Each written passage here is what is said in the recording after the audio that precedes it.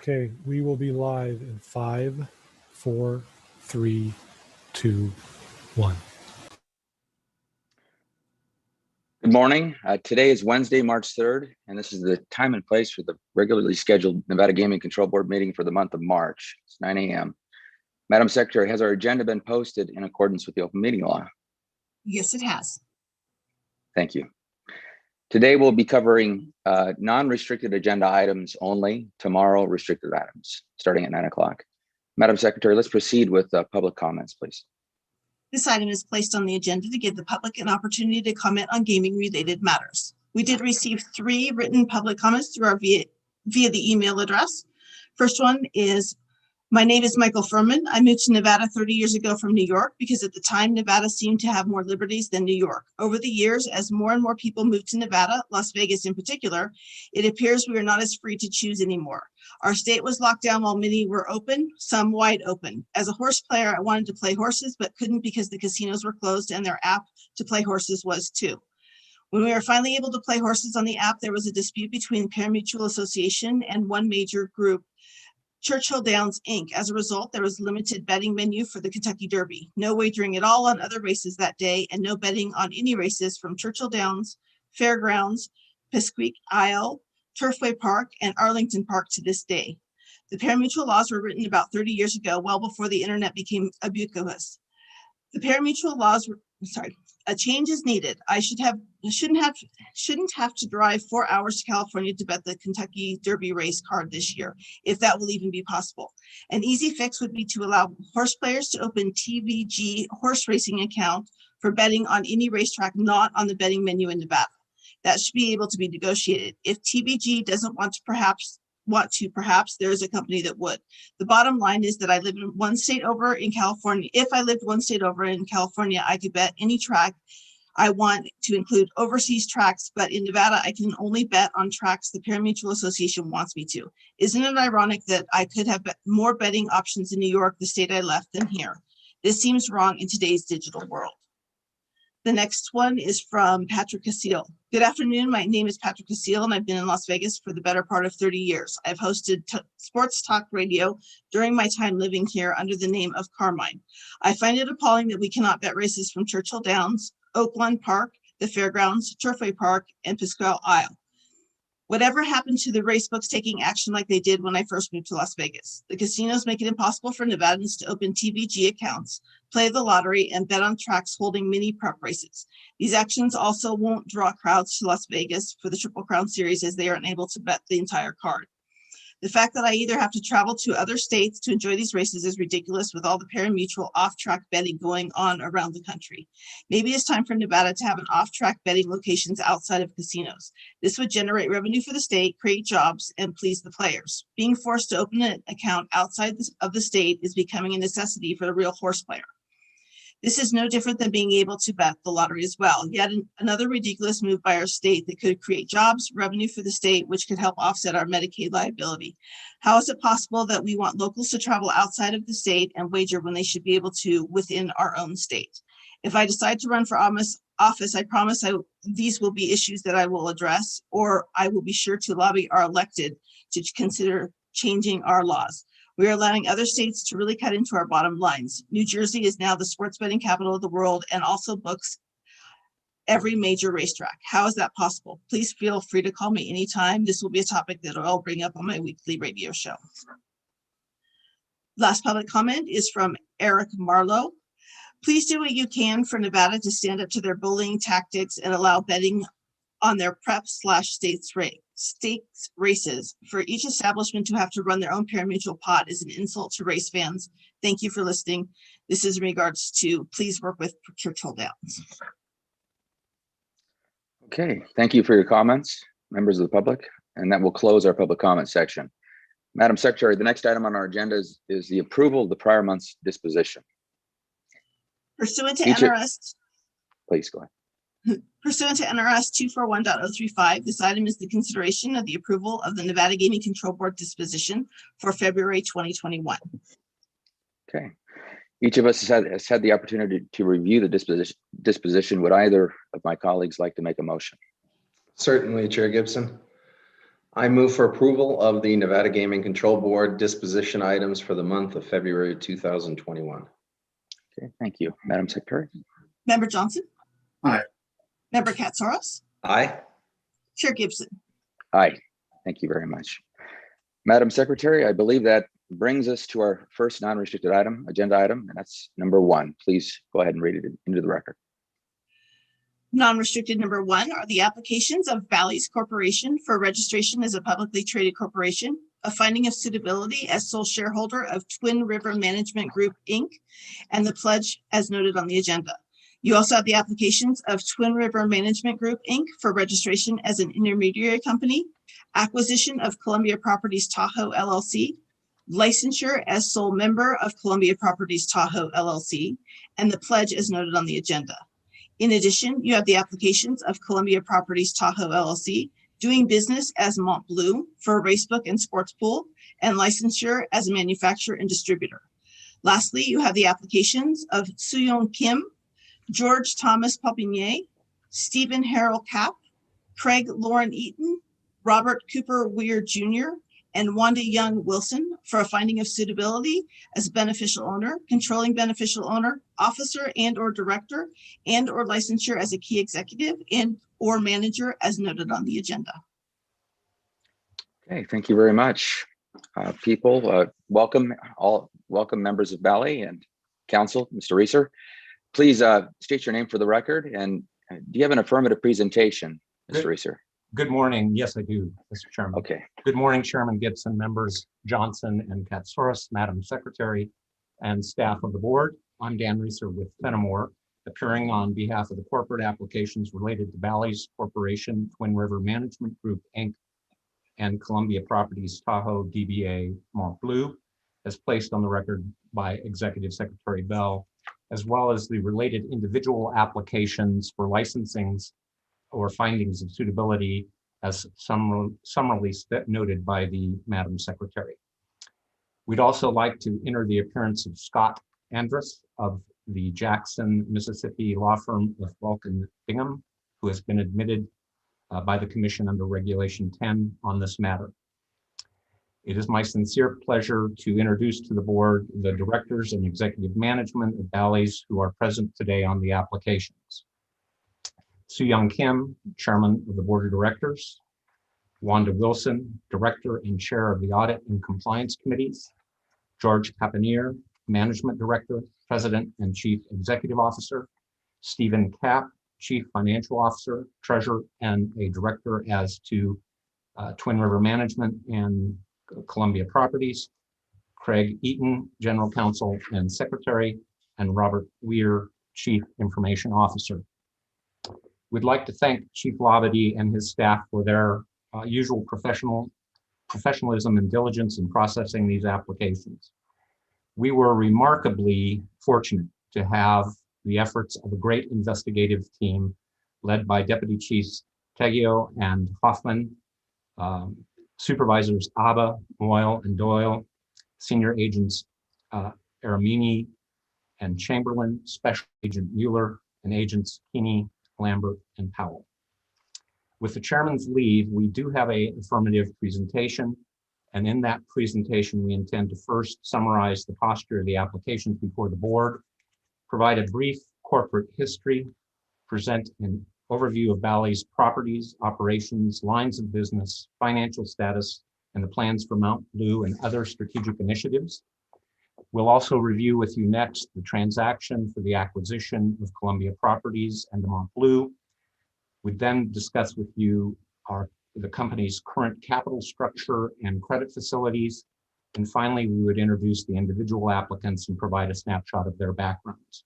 And with your leave, we would launch into that presentation at this time.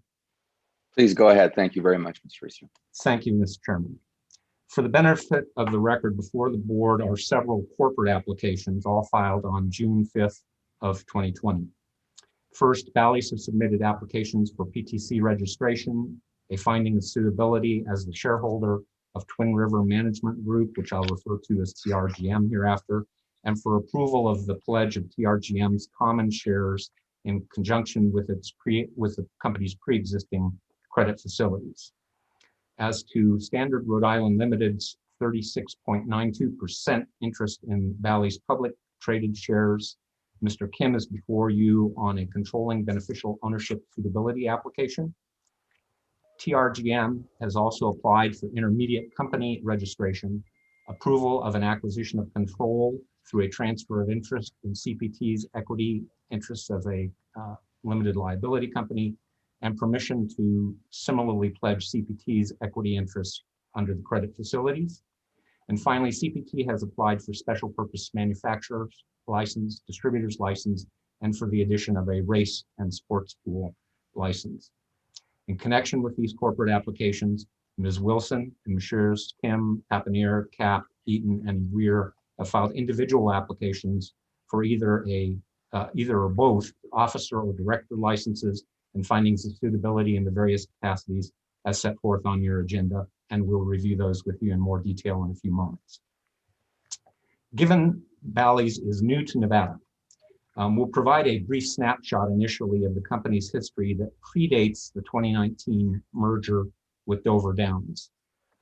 That history begins in 2004 when Starwood Capital Group, Kurtzner International, and the Waterford Group formed BLB Worldwide Holdings, Inc. for the purposes of acquiring Wembley PLC. As some board historians would recall, Starwood Capital had already founded Starwood Hotels, and Starwood Hotels had acquired Caesars by this time.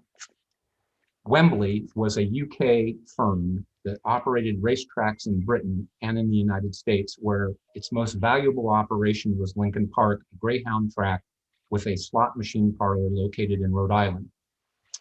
Wembley needed to sell the Lincoln Park location following a federal grand jury indictment of its CEO, Nigel Potter, and another executive for alleged bribery of a state lawmaker.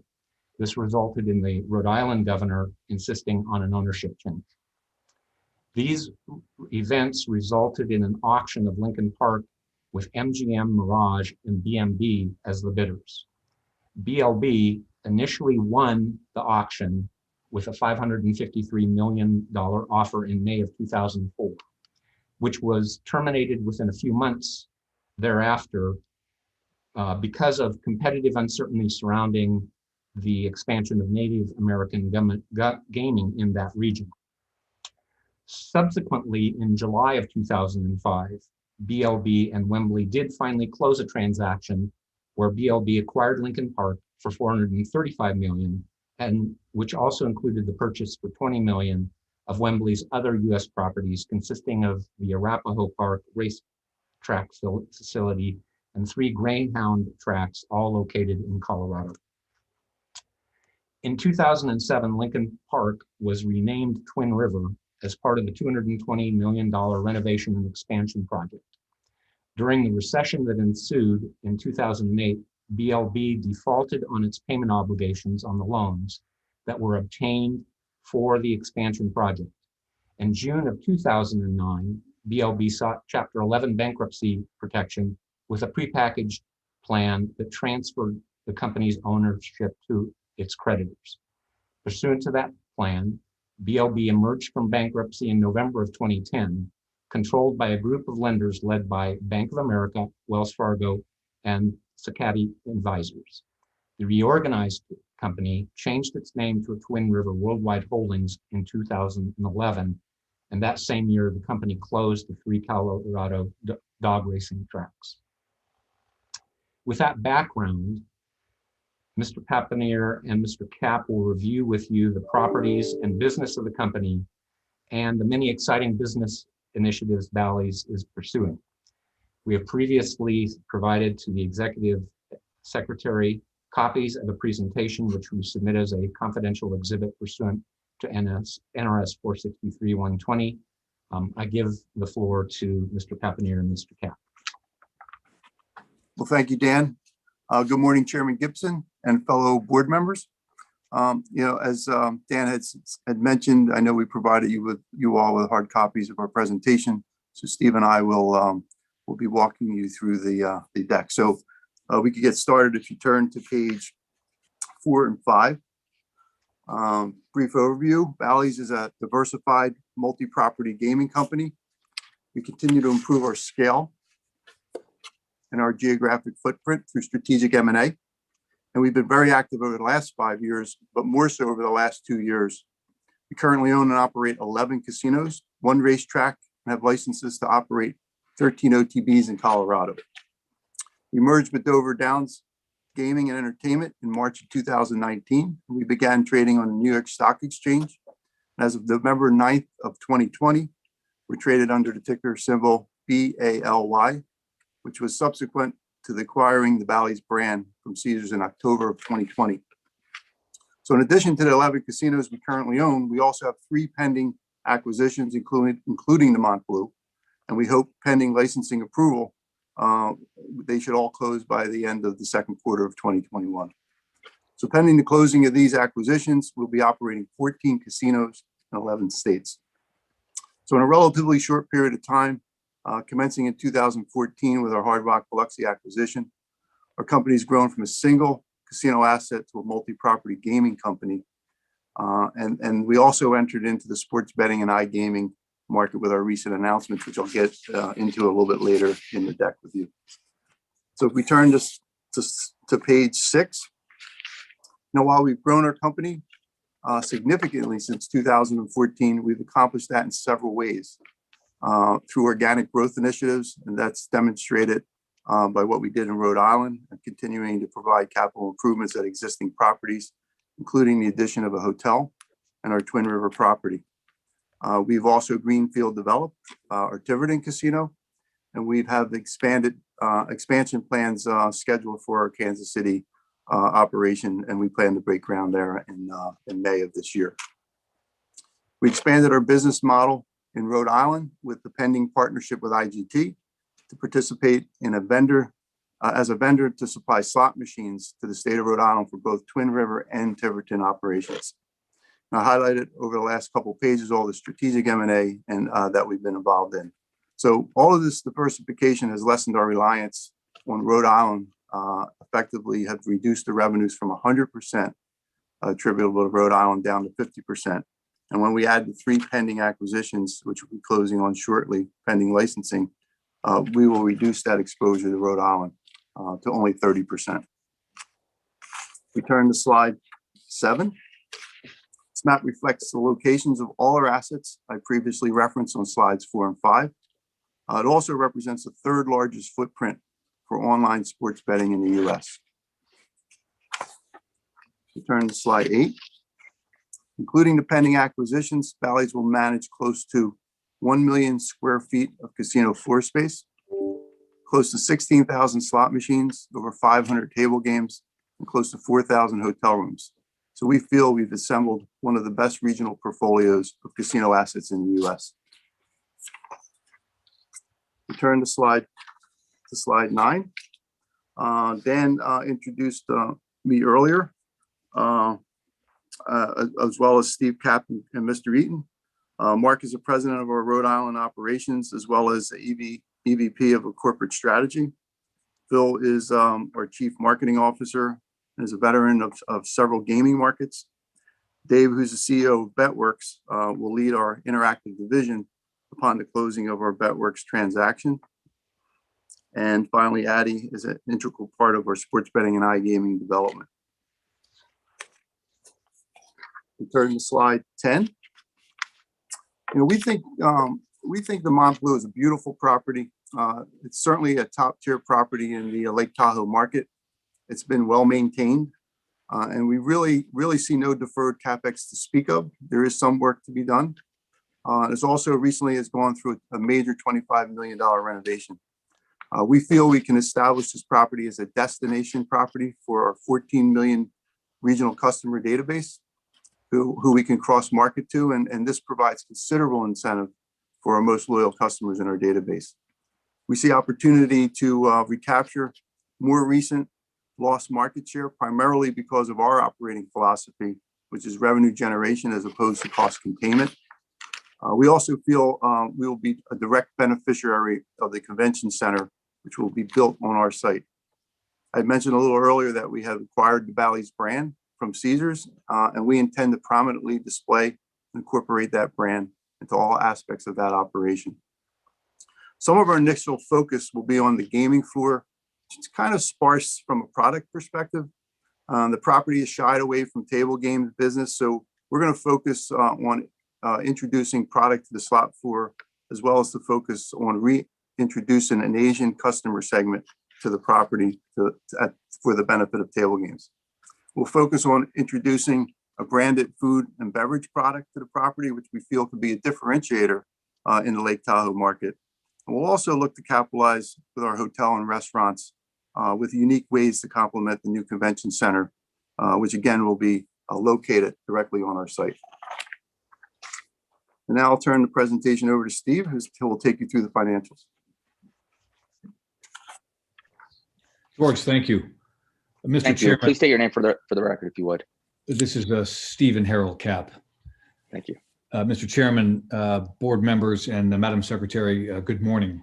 Appreciate your time this morning.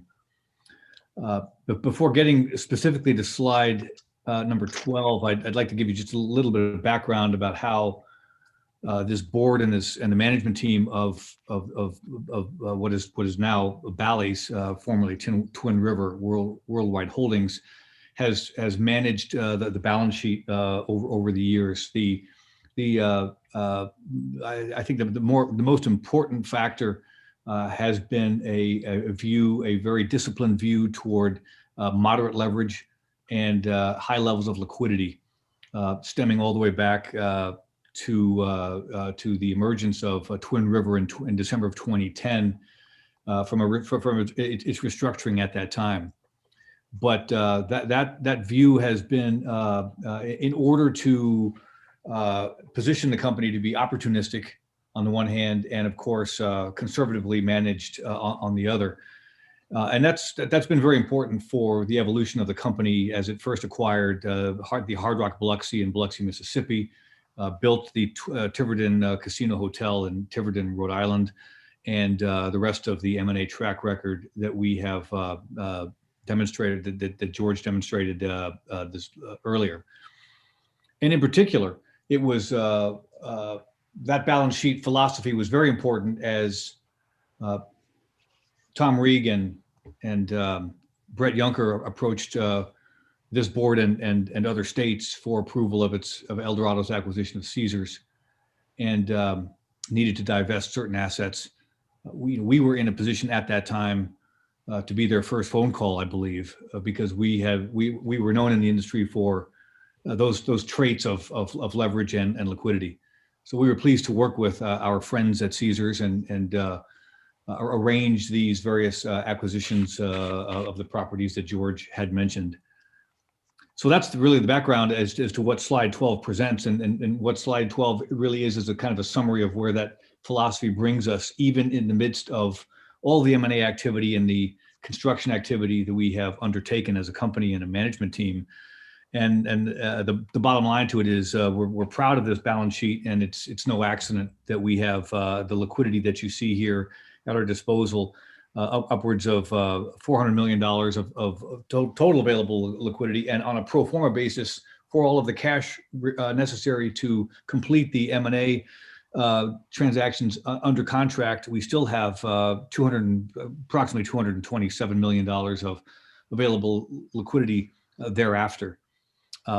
Just a quick note on a pro forma basis, because 2020 was so unusual given the impact of COVID on many companies, including ours. When I refer to cash flow leverage, pro forma cash flow leverage, I'm really talking about our expectations for the portfolio, which I'll get to in the next slide. But the point I wanted to make to you was that on the basis of this balance sheet and that $1.1 billion of total debt that you see there, with the portfolio that we're amassing on a pro forma basis, the cash flow leverage of this portfolio and this acquisition strategy is less than 4 times. That places us in the top tier of moderately leveraged companies in the industry. I think we and Churchill Downs perhaps are the lowest levered in the entire industry. And we're proud of that, and intend to continue some form of that disciplined strategy going forward. Taking you to slide 13, this is was my reference to the pro forma expectations of our board and our management team for the performance of our brick and mortar casino portfolio, if you will. This slide shows you 2019 actuals, which we reported for that year of $167 million of adjusted consolidated EBITDA. Kind of walks through a 2019 estimate for all of the other M&A that we had under contract, and then our expectations, management's expectations for a pro forma post-COVID run rate of that portfolio is approximately 300, low 300 millions of adjusted EBITDA. That's going to place us now in the as one of the largest, most diverse regional casino operators in the country. This is specific to the brick and mortar, the physical casinos. We have an interactive division that George will talk to in just a moment. But on the basis of this cash flow profile, we are very confident in our financial position, our free cash flow generating ability, and the moderate leverage that I had referenced in the previous slide. Those are my comments. I welcome any Q&A that you might have. Thank you. Thank you. Well, Steve, I'll take the, if you don't mind, I'll take the balance of the presentation and Mr. Papanier, Yep. could I ask my colleagues if they have any questions? Sure. Member Katsaros, Member Johnson, do you have any questions? I was going to hold questions for now, but I will have some. Okay. Thank you very much for the presentation. Okay, thank you, Mr. Papanier. Please go ahead. Thank you. So if you want to turn to slide 15. So since the overturning of PASPA, we've been very active in the interactive space. So the BetWorks acquisition provides us with a fully integrated proprietary tech stack. And as a result, we're not reliant on third-party technology, and this will allow us to be more innovative in our approach to offerings. The Sinclair Media partnership will give us the ability to reach and engage with local sports fans. We think they're the most lucrative portion of the sports fan base. And because we're economically aligned with Sinclair, we can jointly produce content and create sports gamification applications on a national scale. We're going to turn to slide 16. We're confident we built the foundation to achieve vision and deliver significant long-term growth for the company. We maintain, as Steve said earlier, strong liquidity. We have one of the lowest levered balance sheets in gaming. We have market access as a result of our bricks and mortar geographic footprint that I mentioned earlier. And we think this is literally one of the best regional footprints in gaming at this time. We have 14 million customers in our regional database, which we can cross-market to, as well as build our future sports betting and iGaming services from.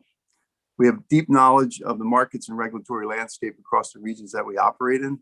And as discussed earlier, we acquired the Bally's brand and will undertake a comprehensive national rebranding initiative and introduce a one-card solution to our bricks and mortar and interactive technologies. BetWorks provides us with an advanced suite of omni-channel products, content risk management solutions, as well as enhances our competitive position in the United States sports betting and iGaming. And finally, our Sinclair partnership provides Bally's with immediate national brand recognition that will support development of our regional player database. Turn to slide 17. So post-acquisition of BetWorks, Bally will organize into two distinct divisions: Bally's Casino, which will house the land-based casino operations, and Bally Interactive, which will offer sports betting, iGaming, and other forms of interactive gaming technologies. Turn to slide 18. So a core part of our growth story is to offer an omni-channel gaming experience to our customers. So with a unified Bally Player Club, we'll have a seamless connection between our bricks and mortar casinos and digital offerings to ensure that we can interact and engage with our player both in the online as well as an offline platform. This is fundamentally our strategy of acquiring and ultimately retaining our customers. Turn to slide 19. BetWorks provides a fully integrated turnkey betting and iGaming platform. The company currently provides B2B services to sports betting operations in New Jersey, Indiana, Colorado, and Iowa. We expect, again, to close on this transaction in Q2. Our media partnership with Sinclair provides us with a diversified media company that owns regional sports networks that will rebrand Bally Sports. And through Sinclair, Bally has access to significant distribution and reach throughout the United States. Turn to slide 20. Again, BetWorks is a leading U.S. sports betting and iGaming provider. It has a proprietary tech stack and in-house risk and team and trading team, and they're located in Las Vegas, Nevada. As mentioned earlier, the company operates 6 sports books in 4 states, again in New Jersey, Indiana, Colorado, and Iowa, and they provide the B2B service to the Score and the Elite Casino Group. BetWorks also has a casino platform with 14 proprietary games. We turn to slide 21. Sinclair Broadcast Group has one of the largest local broadcast TV portfolios and the largest portfolio of regional sports networks with diversified business content, distribution, and advertising platforms. The portfolio of the company ranges from 23 regional sports networks, of which 21 will be renamed Bally Sports. They have 190 broadcast TV stations and multi-platform networks such as the Tennis Channel, Stadium, and Stir. And through its distribution, the company will have the reach of 70% of U.S. households. Finally, on page 22, to complement our core capabilities, we recently acquired a daily fantasy sports company called Monkey Knife Fight and a free-to-play company called Sports Caller. These acquisitions, Bally's becomes the first U.S. casino company to have in-house sports betting technology, media distribution partnership, daily fantasy sports, and free-to-play products under one company. Monkey Knife Fight is currently the 3rd largest daily fantasy sports platform in the U.S. Sports Caller is an award-winning free-to-play company. The core product including prediction, quiz, trivia, pick'em, and turnkey games totaling over 100 games in their portfolio. This transaction will allow us to build our own free-to-play game to engage with our player database. We closed on Sports Caller in February. We expect to close on Monkey Knife Fight sometime in March. That concludes the presentation. I will turn it back to Dan or you, Mr. Chairman. Mr. Chairman, we have 2 more topics for our affirmative presentation, synopsis of the transaction, review of capital resources and structure. We could entertain questions now or wait till we finish that, where I might end up answering some questions. Please go ahead, unless my colleagues have any questions. I assume they want to hear the rest of it. Okay, let's go with the affirmative. Thank you. So for the record, I'll provide a brief synopsis of the transaction underlying the applications. On April 24th of 2020, the company entered into an equity purchase agreement with Eldorado Resorts, now Caesars, to acquire the operating licensees of Eldorado Shreveport and of the Mont Bleu. The aggregate purchase price for those acquisitions was $155 million. The Shreveport aspects of that agreement closed on December 22nd of last year. Under the purchase agreement, Bally's is acquiring Columbia Properties Tahoe, which operates the Mont Bleu. The transaction is scheduled to be completed by contract on the 5th business day following receipt of all approvals. At this point, we are targeting March 23rd for that closing, assuming favorable action today, favorable action by the commission on the 18th, and also favorable action by the Douglas County Commission, who is also scheduled the matter for the 18th of March. Mont Bleu's operation includes 438 hotel rooms, 7 restaurants and bars, 17 table games, 418 devices, a 1,300 seat showroom, 16,000 square feet of meeting rooms before the convention authority or the convention facility is built, and various indoor and outdoor recreational amenities. Bally's has entered into an amended lease agreement with Edgewood Companies that extends the lease term to the end of 2035. And as amended, the Mont Bleu lease does not modify in any other way Eldorado's landlord status. CPT will continue the current arrangement with William Hill II LLC for the purposes of immediate continuity in the satellite sports pool and race book operations at Montbleu.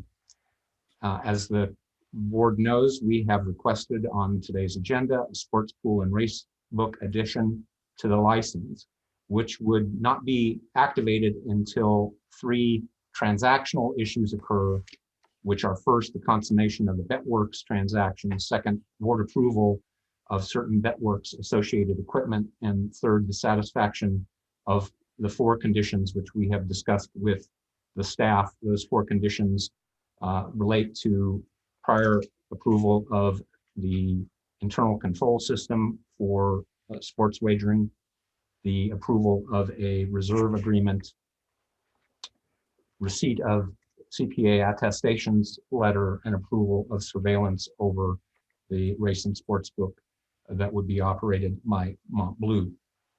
And we have reviewed those 4 conditions, and they are, we believe, in proper form and substance. CPT also is applied for a limited purpose manufacturers and distributors license for the purpose of dealings and connections with gaming devices used or to be disposed of by Montbleu. And the company understands and accepts those routine conditions which are typically imposed on such licenses. Pursuant to the purchase agreement with Caesars, Bally's and Caesars also entered a transition services agreement. That TSA provides that for a period of at least 6 months following the closing date, Caesars will provide support for and assist Twin River Management Group in connection with certain specified operational functions at the Montbleu, and those include the systems for casino management, finance, technology, communications, payroll, and employee benefits, and security and disaster recovery. The purpose of the TSA is to allow for an orderly systems transition between the 2 companies that will not disrupt operations when we do the changeover. Columbia Properties will remain a corporate licensee and operate the Montbleu. And while its capitalization will be unaffected by the transaction, CPT will change its name at closing to Premier Entertainment Tahoe LLC, consistent with the naming conventions that the company uses for all operating companies.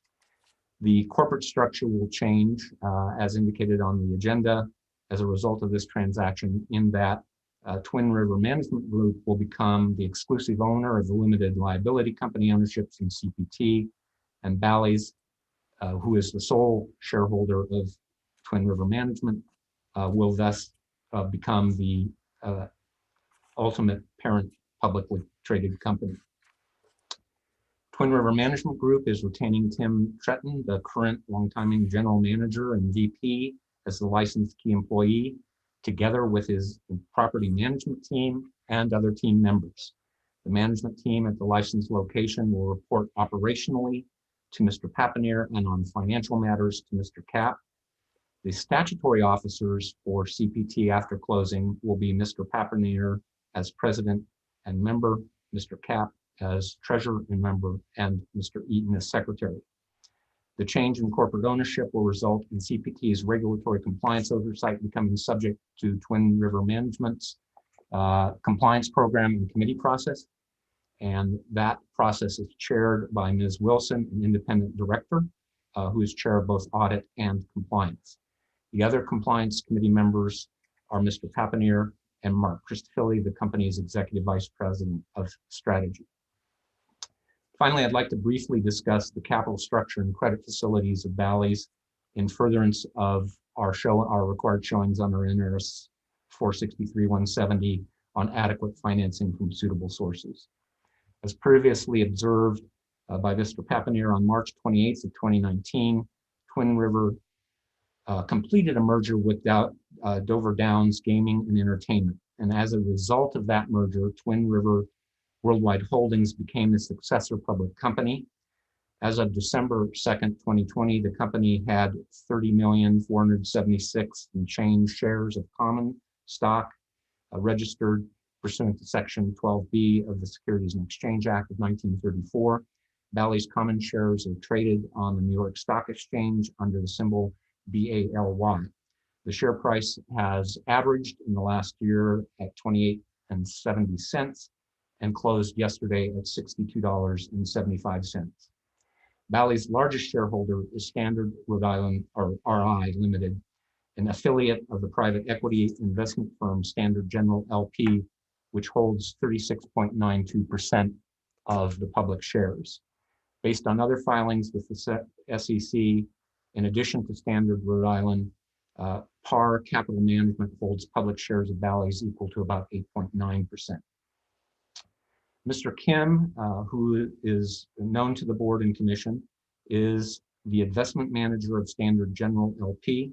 Standard RI has two classes of equity shares, namely voting management shares and non-voting participation shares. The economic shares of Standard RI are owned in fund entities that are reflected in your confidential reports, and these are purely economic interests in funds that are collectively held by public and private pension plans, endowments, foundations, and high net worth individuals.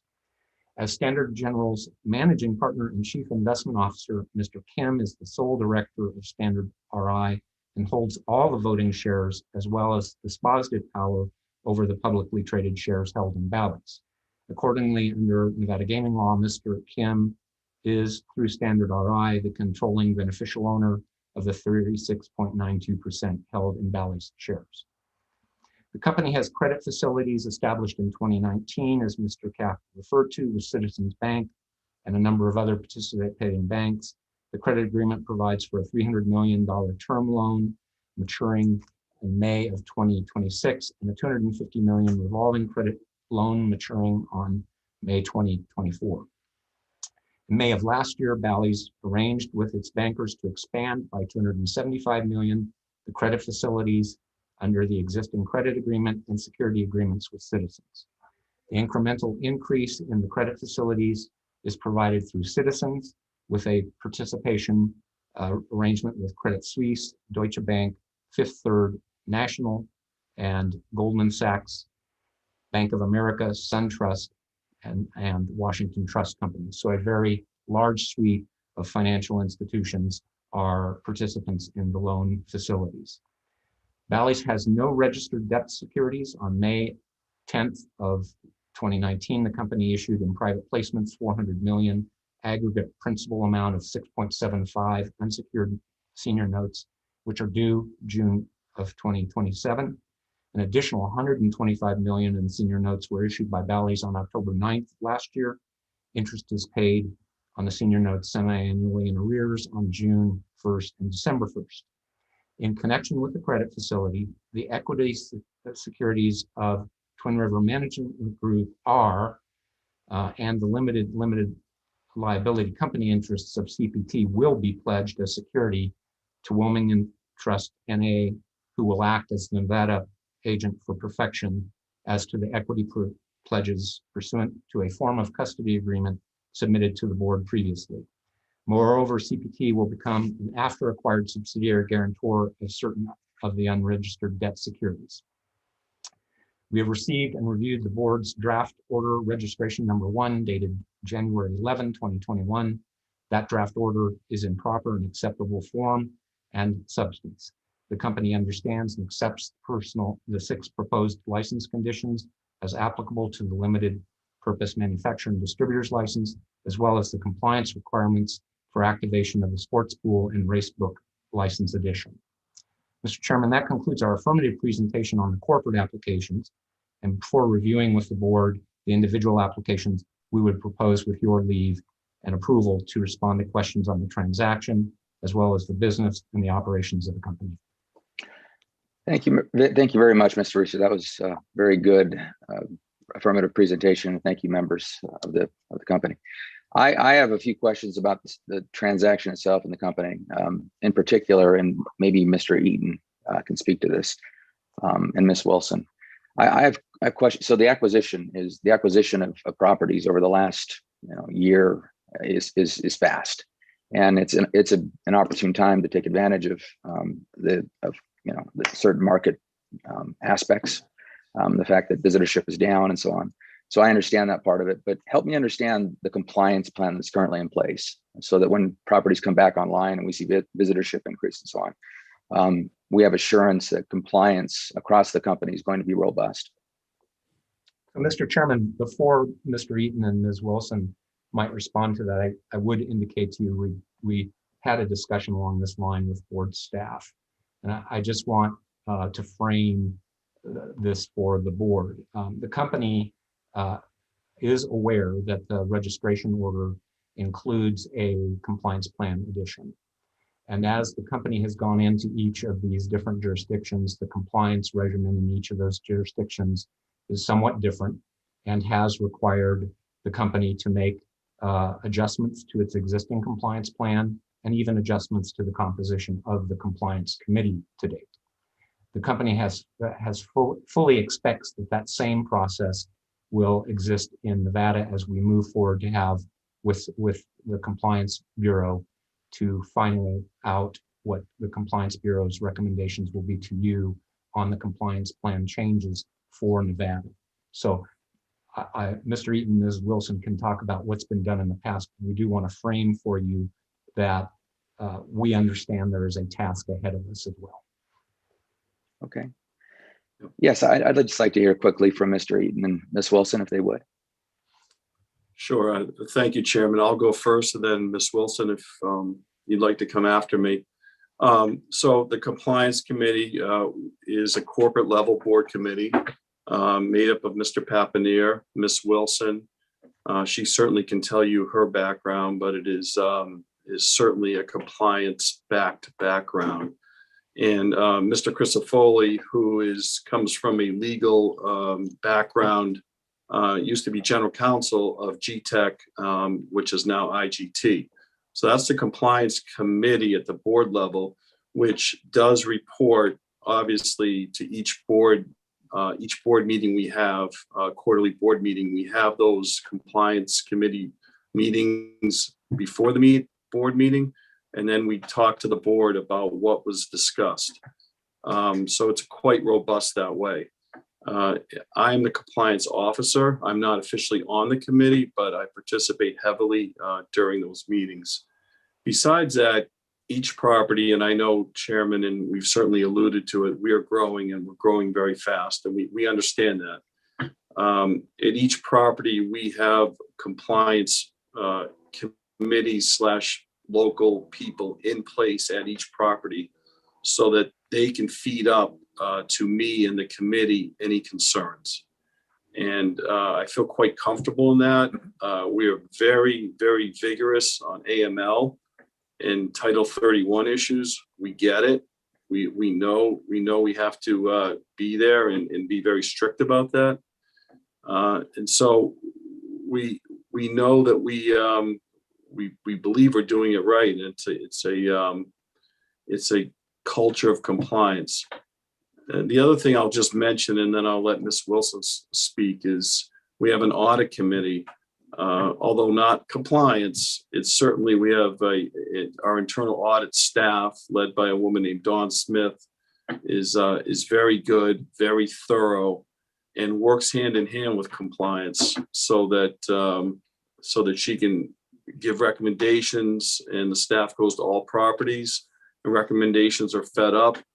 Compliance speaks with audit, and then ultimately to the board. So the last thing I'll say is that I do echo what Mr. Reeds is saying. We understand as we go in each jurisdiction, there are requirements, and we will certainly meet those requirements. Thank you, Mr. Eden. Ms. Wilson. Hello, welcome. You're on mute. You're on mute, Wanda. You're on mute. There you go. How about welcome, now? Ms. Wilson. Okay, great. I apologize. I thought I had done it as Craig was speaking. I do want to really emphasize and reiterate the committee's position on compliance. We work really, really hard and diligently to make sure that we are in compliance with regulations in all jurisdictions. And it has been a change. We've had to make a number of changes as we've gone from jurisdiction to jurisdiction, which we are more than happy to do.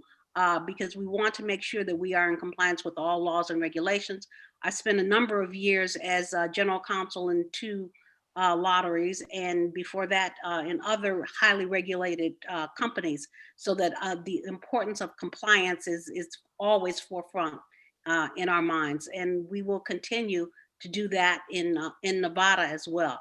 So we know that we have some work to do. We have absolutely no problem in doing the work. We work hand in hand with our internal auditor in making sure that we are in compliance with all regulations, and we are looking forward to doing the same in Nevada. Thank you very much. So, Mr. I Chairman, turned over. Yes, please. I was just going to amplify, just to put it in a Nevada context, a little bit different than many of the Nevada companies. The compliance function is jointly or with overlapping done within Bally's between a compliance department and internal audit. Internal audit is not just as limited as some Nevada companies have. But having reviewed this with the company and staff, I just want you to know there is, for instance, with vendors, with joint venture partners, with acquisitions, the same kind of process that you would expect to see in Nevada, where due diligence questionnaires, they call them applications, are taken. There is an internal compliance manager who does Nexus, Lexus, web searches, reviews the companies, their officers and directors and equity owners as a part of this process. A little bit different than Nevada, and one of the areas the company will have to address is in most of the jurisdictions where they are operating today, unlike Nevada, vendors have to be registered or licensed by the state. So while you do that due diligence, you're doing it in furtherance of the state actually passing, somebody within that state jurisdiction passing on that vendor.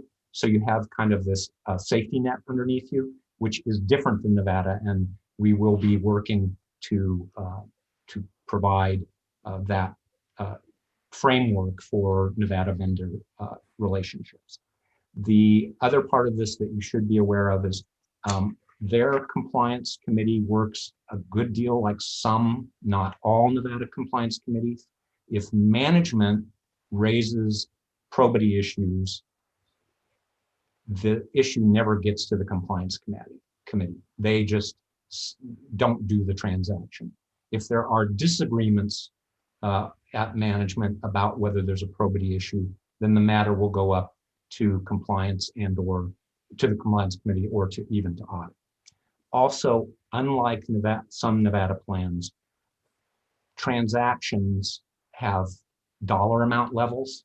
At $250,001, the local property can't approve a transaction. It bumps up to a VP, Mr. Eaton, or the VP of Finance. If the transaction, and they have authority up to 500,000, and then above that, it has to essentially go to the CEO or the CFO to get up to $1 million. And after $1 million, unlike Nevada's, many Nevada licensees, it's a board of directors decision. So there is a lot more hands-on maybe than some of the experience Nevada has with some of its other public companies.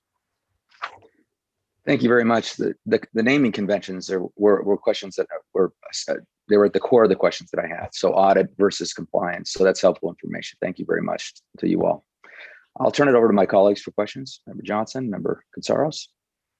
Sure. I did just have a quick follow-up along the line of discussion about AML and Bank Secrecy Act and some of the key terms I think have been mentioned in this context in the last several minutes, particularly dealing with due diligence with regards to the vendors and also that internal audit function. And so I just wanted to clarify, perhaps Mr. Reeser or Ms. Wilson or whoever might be best situated, the relationship, if any, between those due diligence functions and the internal audit functions. And so I want to be certain that if there are vendors operating on the premises of the gaming establishments, for example, that there is the appropriate levels of scrutiny contracts and payment arrangements, and the personnel that's involved with those transactions to ensure that the premises of the gaming establishment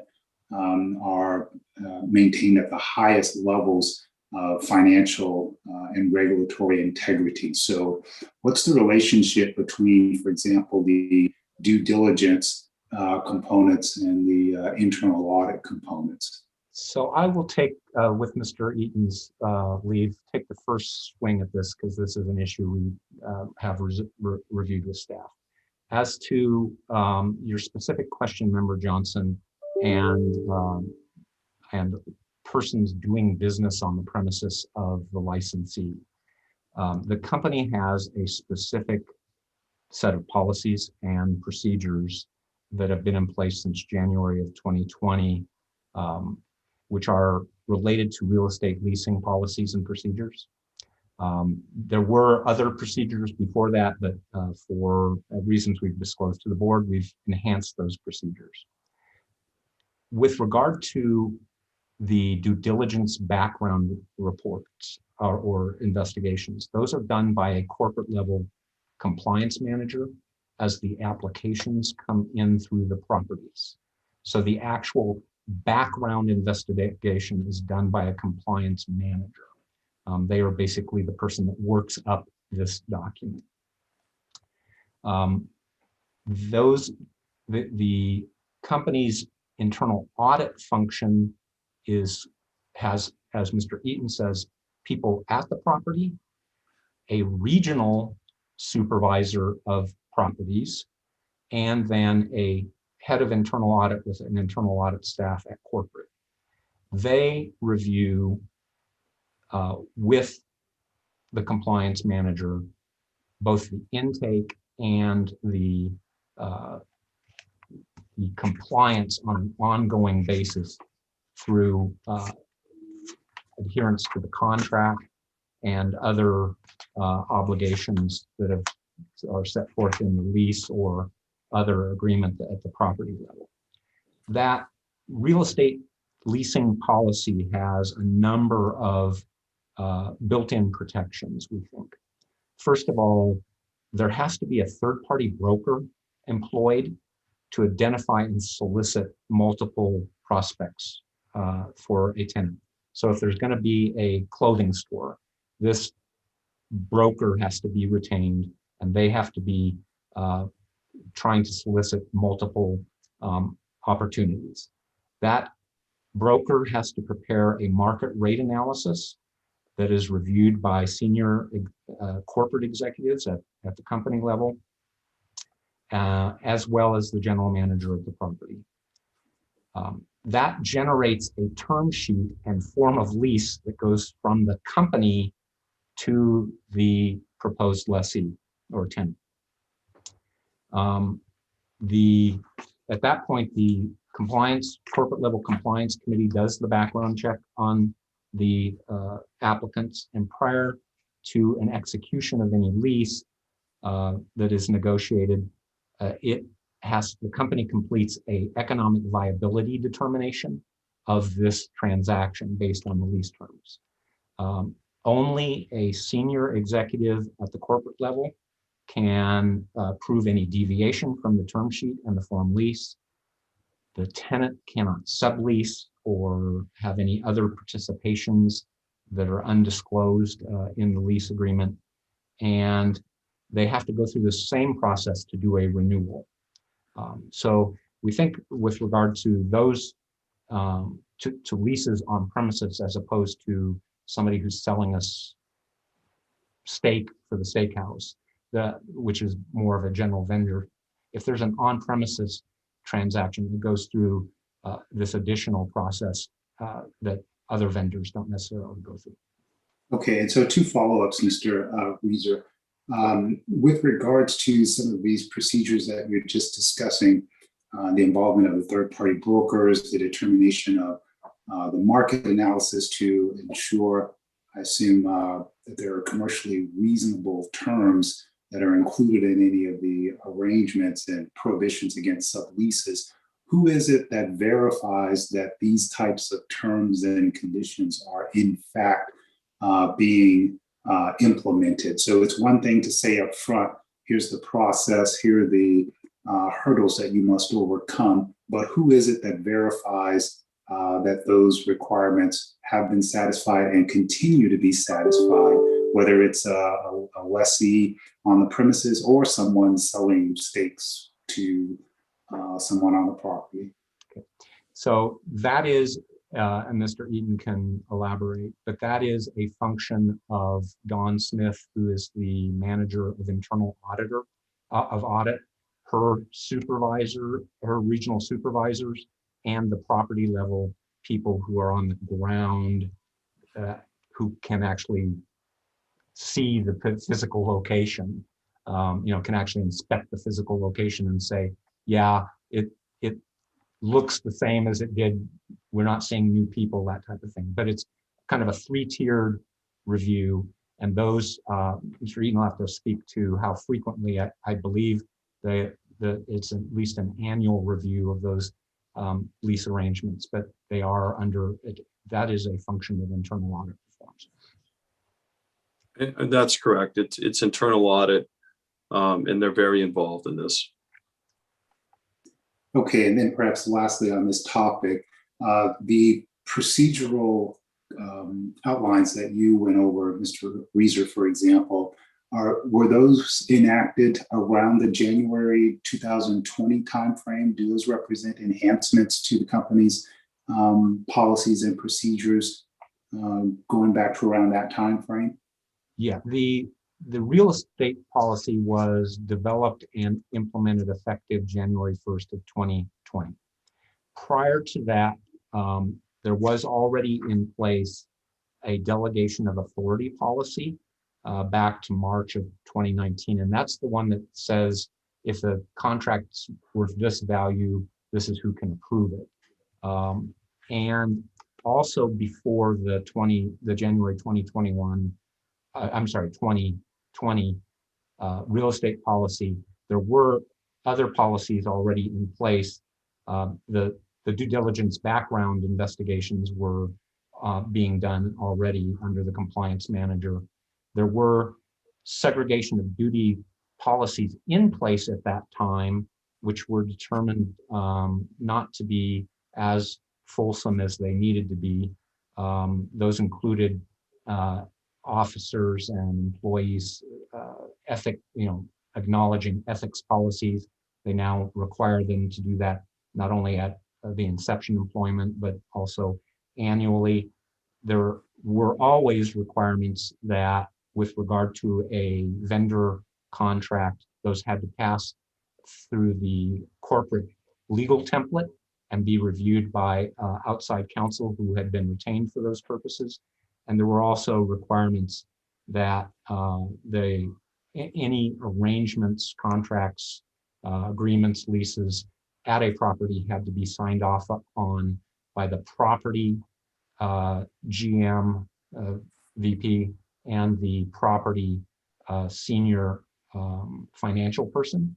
Those policies had been in place for some time, but you are correct that starting January 1st of 2020, these enhanced real estate policies were put into place. Thank you. And then I apologize, Mr. Chairman, with your indulgence, perhaps one other item. Ms. Wilson, it's my understanding that there is some testing that is administered to the employees covering AML, BSA type topics. Is that understanding correct? Not testing. There is an actual, it's more like a kind of worksheet that they are required to complete. So it is, those are what we do. We don't do testing. And so are they required, for example, to answer a minimum number of questions correctly? Well, again, it's not a test. It's more of a questionnaire. So it is not pass fail. It's a questionnaire type. I am not as familiar with the testing, unless there's something I'm not aware of. Craig, is there a test that Yeah, I think, yeah, Wanda, I think we may be talking two different things. There's training for every employee of Bally's annually in AML through Casino Essentials. Every employee from the person who cleans the floors all the way up to the senior executives yearly have to pass their test, take and pass. And if they don't, we put them on leave until they do. And that's testing related to what? AML, I believe AML. you were asking.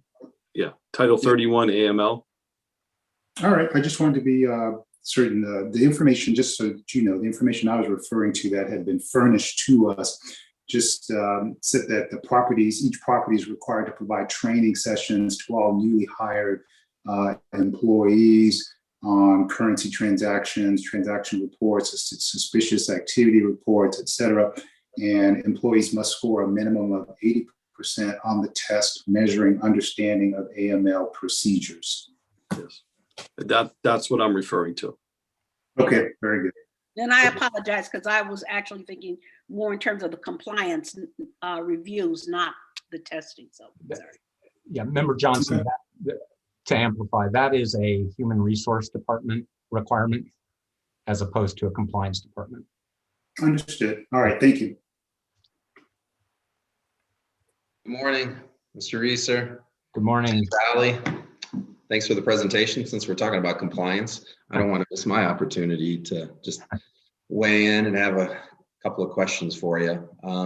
Following up on the AML side, Title 31, training for CTRs, SARs, anything to do with BSA, I can imagine that's nothing new, even when you had the 3 properties.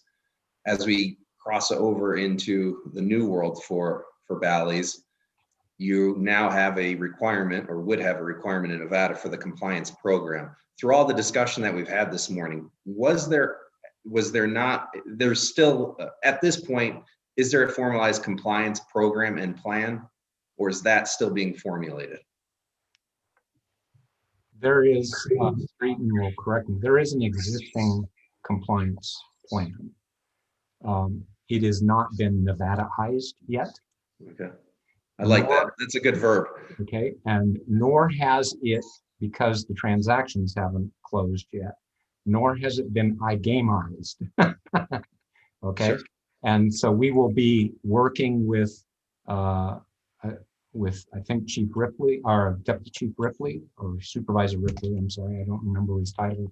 Supervisor Ripley. Okay, yeah, we'll be working with him to bring the Bally's plan that has been worked on by various jurisdictions as they've acquired properties, to bring it into compliance, not only for brick and mortar, but we will also have to do that for iGaming and also for sports wagering, because at this point, the company's not operating its own sports wagering functionalities. It's contracted those out.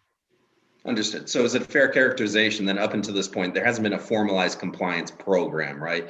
There's been some policies, as you've mentioned, with regard to certain transactions, but nothing that's a wholesale sort of KY, I call it P, know your partners type of compliance program that was formalized and adopted by the company. No, I'll let them speak to that, because I think that's a misunderstanding. Well, we certainly have a formalized AML program, Title 31. A woman named Stephanie Walker heads that up, and that's a formal program. And each property has formal compliance plans that they need to follow, and then they report that up to the compliance committee. Okay. So yes, we do have plans, and they're certainly at each jurisdiction, and then they're company-wide where applicable. I guess what I'm getting at, and this isn't coming from I'm not coming at it from an angle of begrudging you or anything like that. This is something very specific to Nevada, where we mandate publicly traded corporations, as well as some other corporations and operators in Nevada, to have a formalized compliance program. Much of that compliance program is really based upon you knowing who you're doing business with at a certain threshold, right? I think Mr. Reeser mentioned in certain markets, you've got that safety net there where they're going to register those suppliers that are selling you widgets and toilet paper and what have you. And you then can have comfort that those suppliers are of a suitable caliber, right? In Nevada, you don't have that safety net. So where I wanted this discussion to go is just so I had an understanding of where you guys are at. You guys have grown leaps and bounds in the last couple of years here, as it was mentioned. I think you went from 3 to 14 here in a very short period of time. So you've added about 11, if I'm getting the numbers right, in the last 2 years. And from a business perspective, obviously, well done, great. From a regulator's perspective, it then gives me pause to say, okay, make sure we're still mining the store here. I get that these are, you guys have, I don't want to say, you have regional operations and you give a lot of control to them so that they can really fine tune their operations. It works great from a business perspective. When we get in the compliance world, a decentralized type of organization, if it's not brought together at the mothership, that's when actually it's counterproductive and things can fall apart. So there's got to be that constant strong awareness, management support, and strong audit department follow through and compliance department, however you guys structure that. Of course, that's up to you. Separate from AML, right? I mean, I'm talking compliance. Know your partners, know who you're doing business with. And that's like I mentioned, I was just asking because it seemed there wasn't a formalized compliance program in terms of KYC at the corporate level. Again, you were only in a couple of markets before, so you didn't necessarily have a need up until, well, now, frankly. So member Katsouris, just to make sure that there's not a misunderstanding on the record, there is a corporate level compliance manager who is doing know your customer vendor reviews, which are substantially similar to the kinds of reviews that exist under a Nevada plan. Their monetary, the compliance committee itself doesn't pass on these unless there is an issue on probity. They're resolved by management, and the level of management relates to how much the transaction is worth. So there is a compliance program. There are corporate level compliance staff people that perform the know your customer kind of process that we have in Nevada. What is going to be different is Nevada is, as you know, a jurisdiction where we don't register vendors. We don't license vendors. So the level at which they will do this process will undoubtedly expand in Nevada somewhat once they become a Nevada licensee. But I do want the board to understand on day one, there's a compliance program in place. So at closing, it's not like there could be a vendor the next day that wouldn't go through a process. That's not going to happen while their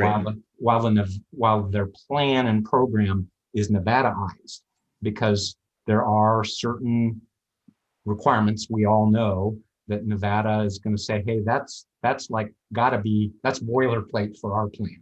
Sure. And so those boilerplate pieces are going to have to get baked into the plan and the program that exists today. Understood. And I get where I was going with that was some of the discussion that you had a minute ago on due diligence. Yeah. That's something that's got to be handled centrally so that you have consistency in vetting these partners there, frankly. And that's right where the corporate oversight is really key to any strong compliance program that there is. So good. All right. I just wanted to understand that then. Thank you very much for giving me some more background on it. I didn't have any other questions on the compliance and AML side of things.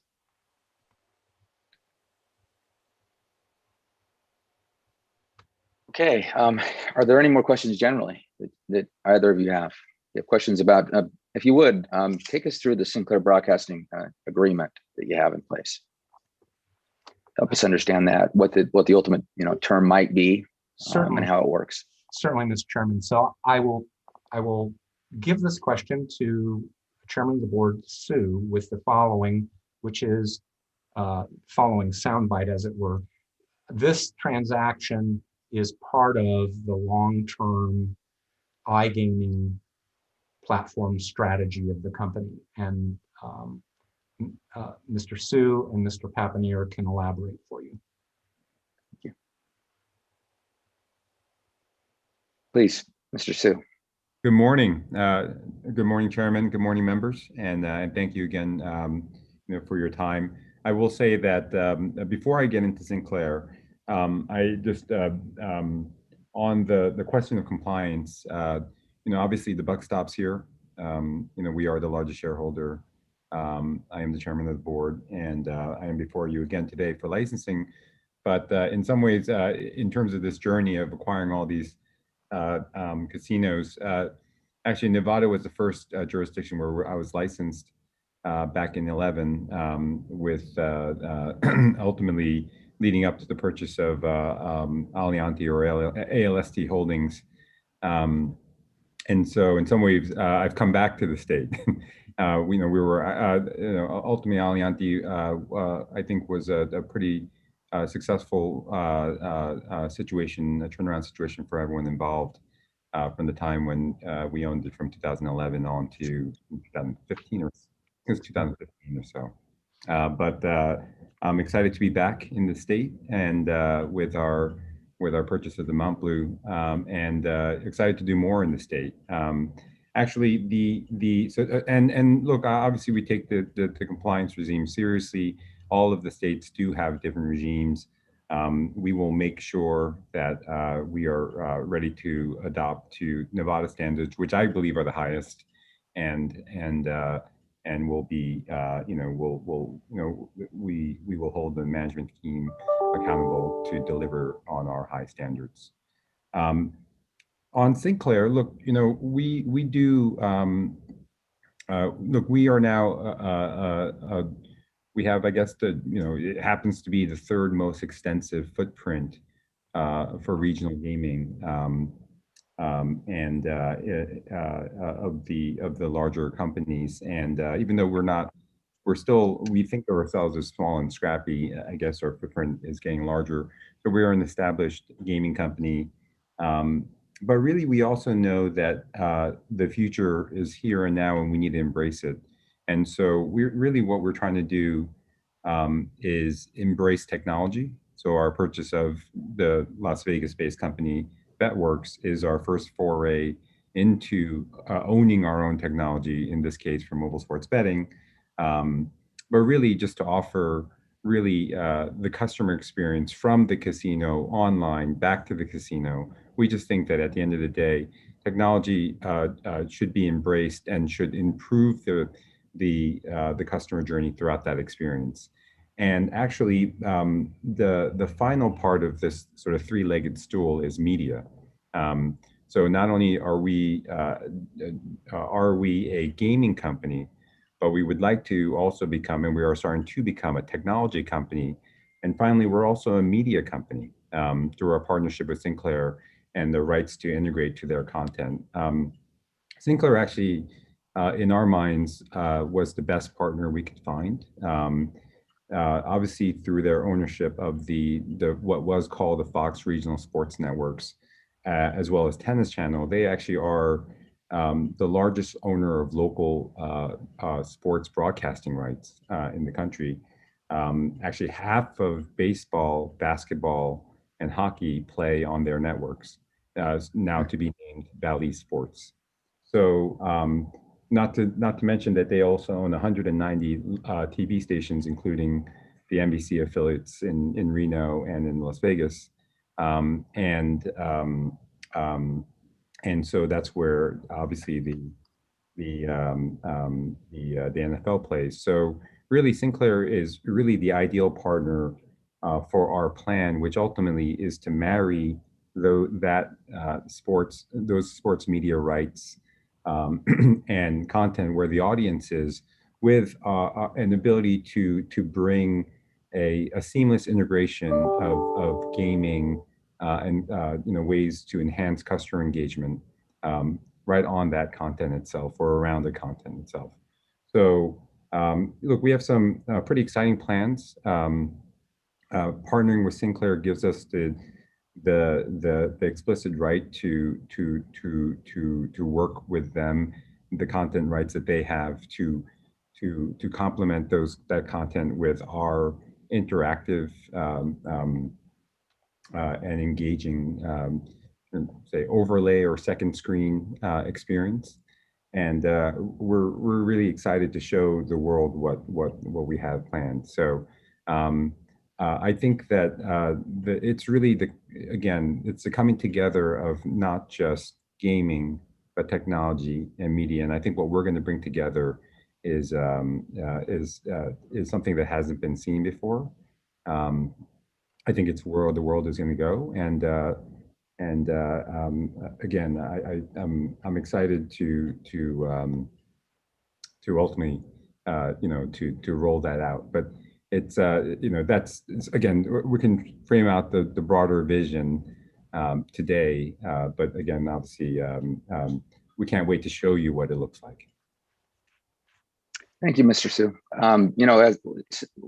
While I have you directly, before we get to the individual applications, I would just note that as I read the background material, it looked like your fund originally was set up to take distressed assets, turn them around, and sell them off.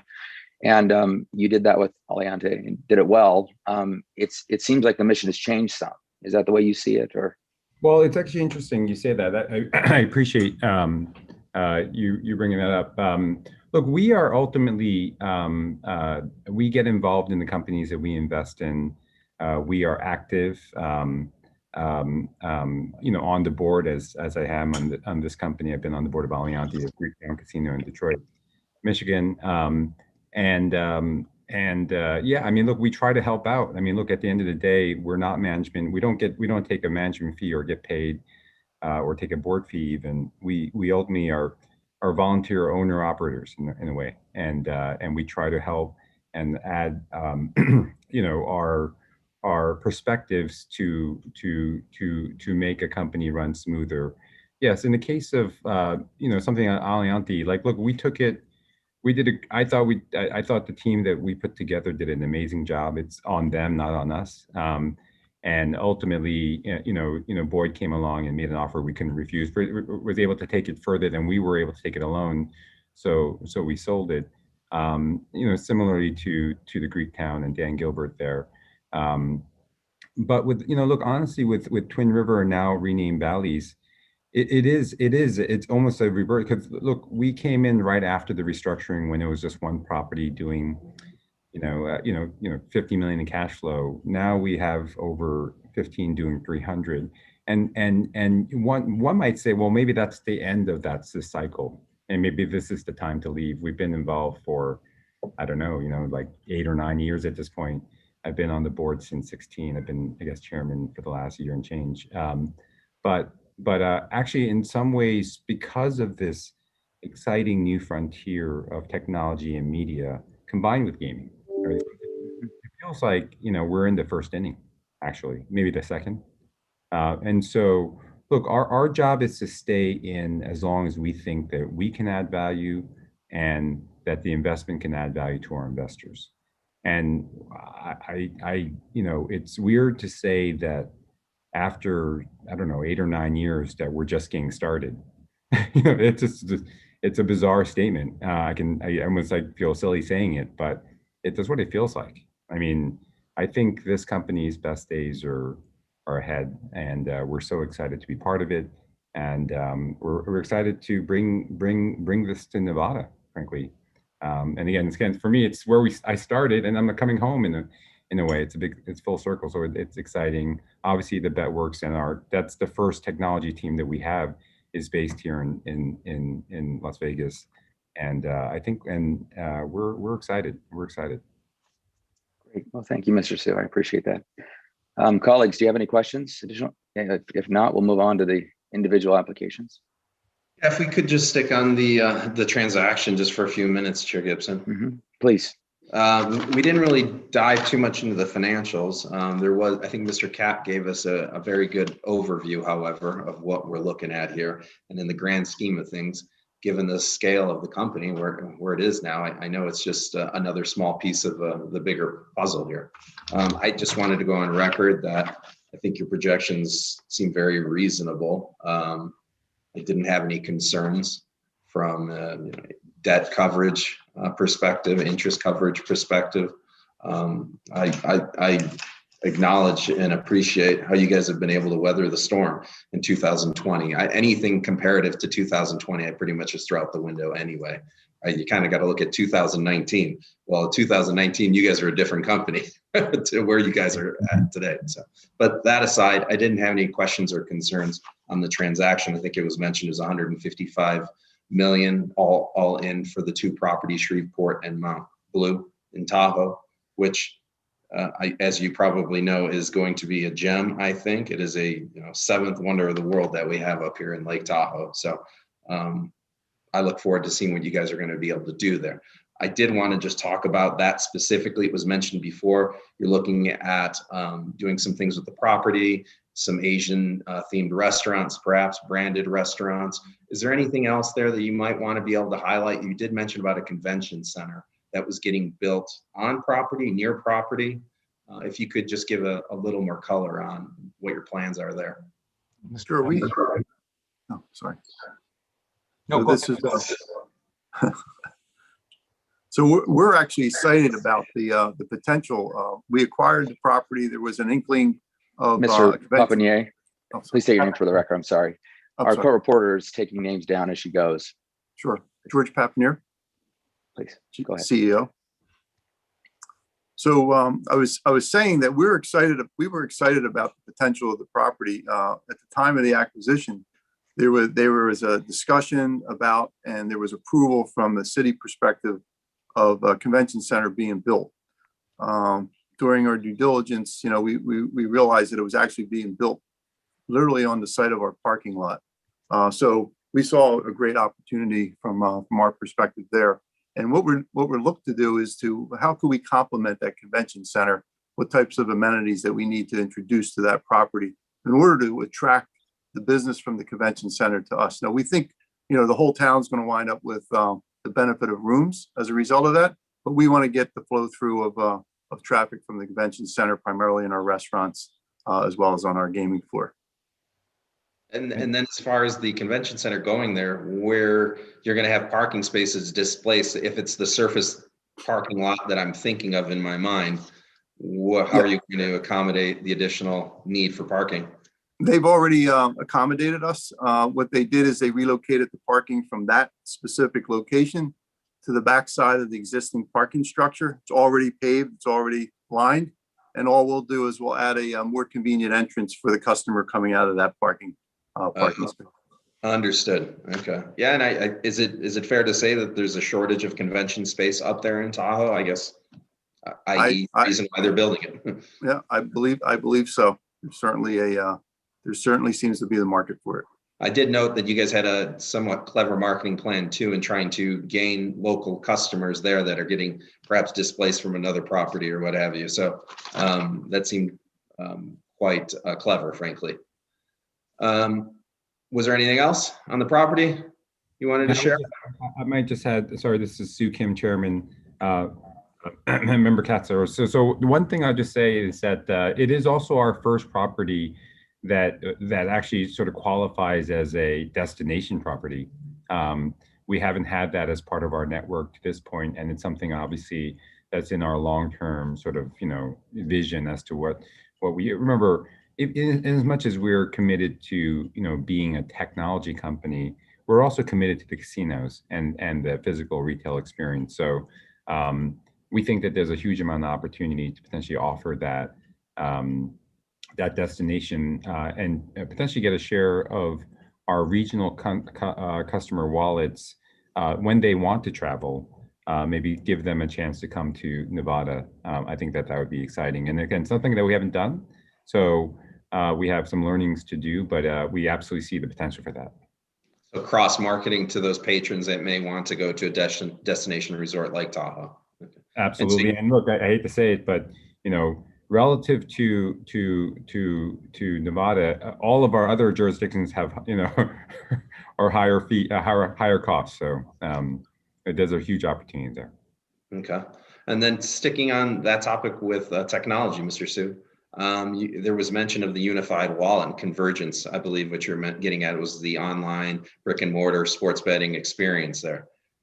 How do you see that rolling out, and what sort of time frame are you looking at? Yeah, look, I mean, we to be completely frank, I think we're gonna have to run it a couple cycles. You know, in as much as we can imagine what the experience looks like today, you know, the first thing we're gonna do is roll out a physical card, you know, that ties all of our casinos together during the time when we're frankly just starting to rebrand all of our casinos under the Bally's flag. That's sort of version 1.0. I think that the future versions will be, you know, is it a physical card or is it just an app on your phone that you know gets you to the same place that you know that could plug into the existing casino management systems, but also start bring you onto an online environment in those states that have it or allow it. That's really the, you know, you could sort of see that ultimately we should be able to live with that customer through both experiences, and I think that's the absolute end goal. You know, do we get there in 2 steps? I think it's possible. Hopefully, it doesn't take any longer than 2 steps. And the fact that you guys are acquiring all these properties, I imagine the architecture and the systems that they use aren't necessarily always the same. So it seems like you got some heavy lifting there. I think, is it Mr. Weir is your CIO? So he's probably got a big task in bringing all that together for the company. The only other thing I would elaborate on, Member Katsaris, which should be in your materials, is just on day one, the typical promotional and advertising budgets for this property will be increasing 8.5 to 10% on day one. Just because they view that, as we explained to staff, they view that as perhaps something that hasn't had appropriate attention by the current ownership. Okay, thank you for that. One other question that was mentioned during your presentation that I had not seen before, Sports Caller. What is Sports Caller again? Sure, I could take that, George, if you want to. Hi, this is the Chairman Sukim. So Sports Caller is actually it's actually an Irish development shop that creates free-to-play, some web-based, but mostly mobile games that historically has been sold to online sports betting operators in Europe, essentially creating sort of temporal like contests, trivia, you know, other interactive,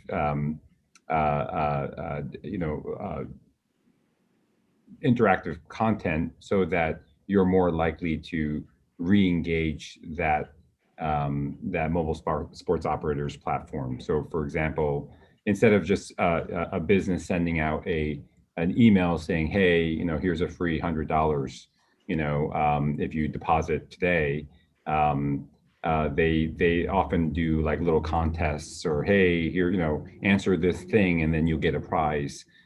Sport Caller actually programs that, you know, has a library of games that they've used over, you know, a 10-year period. And so we purchased them so that we have that library, that experience of what works, what doesn't work. They really haven't done too much in the States. So we think that content is still kind of fresh. And as we roll out our online product, actually that free to play space, you know, where it's not about money per se, but it's about a contest. Maybe you get some prize or just recognition, like, hey, you know, your name on the board.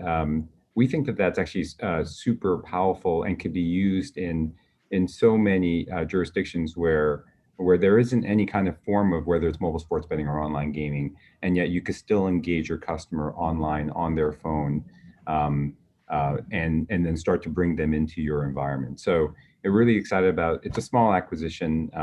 It's really 35 developers who we think will join our tech team and help us continually churn out these experiences for our customers. I think you said it where I was thinking or was going is keeping that customer engaged and drawing them into your brand and creating brand awareness. Okay. So are they primarily a B2B then, so complementary to the sportsbook, space or even online space? Okay. That's exactly right. Actually, historically, they've created product white label for, pretty much every European operator and some in the US as well. So we've looked at, it's interesting. We looked at them as a potential promotional tool when we launch our own online products. And then we say, wait a second, this stuff is so interesting that we should just buy it and have it in-house so that we can continually churn stuff out. Yeah, exactly. It's again part of our little shopping spree experience here. Oh, thank you for that. I don't believe I had anything else specifically on the the lease payments for 10 years for Mont Bleu. At the end of 10 years, there's an auto renewal, or what does that look like at the end of the lease? Correct. There's an auto renewal and an adjustment of the rent after 10. Okay, thank you. Well, thank you for that. I appreciate it. Chair Gibson, I will hold further questions for now. Okay, Mr. Weir, if I could just have a moment with you. Are you there? Sure, I'm here. I would just note that your company's created a very powerful sort of combination of media points here. You've got gaming, as the chairman said, you've got technology, and you've got media. And together you're going to have, especially with Monkey Knife Fights and your databases, you're going to have a number of insights into your patrons. And just going forward, I would note first that Nevada has a privacy statute. It's not nearly as robust as CCPA or GDPR. But I do want to I want to note for the record that I believe it's important. It's important to this board and to our agency generally that privacy be respected. And so I would just note that opt-in provisions are best practices. And as you gather information about patrons, I would be mindful of protecting PII in general. Absolutely. Yeah. Thank you. Thank you. All right. Member Johnson, do you have any further questions about the transaction? Perhaps the final question related to the transaction would be the workforce at the Mont Bleu property, what the plans are with regards to the workforce. I'd read in the investigative reports that the company aspired to be the employer of choice, quote unquote. And so I wanted to hear a little bit about what the plans are for the workforce and going forward, how you plan on fulfilling that aspiration of being the employer of choice. Sure. George Papanier. So we've gone through several acquisitions as noted, and we've already committed to maintaining existing workforce. We're maintaining the management staff, and what we realized, particularly starting with our first acquisition in 2014, is we learned that every casino property that we acquire, we also acquire human assets and skills that we don't have, and typically you'll have to recruit for and eventually train. So we think there's a real opportunity there to continue to expand our size and scope of our organization.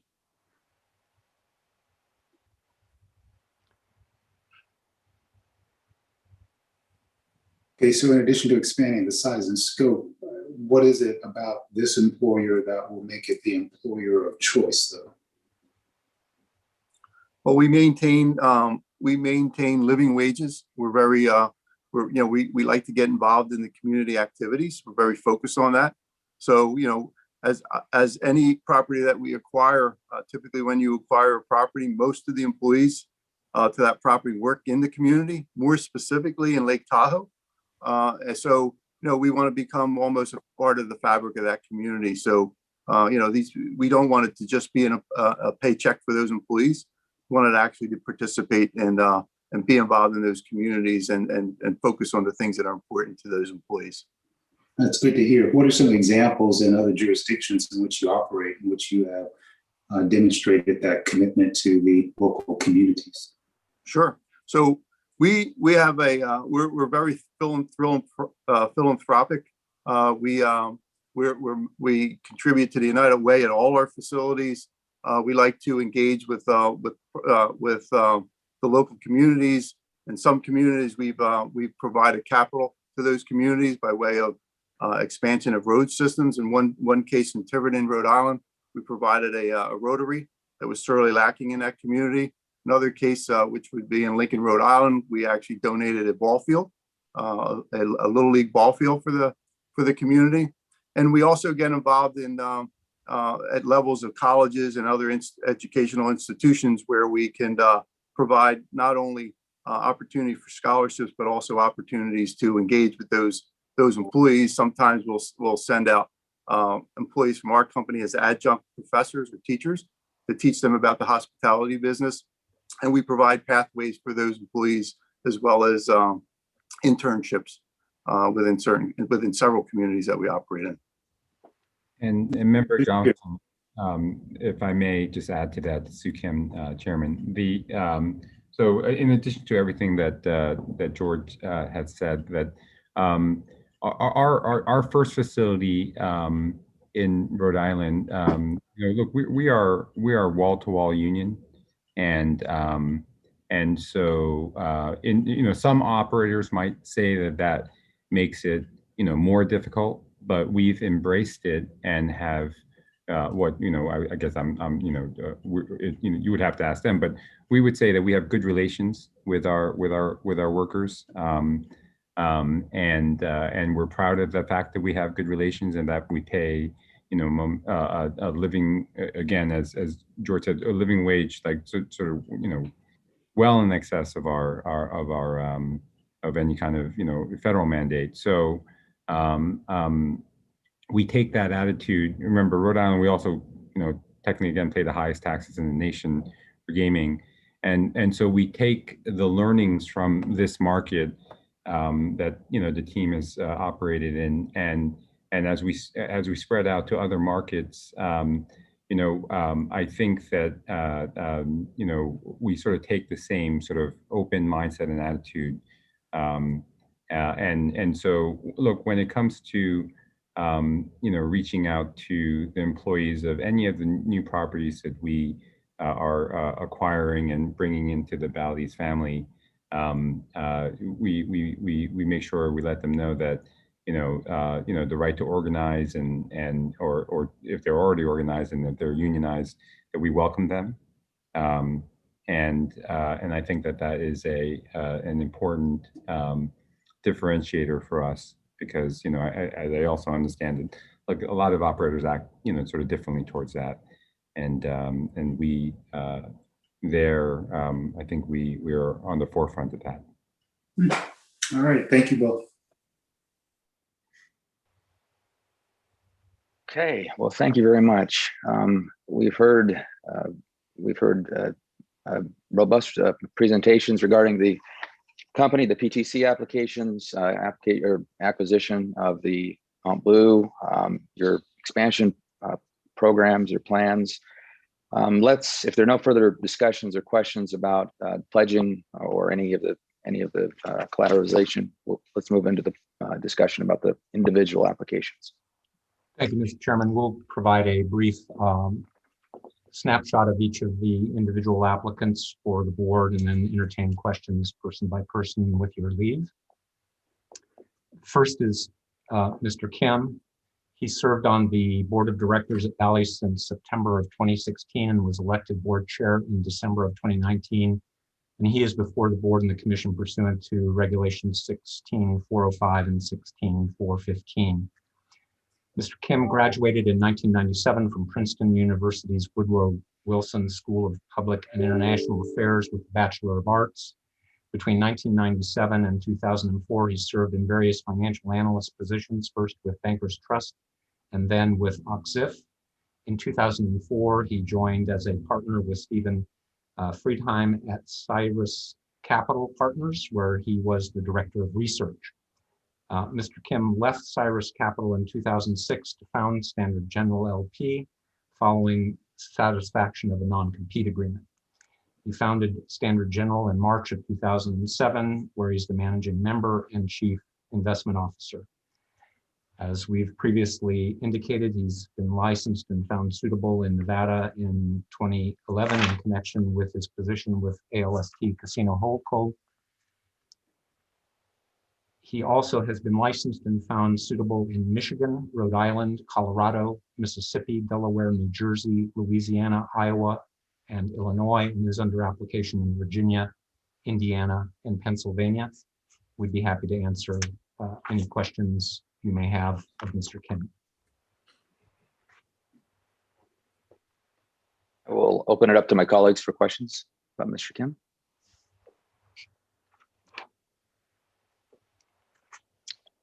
Member Katsaros, Member Johnson. Sure, I'll kick off. Thank you again, Mr. Reeser, Mr. Kim.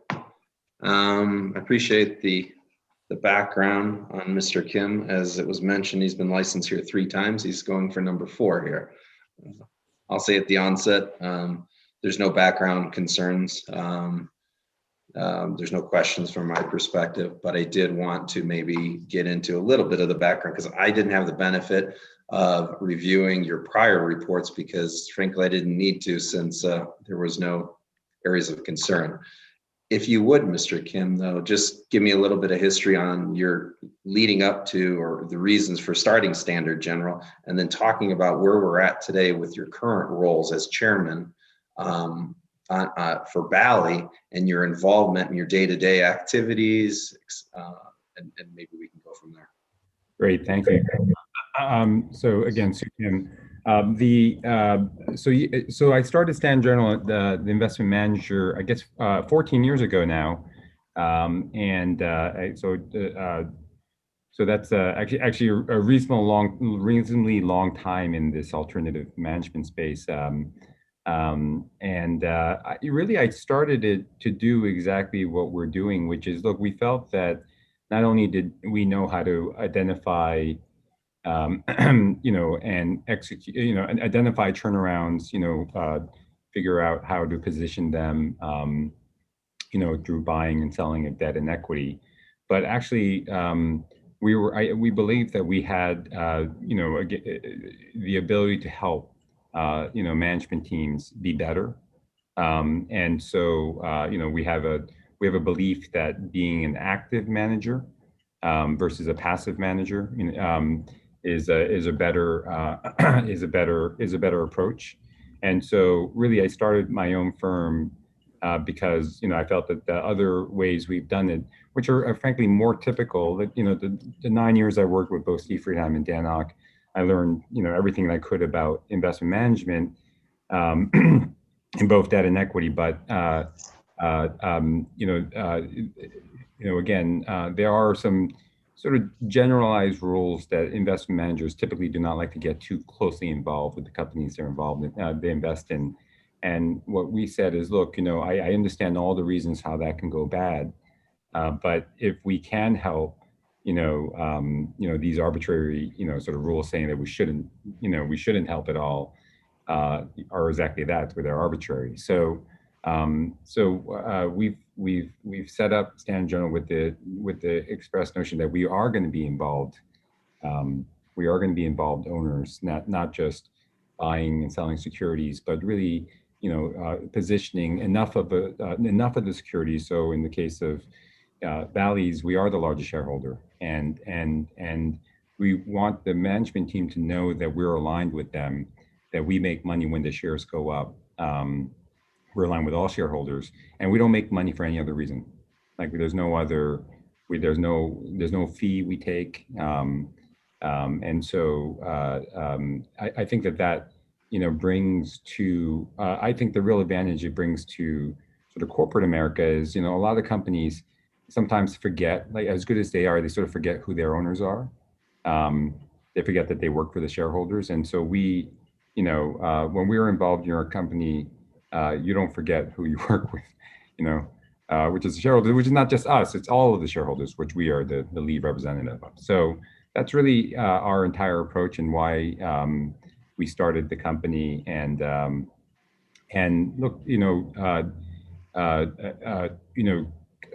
we obviously have a lot of experience in the world of bankruptcy and turnaround and restructurings. And we've subsequently formed some level of specific knowledge in the gaming world, mostly because, frankly, gaming companies go bust all the time. It's like it's kind of nuts. As good a business as it is, just a boom and bust business. And you know, there are a lot of smart investors in the space, but there aren't many investors willing to, again, roll up their sleeves, get licensed, and actually participate at the board or management level. So look, we've had a good experience with Allianti. We're proud of the work we did there with Greektown, and really with Bally's. Even though we've been involved in a while, I think in some ways we're just getting started, and it's sort of exciting to be part of all the value we're trying to create. Alliante was your first sort of entrance then into It the was. gaming world. Bally's is your second? No, actually, there was Greektown was in between. Greektown in between. Okay. And those are the only two, I guess, gaming operations, Bally and Greektown. Well, it was right. It was Allianti is now sold. Greektown is sold. We do Bally's, and then we actually have a fourth one, a very small one, not public, that we own entirely, called Casino Queen, which owns a casino in East St. Louis, Illinois. Okay. No involvement then anymore with Greektown as far as No, your participation? No, okay. No, we And sold then it. and then you talked about the three-legged stool there, sports books, and I think online and media. So same there then? Is this your entrance into online from Stanford's perspective, as well as media? No. I mean, I think that when you say there, I assume you mean a Casino Queen in East St. Louis. Look, not so much in the sense that it's a much smaller company, although we do host the DraftKings license in Illinois, which actually technically is the largest state that is allowed for mobile sports betting. So it's we are partners there. Actually, I renamed Casino Queen DraftKings at Casino Queen, which is kind of a funny thing. So anyway, but no, that company is small and really is just focused on small regional turnaround. That's probably even too small for Twin River. I mean, / Bally's. Okay, but from Standard General's perspective, have you been involved in the media side though previously? Oh yes. Sorry about that. Yeah, sorry, I mistaken the question. No, media is another space that we have a deep familiarity with. In a prior company, I had taken actually a troubled local TV broadcaster called Young Broadcasting, which at the time had 7 stations and was making about $35 million. And we rolled up through a series of mergers and acquisitions, ultimately created a company called Media General, which had 77 TV stations, making $450 million a year. And we sold that company ultimately to Nexstar, which is now the largest TV broadcaster in the country. So that experience is actually one of the ways I got to know the Sinclair folks. I sort of have good friends across the local TV universe, and so it definitely did not hurt us in terms of trying to bring together the opportunity to capture gaming media in gaming, which I think that in some ways, my own background is sort of like I can sort of see both parts, and again, through our gaming exposure, it can actually execute. So. And then in terms of the time that you're spending now with your investment in Bally's, could you put a percentage to that? It's a very good question. Well, look, again, I manage a business here. We have other investments. Bally's is our largest investment, so it takes the most amount of my time, commensurate to my largest investment. But look, I try to balance it. I mean, again, we have a crack team: George, Steve, Craig, the gang that runs the business on a day-to-day basis. We are an active director, but at the end of the day, I'm just a director, and we don't make the final operating decisions, and so that leaves us to really thinking about the broader sort of structural decisions, the strategic decisions, the capital decisions, And so normally, look, there's times when there's not really much for us to do, other than watch our team do a good job and cheer them on. But obviously, during times like this, where there's just a lot of activity going on, we're quite involved. And so I probably spend a little too much time on it. But really, it should be a time commensurate to what the position represents for our firm. Understood. Okay, well, I didn't have any other questions for you other than just mentioning I'll be interested to see how you guys are able to leverage that relationship with Sinclair and your brand in the sports betting and online gaming world. So thank you very much. Well, thank you, member Katsaros. And again, as they say in the TV business, stay tuned. Thank you.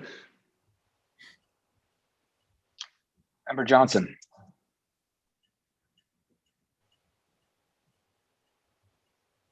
Mr. Kim, I think you've touched on it, at least in part, but I just wanted to give you any additional opportunity to talk about some of your community activities. I saw some boards and foundations that you were involved with in the New York area, including at one of the high schools, but some of the directorships and other activities that represent your community involvement, if you wanted to touch with any finality on those. Sure, Member Johnson, thank you very much. Look, obviously, community service is important to me personally, and then, I try to reflect those values onto the company as a whole. I always believe that you always have to, give back to those who gave to you. And so, look, I was born in Korea, but I grew up in Queens. So I lived there from 5 on and went to public schools. And it was due to the fact that, I was able to get a good public education that, I made, so anything of myself. So I try to give back to that community. I'm involved in 2 efforts. One is I'm actually the president of my high school alumni association. It's kind of nerdy, I guess, but I try to, our high school, Stuyvesant, is one of the nation's most foremost math and science high schools, and I try to give back to that community. I'm also involved in a charity called Pursuit today, although it used to be called Coalition for Queens. And that charity actually, what we do is we train underprivileged minorities and women, really just all of the people that are underrepresented in technology, actually. If you look at Silicon Valley, that's not a very diverse population.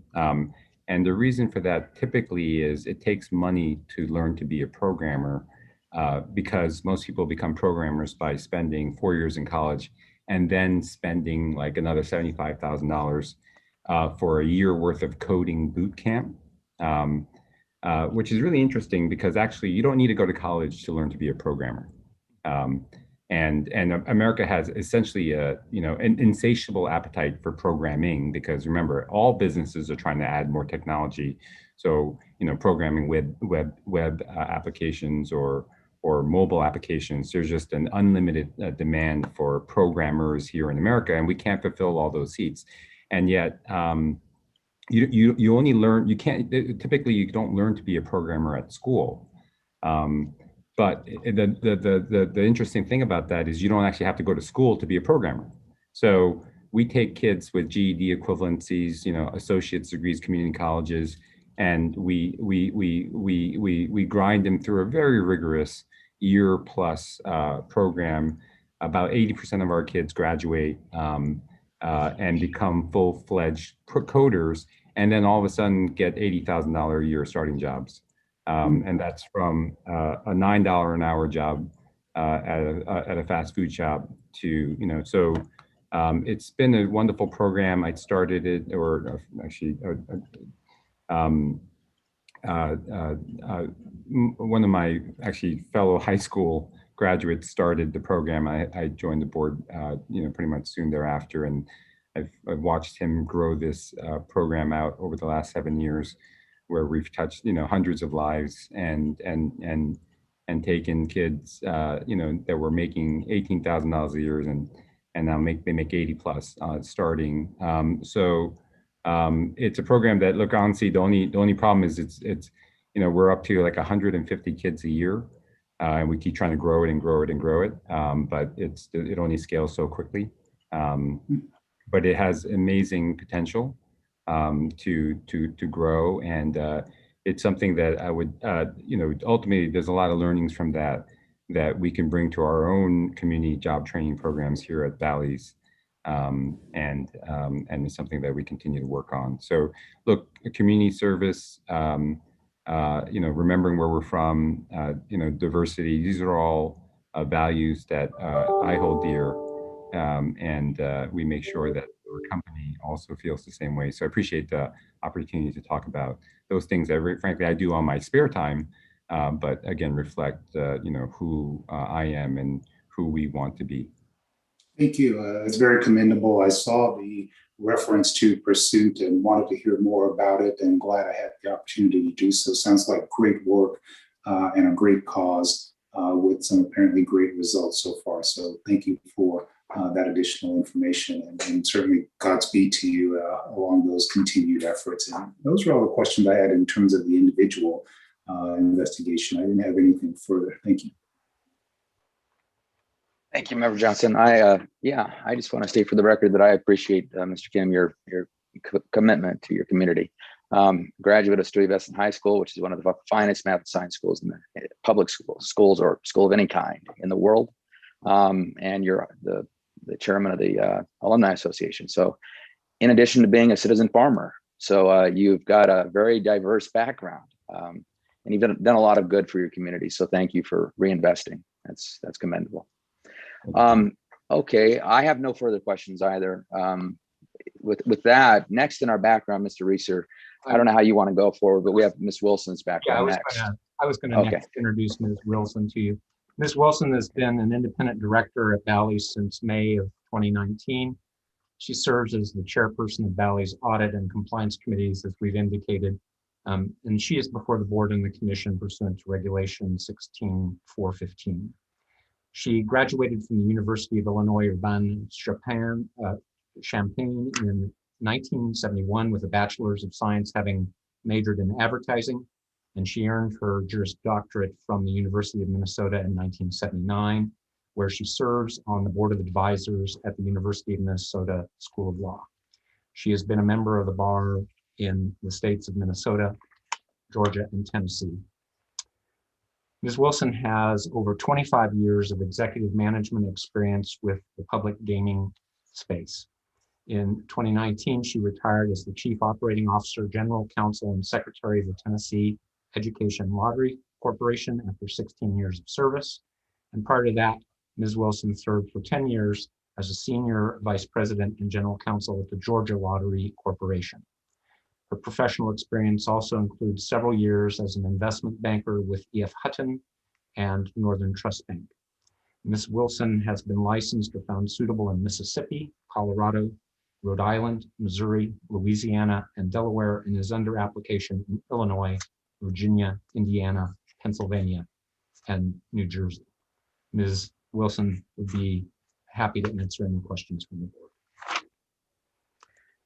Great, thank you very much, Mr. Reeser. Welcome, Ms. Wilson. So lottery, talk for a few minutes if you would. Tell us about yourself. Mr. Reeser just did a fine introduction, but tell us, give us some additional color here and help us understand the distinctions between lottery and traditional gaming, and provide any other background that you'd like to. Okay. I actually started in the gaming industry almost 30 years ago as a general counsel at the start of the Georgia Lottery. And in fact, I was called one day and someone asked me if I was interested in coming to work for the Georgia Lottery. And I thought, I didn't even know we had a lottery in Georgia, which we didn't. We were just beginning it.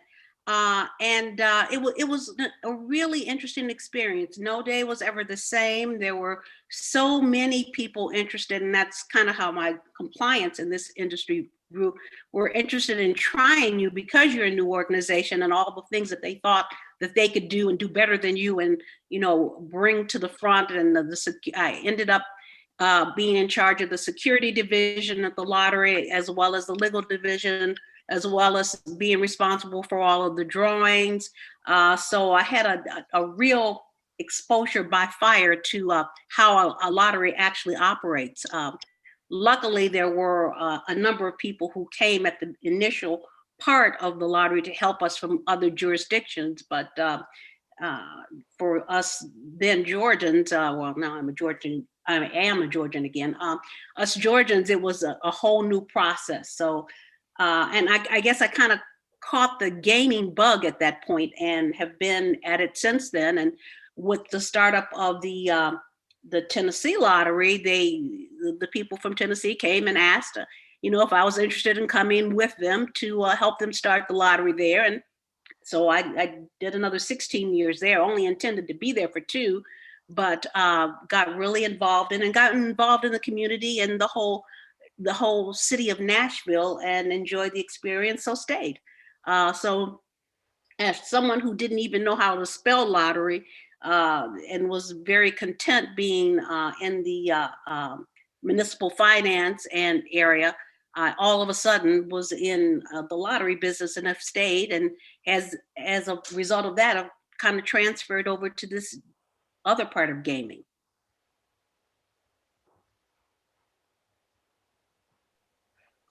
Wonderful. So background, and so you've got a fascinating background. So tell us about your background in, I guess it's audit and compliance. Mm-hmm. It's a dual function. Right. We generally refer to it as compliance here in Nevada. And we have just for the edification of those who are watching, and for all of you, we have a unit within our investigations division. It's a corporate compliance unit, and they review all the compliance plans. And so that's one of the reasons why you've heard these questions about the Nevada plan. You've heard about compliance plans. And compliance, we generally think of audit as sort of an accounting function, sort of separate and apart from compliance, maybe a subset of it, but compliance is a distinct function. So we have a unit dedicated to reviewing the plans, signing off on them, and then asking for amendments and so on. And then I ultimately sign when compliance plans are submitted. So please tell us about your background in that space. Well, and I do understand the separation, obviously, between compliance and audit, but compliance is a whole lot more of what we in the lottery industry call our security department, or what we do as far as security is concerned, and our compliance with the rules and regulations of the state and obviously the federal government.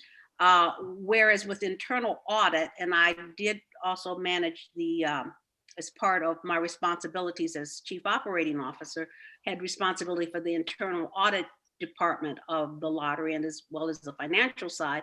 So we kind of, in our world, we kind of crossed the two, but kept them separated, and clearly understand the financial audit is totally different from an operational audit, and which is also different from the whole concept of looking at compliance and the compliance regulations, but they do all touch together, and there is a crossover. So and at Bally's, we do have, obviously we have our separate financial department and the audit that's there, and our internal audit, which is involved with making sure that all of the regulations, that all of our properties are complying with all of the regulations from the various jurisdictions. So it fits together well, but there is clearly a distinction. I don't know if that's helped you any at all, or. It has. I'm satisfied with the various vernaculars. That's fine. I appreciate your background, and I appreciate that answer. So thank you. I turn it over to my colleagues for any questions from Ms. Wilson. I didn't have any questions, but I will comment, Ms. Wilson, and welcome you again to the Gaming Control Board in Nevada. I've had a chance to review the investigative materials and the reports. The backgrounds were clean, no issues, and I just wanted to add that you appear to have done very well for yourself professionally and academically over your career, and you've accomplished a good number of things. So wish you the best going forward, but having reviewed the investigative materials, I'm certainly satisfied and didn't have any questions. Thanks. Well, thank you very much. And I did not, hello? I'm sorry. I did not speak up at all when we were talking about Bally's commitment, because this is, although it's not really my area, but I'm really interested in and very excited about, is making sure that your workplace is one, that it's a workplace of the desired workplace, the one that the place everyone wants to work. Because over the years, and having started two new companies, I really have come to understand how important it is and how good it makes you feel when you're in a community that people think that the place that you are so involved in is the best place of employment. And we really, really do want to make sure that Bally's is seen that way in Nevada as well. And in terms of, one of the things that I'm most proud of is the internship program that we started in both in Georgia and in Tennessee, that were internship programs with historical Black colleges. And I feel really good because the one in Tennessee is actually called the Wanda Young Wilson internship program. So I just think that those are the things that you do in a community to make people feel like that they are working someplace that is really, really important to them and makes them feel good. Not just, and the paycheck is important, and I'm really not knocking that, but you also need to feel good about where you go every day and what you do. I never had a person at either the Georgia or Tennessee lottery say to me, oh, I can't do this because I gotta go home now. I mean, they always felt like what the mission there was important to them. And that's the same way I feel about Bally's and what we will bring to the Nevada casino industry. Well, thank you, Ms. Wilson, for those comments. I appreciate it. I think there's a saying out there that says people don't generally leave for pay. They leave because of perhaps management or their supervisory staff above them. So a welcoming environment is something that's key to retaining employees and acquiring the best out there as well. I didn't have any questions on your background either. It was very clean. I did have just one question though on the Tennessee lottery. I was very familiar with the Georgia lottery already. But you transitioned from it seemed more of a general counsel role to a chief operating officer role at Tennessee. Did you mention that you were there at the onset of the inception of the lottery in Tennessee then? Yes. Okay. With the idea that I would be there just a couple of years to help them get started. And I became so involved in Tennessee and in the lottery there that 16 years later, I was like, I just need to go home. So that's at the time that I decided to retire. You can become, that's one of those things that I started off, I've been in the legal profession almost all of my adult life. But you can become and transfer into so many things if you're interested and you're open and you're moving forward and you're bringing people with you. And I think that's what happened to me in Tennessee and why I stayed so long. And it's a traditional lottery there with scratchers, number draws. I know they're getting into online sports betting as well now with mobile sports betting. Is there an online component there too with buying tickets online or anything? They have not, and which is really interesting because we actually became involved in sports betting because that was something that the governor kind of pushed on the lottery. Clearly the legislature wanted it. And the governor kind of said, well, I'm only interested in if the lottery will do it because we will know that they'll do it correctly. And that's how we got involved in sports betting. It was not our original intent. And in fact, our CEO was not very interested in it. And I guess I became more and more involved in it because just in filling that void, because we really never even thought it would pass. And once it passed, all of a sudden we're charged with writing rules and regulations for something that was really a little bit outside of our bailiwick, but we took it on and were successful. And, but for COVID, I'm sure they would be going much further and fuller stream. But it was a good experience, and it's helped me in my transition to retirement as part of this board. As I said, I've learned a lot along the way. Nothing that I ever intended to be involved in, but it worked. Okay, well, I appreciate the exchange. Thank you very much. I didn't have any further questions. Thank you. Mr. Chairman, with your leave, we'd introduce George Papanier. Yes, I'd just like to congratulate Ms. Wilson on an outstanding career and hopefully a much longer one. I hope retirement's off into the future for you. You're too talented to leave yet. So yes, let's go on to Mr. Papanier, please. Mr. Papanier has served as a director and chief executive officer of Bally since June of 2010. In his applications before the board and commission pursuant to NRS 463, 5735, 463, 595, and Regulation 16, 410, and 415. He earned his Bachelor of Arts with a concentration in business administration and accounting in 1979 from Rowan University of New Jersey, and he is a certified public accountant. Mr. Papanier joined Bally's in 2004 as the chief operating officer. Prior to joining Bally's, he was the chief operating officer at Peninsula Gaming from 2000 to 2004, which operated casinos in Iowa and Louisiana, and at Resorts Casino Hotel in Atlantic City from 1997 to 2000. From 1995 to 1997, he was chief financial officer for both Sun International Hotels Limited in the Bahamas and Mohegan Sun Casino in Connecticut. Earlier in his career, he served in an executive operations capacity at Hemmeter Enterprises in Denver, Colorado, and in an executive financial role with the Trump Plaza Hotel and Casino in Atlantic City. He has been licensed or found suitable by Rhode Island, Louisiana, Iowa, Connecticut, Mississippi, Colorado, New Jersey, Delaware, and Missouri. Mr. Papanier would be happy to answer any questions from the board. Okay, thank you very much, Mr. Reeser. Mr. Papanier, I just note that you have an extensive background in gaming, and I appreciate that very much. It's a deep and broad one, including in tribal jurisdictions. So I would turn it over to my colleagues for additional questions. I have nothing for this. Thank you, Chair Gibson. Mr. Papanier, thank you again. I'll note the background materials came back with no issues or no concerns on my part.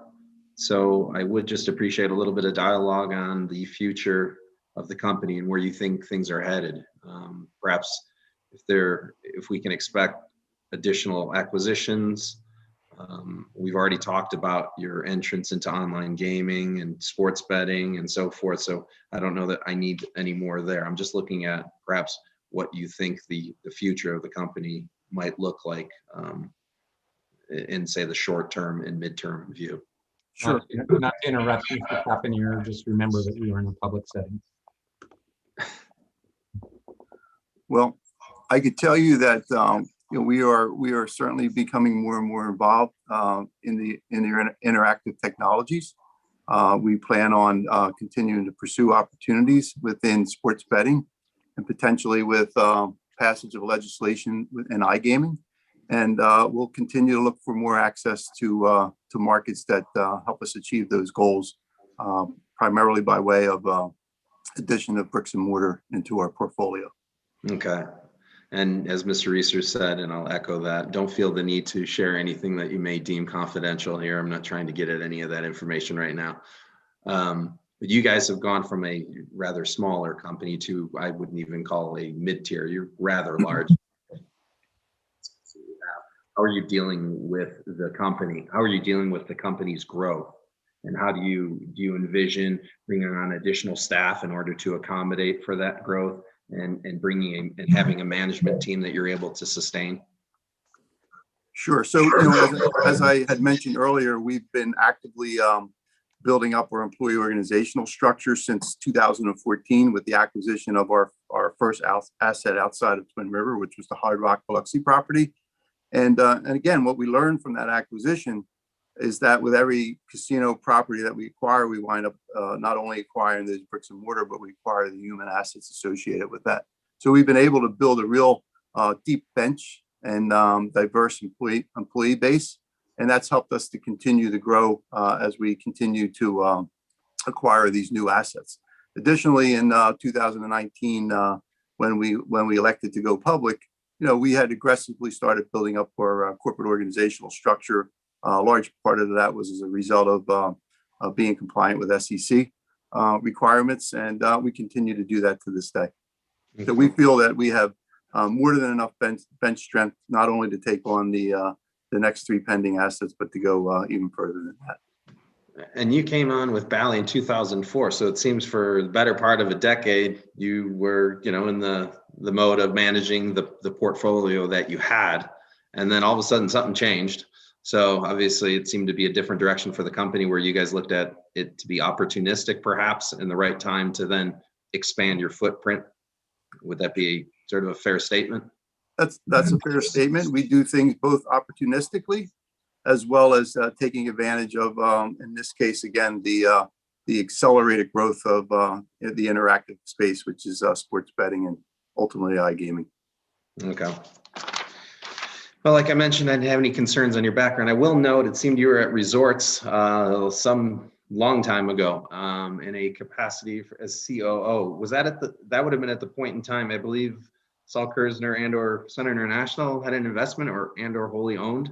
That's exactly right. If you look further back, I worked for Sun International, Sol Kersner, as well as Waterford Gaming, were the partners that not only built and not only developed and built that, but also managed it for the Mohican tribe. So I stayed within the Sun International organization at the time prior to them being changed to Kersner. Okay. And that's where you see the rest of my path with the Bahamas, CFO North America and the Bahamas, as well as Mohican initially, and then ultimately as the chief operating officer and president of Resorts and running that property for them. I heard Mr. Reeser mention that, and it drew my attention back to your employment and the materials that I have before me. And there was myself and a team of us were out there, and probably right around 1999 when Sun International was looking to buy the DI, the Desert Inn in Vegas, where the Wynn and what Encore now reside. And at that point, there was acquisition. So, of course, the Gaming Control Board has a staff and team of investigators that go out and start to investigate the company. And we may have crossed paths then around 1999. That's funny. I was actually a member of that due diligence team for the DI at the time. Then we probably very well did meet at some point. So thank you again for the exchange and good to see you again. Thank you. Chair Gibson, I had nothing further. Okay. Anything more? Member Johnson, do you have anything? No? I didn't. Thank you. I didn't have any questions about the investigation background. Everything appeared to be in order. Thank you. Thank you. Thank you very much, Mr. Papania. Thank you. All right. With that, we next up for us is Mr. Cap. Very good, Mr. Chairman. I'd like to introduce Mr. Please. Cap, who's been with Bally since 2012. First as a member of the board of directors until 2018, and then as the company's executive vice president and chief financial officer beginning in January of 2019. His application is before the board and the commission in accordance with NRS 463, 5735, and 595 and Regulation 16410. In 1985, Mr. Cap received his Bachelor of Science degree in Business Administration Finance from the University of Arizona. He earned his MBA from the Wharton School of Business at the University of Pennsylvania in 1989. Between 1989 and 2003, Mr. Cap was a managing director, first with Bank of America Securities and then with Bear Stearns. He began his career in the gaming industry, which is about when I met Mr. Cap in 2003 as the chief financial officer at the beloved Pinnacle Entertainment Inc. in Las Vegas, where he served until 2011. Mr. Cap was licensed by the board and the commission in 2003 in connection with those roles, and has been licensed or found suitable by Indiana, Louisiana, Mississippi, Missouri, Pennsylvania, New Jersey, Ohio, Rhode Island, Colorado, the Bahamas, and Chile. Mr. Cap would be more than pleased to answer any questions the board might have. Thank you very much, Mr. Reeser. Mr. Cap, I mean, anyone who goes back to Pinnacle and 2003 and has as many approvals and licenses as you have, I have no further I have no questions. I'll turn it over to my colleagues for questions. Thank you. have reviewed the background materials and found them to be in order. Didn't have any questions as well, like a clean background report. Thank you. Thank you. I didn't have anything either, Chair Gibson. Okay, Thank you, gentlemen. Mr. Cap, thank you very much. If I Okay. might, Mr. Chairman, I'd next introduce Mr. Eaton. Please, Mr. Eaton. Mr. Eaton has been Bally's general counsel since January 2006, where he also serves as Executive Vice President, Corporate Secretary, and Chief Compliance Officer. His application is before the Board and Commission in accordance with NRS 463, 5735, and .595, and Regulation 16.410, excuse me. Mr. Eaton received his Bachelor of Arts in Economics from New York's Union College in 1987 and earned his Juris Doctorate in 1990 from Boston College Law School. He is a member of the Bar Associations of Massachusetts since 1990 and Rhode Island since 1996. Following graduation from law school, Mr. Eaton was employed in that other regulated industry where he worked as an in-house attorney for New England Electric System. And between 1995 and 1998, he served as general counsel to the Narragansett Electric Company. In 1998, Mr. Eaton joined the law firm of Adler, Pollock and Sheehan, a 70-lawyer firm with offices in Providence, Rhode Island, and Boston, where he led the regulatory and compliance practice group of the firm until 2005. Mr. Eaton has been licensed or found suitable by Rhode Island, Colorado, Mississippi, Louisiana, Delaware, and he is under application in Missouri and New Jersey. Mr. Eaton's available to answer any questions. Thank you very much. So the regulated utility space to gaming. Talk about, if you would, for a moment, tell us about yourself and talk about distinctions between the two industries and any insights you gained from watching public utilities or working in that space, moving to gaming. Yeah, sure. Thank you, Chairman. They sound a lot different, but they're very similar in many ways because of the regulatory nature and how highly regulated they are. So I graduated from law school in 1990, knew I didn't want to go right to a firm, literally wrote 200 letters to every company I could find within a circle region of where I grew up. Got 3 responses and 1 interview. And that interview was at New England Electric System. So I went there in-house. There are 40 lawyers. Learned a lot there. Didn't know anything about electricity, but then I spent 5 years there and understood how regulation and compliance and is really the hallmark of utilities. 95 was promoted to general counsel of the Rhode Island company, Narragansett Electric Company. So I moved down to Rhode Island. That was my first look into Rhode Island and first really looking into that environment of Rhode Island. Then I got interested. I guess I did it backwards. I got interested in joining a law firm, got recruited. The firm of Adler, Pollock and Sheehan wanted to start a regulatory practice. They recruited me, started, and we grew into regulations of looked at telephone communications companies, electric companies, represented even water departments. Was happy there, but BLB came.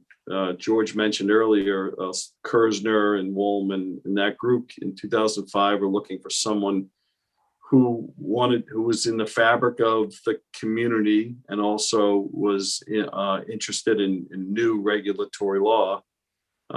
Recruited me over to what was called BLB, and I met George at that time. And 16 years later, George is probably sick of me by now, but we've been together that long and had the pleasure of meeting everyone else since then during this journey. So I think I've got a good background. I didn't know much about gaming when I got recruited. It was about regulatory. Since then, I've learned a lot, and I'm very happy to be in this space. Thank you, Mr. Eaton. Do you have any questions about the requirements that Nevada has for compliance plans? And are you comfortable in the space that you're occupying as one of the key compliance officers? I'm very comfortable in the space. Am I going to tell you that I know everything about Nevada and Nevada compliance? No, that would be disingenuous. Will I be ready? Will we be ready as a company when we close? Absolutely. I've been working with Mr. Reeser for many months now, and he's great. He's the best, and he and I have been working together. We will be ready upon ownership to comply with everything within Nevada. Wonderful. Thank you. I'll turn it over to my colleagues for questions.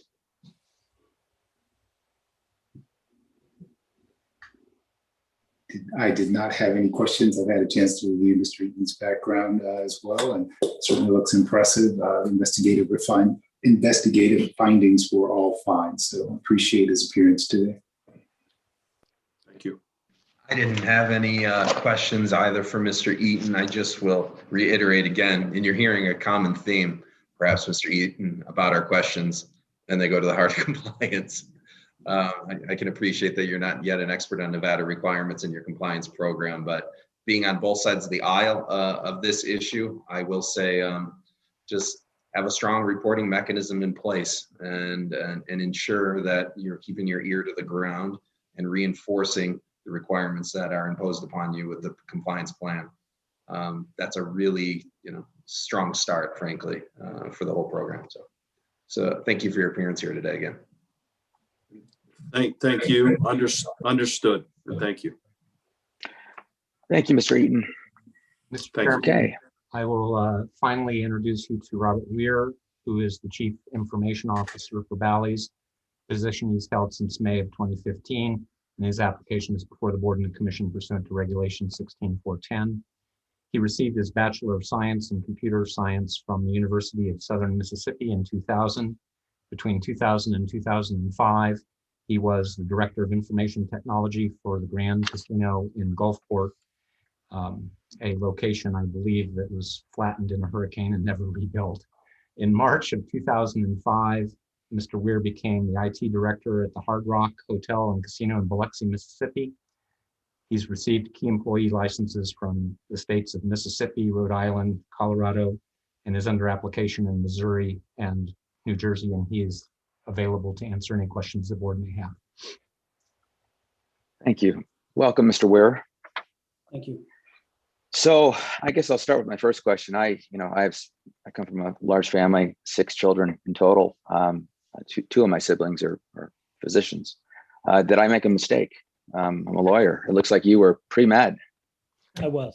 And then you went on to, graduate, and it looks like, so Associate of Arts pre-med. Yeah, okay. And then you got your CS degree from University of Southern Mississippi. Great. And then you were at your IT director at casinos. So tell us a little bit about yourself, if you would, and challenges you see. I mean, are you going to be overseeing the iGaming and sports wagering piece of this business as well? Yeah, no, I don't think so. I think that that will fall on someone else. But I got my start, as Mr. Reeser said, in the Mississippi Gulf Coast market. I've worked for casinos for over 20 years. In that 20-year period, I've worked for 3 companies: the Grand Casino, which eventually became part of Harrah's Entertainment, Hard Rock Biloxi, and now Bally's Corporation. We were while I was at Hard Rock, it was in 2005. We were about to open. We got destroyed by the hurricane, as you mentioned. We're forced to rebuild. Eventually opened in 2007. In 2015, when Hard Rock purchased the property, I was given the opportunity to move and relocate to Rhode Island. And I'm very fortunate that I was given that opportunity. And it has been a very busy, exciting 6 years here in Rhode Island. So I think the primary challenge that I see is definitely, privacy, and you mentioned it, and cybersecurity concerns. I think that's the number one threat really facing any industry today. It is, and it's it's important that I think that the compliance people and the management is on board with the spend. I mean, it's often seen as a lost leader. It does cost money to protect the information, but it's critical that you do it. Absolutely. Yep. I wanted to put a plug in there for you, Mr. Weir, as you sort of manage the budget of IT. So Yep. that was my attempt at that. Yeah, you're welcome. I have no additional questions. Please, I'll turn it over to my colleagues. Thank you. Good morning, Mr. Weir. We still are in the morning. I had to double check my clock. I just wanted to ask about your specific duties right now in the purview of your role.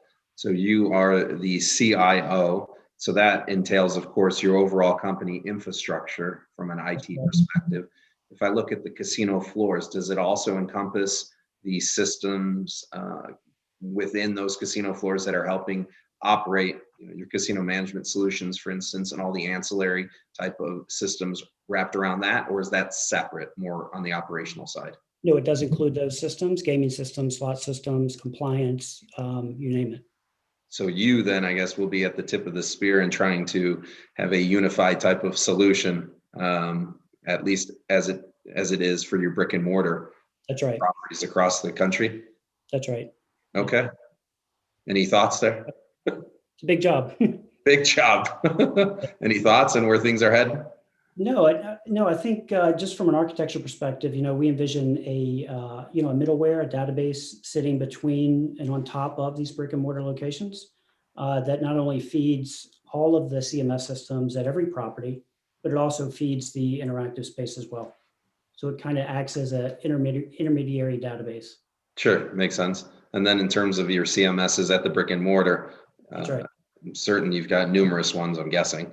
Yeah, we do. When we acquire property, typically we don't like the forklift approach, the rip and replace. We if there's a reason to keep a system, we do, and we build that system in. The staff is trained on it.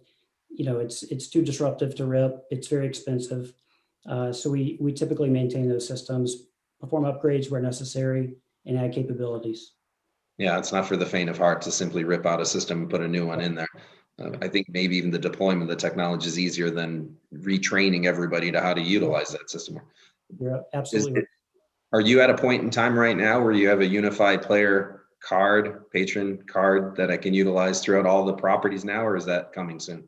It's coming soon. We're very close. We're very close. So. Okay. All right. Well, thank you. I didn't have any questions on your background. I just wanted to understand that piece. Sure. Thank you. Thank you very much, Member Johnson. Nothing? I did not have any questions. Thank you for your appearance and your application, Mr. Weir. Look forward to seeing you go forward. Thank you. Members, members of the board, that concludes our affirmative presentations, and we are prepared to answer any final questions that you might have. Okay. I'll open it up for additional questions. Member Katsaros, Member Johnson. I assume, Mr. Reeser, that you and your clients have reviewed the conditions, that they're acceptable to you? Mr. Chairman, we've reviewed conditions 1 through 6 with staff, assuming they haven't changed, which I am told they have not since we discussed them. They are in proper form, and we understand them and believe them to be appropriate. And we've also reviewed draft number 1 of the registration order dated January 11/21. And as I indicated earlier, it's in proper form and substance. Wonderful. Let me just welcome Mr. Andrus, who didn't have a chance to speak much. Admitted under Reg 10. Welcome, Mr. Andrus. Thank you very much. It's an honor, after having practiced gaming law in Mississippi and in a couple of other spots in the Southeast, to have been a part of this proceeding. Thank you for the limited admission, and I've very much appreciated it. Thank you. You're welcome. Thank you. Okay, with that and with that background and that full discussion, I'm ready to take a motion if one will make it. I will indeed. Thank you, Chair Gibson. Please. I move to recommend approval of non-restricted item number 1 as read into the record by Secretary Bell pursuant to draft number 1 of the company's order of registration and to be conditioned as follows. Prior to the commencement of operations, an adequate written internal control system that documents compliance with minimum internal control standards must be received by the Nevada Gaming Control Board Audit Division pursuant to Nevada Gaming Commission Regulation 6090.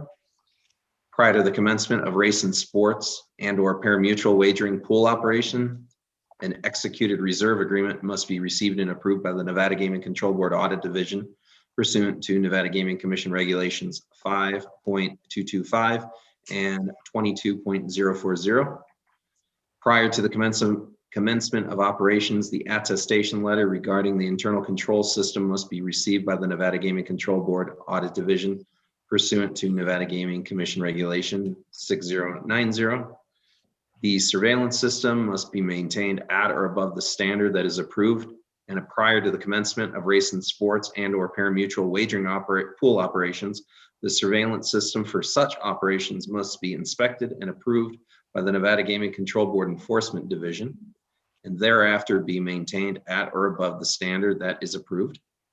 The manufacturer's license is limited to the modification of machines that are or have been utilized in the operations of the licensed location or its affiliated companies, and that any such modifications shall be limited to operational configuration changes such as replacement of one pre-approved component with another pre-approved component, or modifications that will not affect the manner or mode of play of the device. And lastly, the distributor's license is limited to the acquisition of machines to be utilized in or the distribution of machines which have been utilized in the operations of the licensed location or its affiliated companies. Thank you very much. Okay, with that, Madam Secretary. Member Johnson, Aye. Member Katsaros, Aye. Chair Gibson. Aye. Thank you very much. Thank you for your appearances. Thank you, Mr. Chairman. And members of the Okay, board. Madam Secretary, please read into the record non-restricted number 2. Non-restricted number 2 is the application of Bally's Corporation for continuous or delayed public offering. Okay, welcome. You haven't gone anywhere. It's good. Let's please state your name for the record. And I assume, Mr. Reeser, that you're going to lead the discussion on this.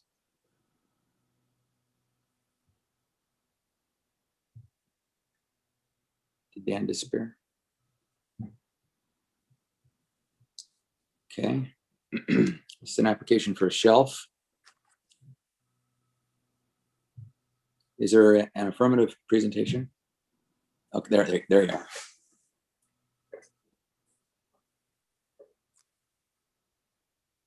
Mr. Reeser. Mr. Chairman, members of Johnson and Katsaros, Madam Secretary, and staff of the board, I'm Dan Reeser with Fenimore, appearing on behalf of Bally's Corporation on its Reg 16-115 application as placed on the record by Secretary Bell. And I'm pleased to again introduce to the board Stephen Kapp, Bally's Chief Financial Officer and Treasurer, who's appearing with me on the application. Before the board is a routine application for approval of a continuous or delayed public offering as permitted to public companies under Nevada Gaming Commission Regulation 16-115.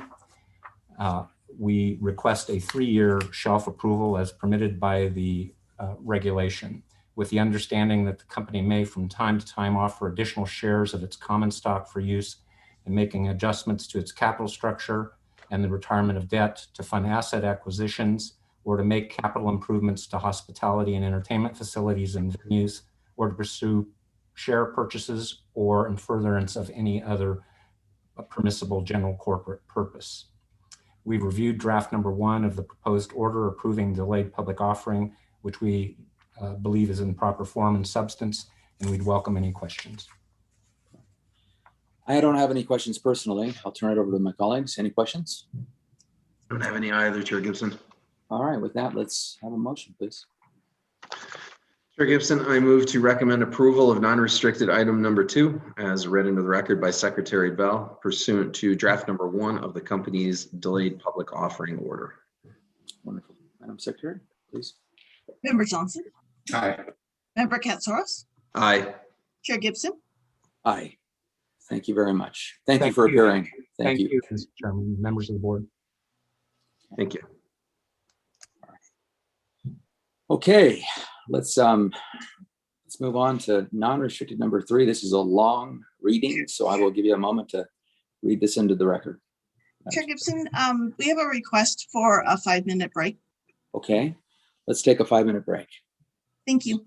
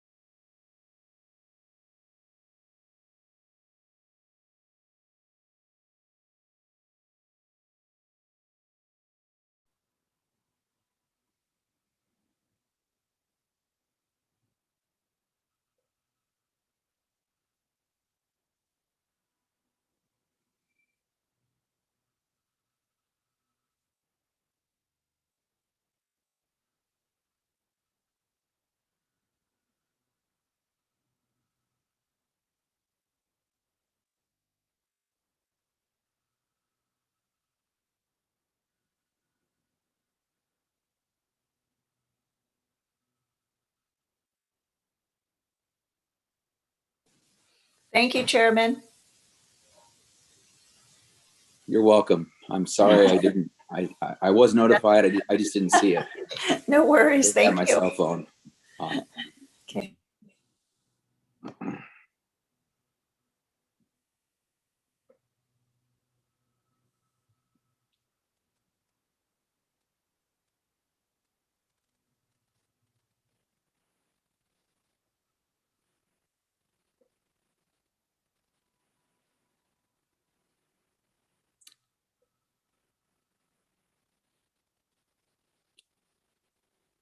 So member Katsaros, that was a record. 3 hours.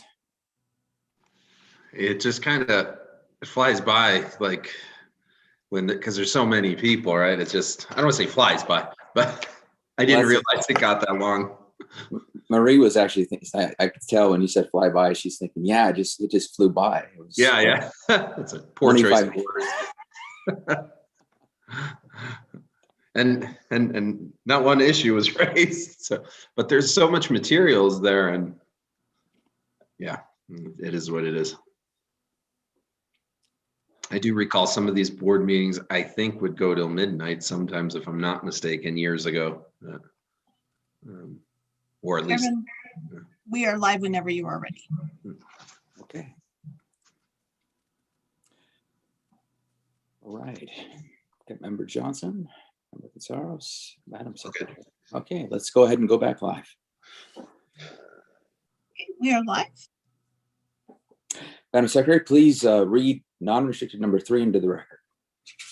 Non-restricted number 3 are the applications of Caesars Entertainment, Inc. for an amendment to their order of registration, acquisition of control of William Hill PLC, a finding of suitability as sole shareholder of Caesars UK Holdings Limited, and licensure as sole shareholder of William Hill US Holdco, Inc. It is also the applications of Caesars UK Holdings Limited for registration as an intermediary company, Caesars Interactive Entertainment LLC for a transfer of interest as noted on the agenda, and the applications of William Hill US Holdco, Inc. for transfers of interest and licensure as an operator of interactive gaming. In addition, you have the applications of Caesars Entertainment, Inc., William Hill US Holdco, Inc., American Wagering, Inc., BW Subco, and William Hill Nevada 1 for the pledges as noted on the agenda, and the applications of Circus and Eldorado Joint Venture doing business as Silver Legacy Resort Casino to add, remove, or modify conditions. Lastly, you have the applications of Thomas Robert Rigg, Anthony Louis Carano, Brent Yunker, and Edmund Louis Quatman Jr. for a finding of suitability and or licensure as an officer, director, key executive, and or manager as noted on the agenda. Thank you, Madam Secretary. Welcome. Please state your names for the record, if you would. Good afternoon. I'm going to go ahead and call it, Mr. Chairman. Good afternoon, Mr. Chairman, Member Johnson, Member Katsaros, Madam Secretary. My name is A.G. Burnett of the law firm of McDonald Carano, here representing Caesars Entertainment, Inc. in this matter. With me today, and you see them on the call, is Mr. Tom Rigg, the CEO of Caesars Entertainment, Inc., Mr. Anthony Carano, President and COO, Mr. Brett Yunker, the CFO, Mr. Ed Quatman, the Chief Legal Officer, and Mr. Jeff Hendricks, Senior VP of Regulatory and Compliance, along with my partner, Mr. Greg Giordano. We're happy to be here, Mr. Chairman. Oh, thank you. Thank you for being here. Thank you for your appearances, everyone. I would just like to thank Special Agent Mueller and Agent Powell for their good work in getting this on the agenda. So it's March. I think this was a pretty fast investigation. So my thanks to them. Mr. Chairman, we would agree, and we would also offer those thanks as well. Mr. David Mueller, Mr. Ryan Powell, along with Mr. Teggio and Mr. Aber were very, very helpful. It was a pleasure to work with them throughout this, and we definitely appreciate their time. We do have a very brief affirmative presentation. We've worked hard to whittle it down to about 3 hours, if that's okay with you. But no, I just haven't lost your sense of humor, Mr. Burnett. Please go ahead. We do have a very, very brief affirmative presentation, Mr. Chairman. I'll just give a brief overview and turn it over to Mr. Rigg, who is here today to provide more thorough comments on the strategic rationale for the deal and the impact to Nevada. As you know, Mr. Chairman, members of the board, Caesars and William Hill announced the transaction on September 30th of 2020. In October, Caesars filed applications for approval of the acquisition of control of William Hill PLC, along with related requests, including requests for intermediary company findings of suitability, licensure, and the accompanying pledges that you see on the agenda. Approval of these applications will result in Caesars acquiring control over William Hill PLC and all of William Hill's domestic and international assets. Also, Mr. Chairman and members of the board, in November, the companies both announced that William Hill's shareholders had approved the offer. In December, the transaction received an early termination of the Hart-Scott-Rodino Antitrust Improvements Act. And we are all collectively very excited about this transaction, as you will hear today. And we believe that the transaction positions Caesars for growth and success to continue in the future. And as you noted, Mr. Chairman, we would like to thank the staff. I will just briefly note that we've reviewed draft number 1 of Caesars Entertainment's 11th revised order of registration and believe it accurately reflects this transaction. With your leave, Mr. Chairman, I'll turn it over to Mr. Reed. Please. Thank you very much, Mr. Burnett. Mr. Reed. Thanks, AG, and thank you, Mr. Chairman and members of the board for the audience today. I hope we can do it again in person soon. We are in front of you on the William Hill transaction. I'd like to add my thanks to the staff. I've said multiple times in front of the board and the commission and staff that nothing good happens between signing and closing. So we try to keep that period as short as possible.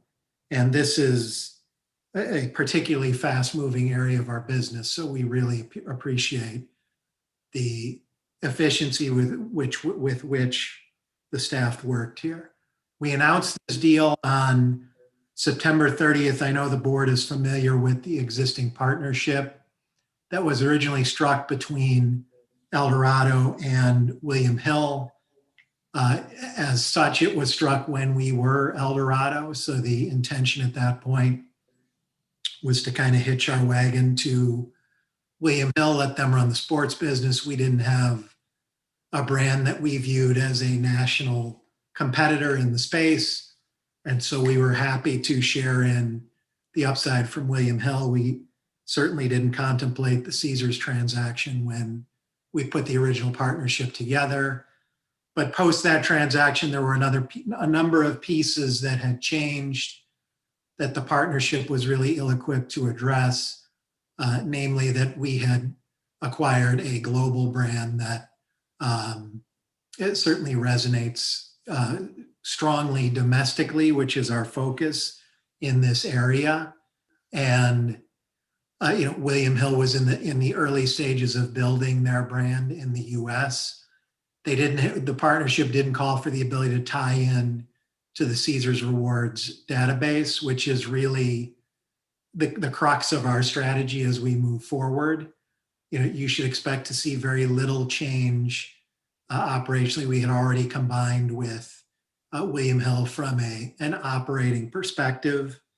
Our intention is to continue their rollout on the tech side. They had rolled out their Liberty platform in 6 of their 15 operating jurisdictions, which is a next generation platform that's on par with the other leaders in the space.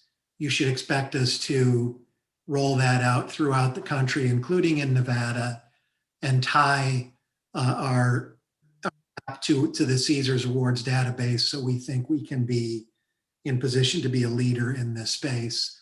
And that's what this transaction sets us up to do.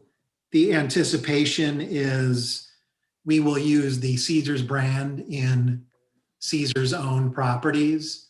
And for the third-party businesses that William Hill operates, the William Hill brand will live on in the United States.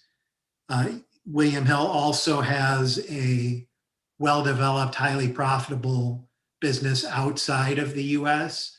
That's not a fit for our core operating strategy. So we intend to sell that fairly shortly after we close the transaction here. As is required in UK takeover code, this transaction had cash confirmed at the time of the announcement of the transaction. So we had done an equity offering. We had bridge financing that financed both the cash component of the William Hill non-US business, as well as the remainder of the proceeds required to fund the transaction. It's our expectation and hope that when we close the sale of the non-US assets, that we will be bringing cash back to the US business and using that to delever. In terms of what we still need to do, we have obviously the board meeting that we're involved in today, the commission meeting that follows in Nevada. We have an Indiana Gaming Commission hearing that's scheduled for March 23rd, where we anticipate this matter being taken up. And then in the UK, there is a final court date for approval set for March 30th. And at that point, we would have, presuming we have favorable outcomes in each of those, we would have all of the approvals that we need in place to close the transaction, and would anticipate closing shortly thereafter. And that is our affirmative presentation. Happy to answer any questions that the group has for any of us. Thank you very much, Mr. Rigg, and thank you all for appearing. Okay, with that, I'll open it to my colleagues for questions. Good morning, gentlemen. Thank you for the presentation, for the appearances. Pretty substantive transaction, but fairly straightforward, particularly given the familiarity of the parties involved and some of the recent transactions involving the parties. But I was just curious on one or 2 points. This kind of trial run period you had with that 20% interest in William Hill. How did that factor into I guess, learning experience for how and the degree to which you would go forward? How beneficial was that? And I guess, how do you expect it to parlay to your advantage going forward, having that experience? Yeah, the window into the operations was critical. And, you know, the two big changes that happened post announcement or kind of consummation of the partnership after approval was the Caesars transaction, but also the pace at which this business has developed in the US has been extraordinary. And there were, you know, it became clear to us that given the toolbox that we have upon closing the Caesars acquisition, puts us in a position where it makes better sense for us to be at the steering wheel here. And, you know, you had a business where William Hill was driving the bus from an operational standpoint and doing a great job of rolling out new states and forming partnerships and getting us started. You know, I think that you're going to see some further investment from us, kind of a quicker pace and a larger aggregate investment than the former William Hill PLC was pursuing. But, you know, the viewpoint of seeing it come out of the blocks and where this business was headed was invaluable in terms of our future plans. All right, thank you. And 2 additional questions. One, perhaps your counsel will address, that's the Reg 3070 analysis, to have a discussion of that on the record briefly. And then finally, if there can be a discussion about the compliance. You heard, I'm sure, the extensive conversation that took place prior to you about the role of compliance, and obviously being as familiar to this industry as you are and its regulatory aspects, you're well acquainted with the expectations. This is a great deal of growth in a fairly short period of time. And so I'm interested in hearing about how the company will manage its burgeoning compliance requirements going forward, in addition to having a brief discussion on the record about the 3070 analysis. Member Johnson, I'll take the 3070 analysis item first and then turn it over to Mr. Rigg and then perhaps Mr. Hendricks to address compliance.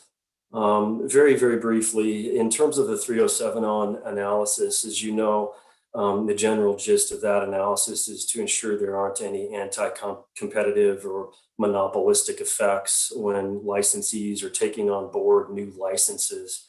And we submitted an analysis about a month ago during the course of the investigation that essentially indicated that at the outset, we didn't necessarily feel that 3070 applied in that context because neither company here is taking on any new licenses. Caesars is not taking on any new gaming operations in any form. In the terms of resort hotels, William Hill is not taking on any new sports betting locations. Rather, the two are combining their efforts such that the operations of both will essentially remain static. That is to say, there may be some changes post-close under general business conditions.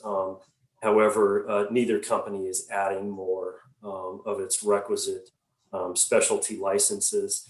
And we address the remainder of the elements contained in 3070, hopefully in a sufficient fashion, indicating that the employees of each licensee's operating entities are also expected to remain substantially unchanged. Operations will remain substantially unchanged. And essentially, as I mentioned earlier, you merely have two companies, one that operates true gaming devices, tables, etc., and the other representing a sports book, race book and sports pool operator, combining their efforts. All right. Thank you, Mr. Burnett, and thank you for the submission regarding the 3070 analysis. And just for the benefit of the public and the public record, and particularly the betting public, it's my understanding that you would concur that this would not have any competitive advantages or place the betting public at any competitive disadvantages because of the consolidation. So could you just speak to what the betting public I guess could take away by way of assurances in that regard? Sure, absolutely, Member Johnson. And actually, thank you for asking that question and seeking that further clarification, because when it comes down to a licensee like William Hill, it's truly a unique offering, especially from an anti-competition standpoint, in that, yes, patrons register at a physical sportsbook location in Nevada. However, patrons are allowed to have mobile apps. And those mobile apps can be used throughout the entire state of Nevada, virtually in any location. And that essentially defeats any geographic issues related to potential competitive effects. And further, Member Johnson, as our 3070 report indicated, we've seen lines be essentially the same throughout the William Hill Sportsbook locations in the state, such that a consumer of sports wagering can seek as good of a line as he or she may be seeking in whatever geographic location they may be wanting to wager in via different mobile apps from different offerers. So there remains choice. But in addition, the line in Wendover would likely essentially be the same as the line in a place like Las Vegas. It sounds like technology plays a crucial role in leveling the playing field competitively. I would agree with you 100%. Thanks again for asking that. All right, Mr. Burnett. And then to touch on the compliance and the anticipated role of compliance going forward. To just give a brief overview on that prior to perhaps Mr. Hendricks, compliance is not expected to change in any way, shape, or form. Caesars has developed a very robust compliance mechanism that was enhanced between the Eldorado and Caesars transaction, which recently occurred. Mr. Hendricks heads that up. I know that the compliance committee, again, is very active and very robust. It's a big job, but the company is well equipped to handle that. And it would be my expectation and anticipation that rolling the William Hill aspect of compliance into that will be no problem for Mr. Hendricks.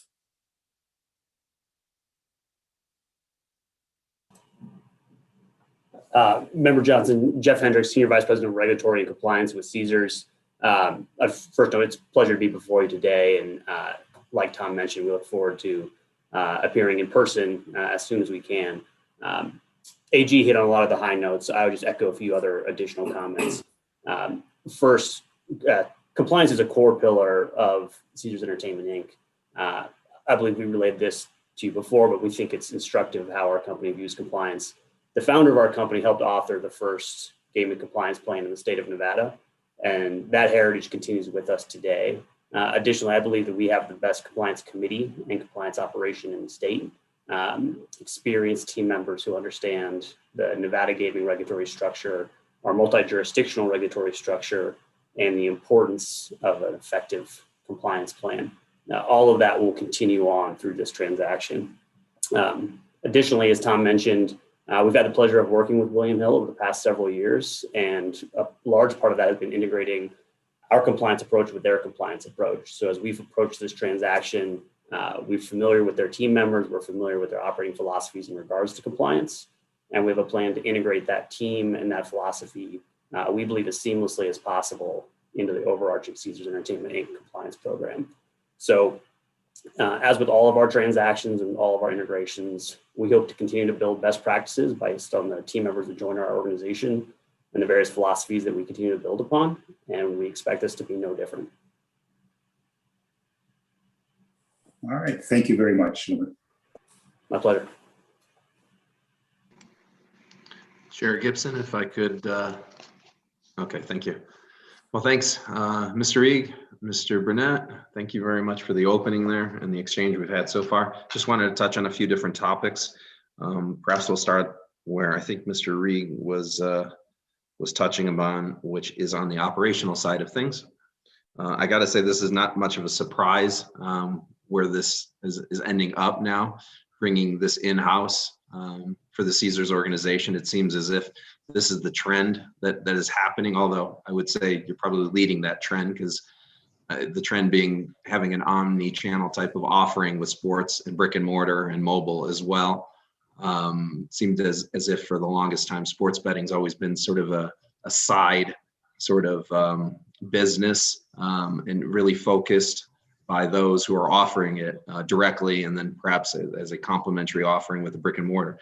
And so again, it's not a surprise that you're looking to bring in the remaining 80% of the 20% you didn't already own, and to leverage that with your operations here.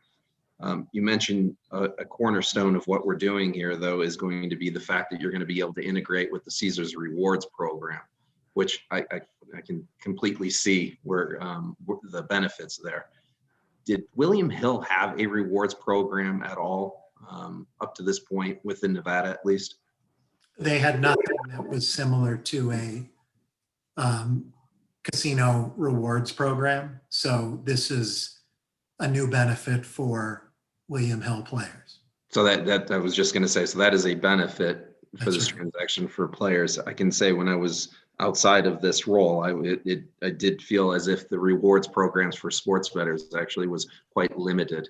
At least, yeah, it was really a kind of a separate business where it wasn't well integrated into clubs at kind of any brick and mortar properties, ours or others, and customers really didn't even know, how to get rewarded for sports betting. So that's going to be a change as well. Throughout this process, there was the intention that every one of the William Hill, or every one of the Caesars properties that didn't yet have William Hill, they would have the William Hill operation, back end, front end operations. Has that transition taken place throughout all of Nevada so that you're operating one solution right now? So we have rolled out William Hill to all of our existing jurisdictions where sports betting is legalized. So yes, all of Nevada is William Hill today. As well, okay. As far as William Hill's footprint outside of Caesars, can you put a figure or a number in terms of what percentage we're looking at of operations that are not Caesars locations within, say, within the United States, at least? I don't have that number off the top of my head. I would suspect it's less than 20%. Does anyone have the number off the top of their head? Seeing no one nodding. It's a small, it's a it's a relatively small piece of the business, really, just because of the size of Caesars. I was just saying, given the size, I can imagine it's going to be a smaller part of your business. Right. Is there, where I'm going with that, is there an expectation as to what you might expect to see maybe some loss there from books that may not want to continue on with that type of, with a William Hill offering or Caesars offering?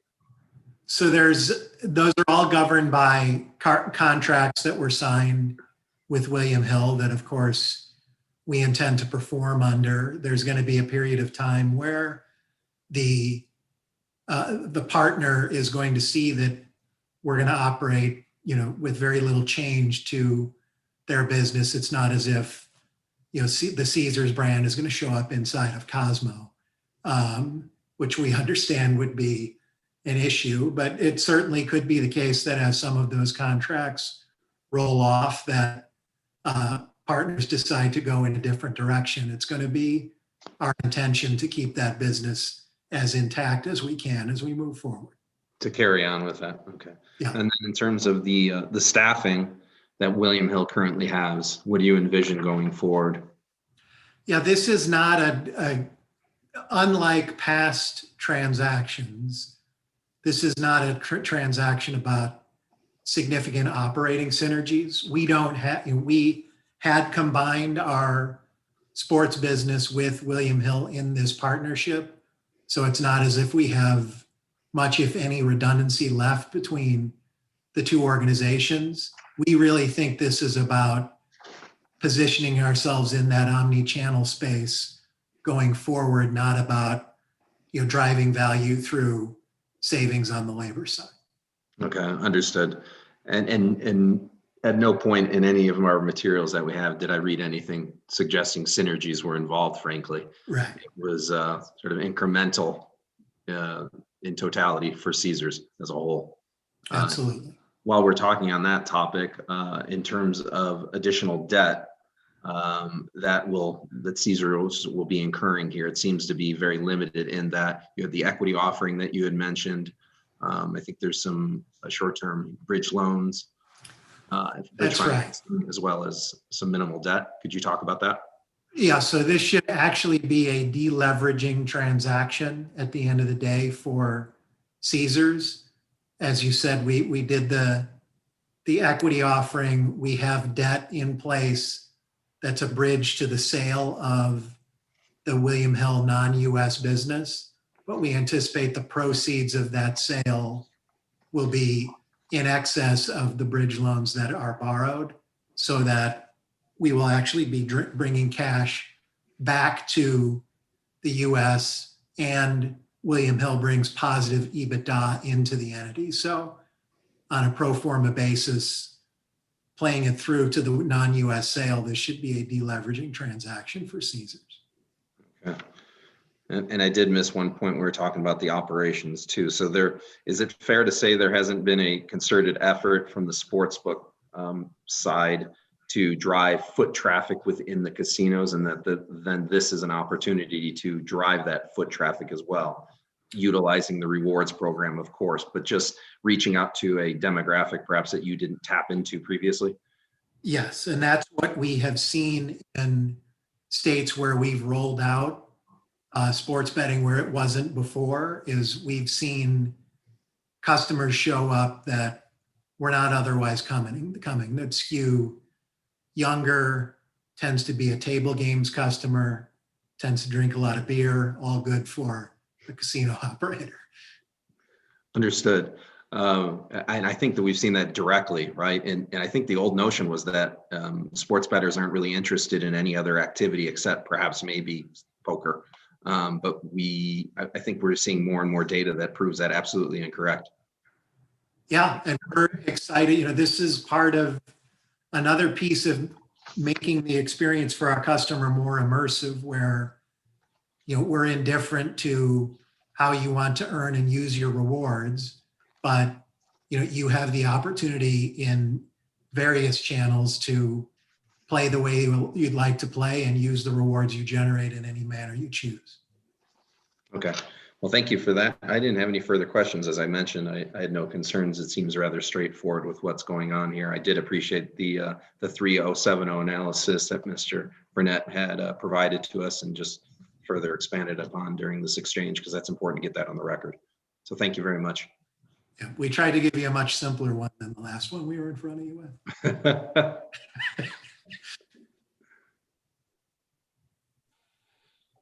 Thank you all for responding to the questions, and members for your questions.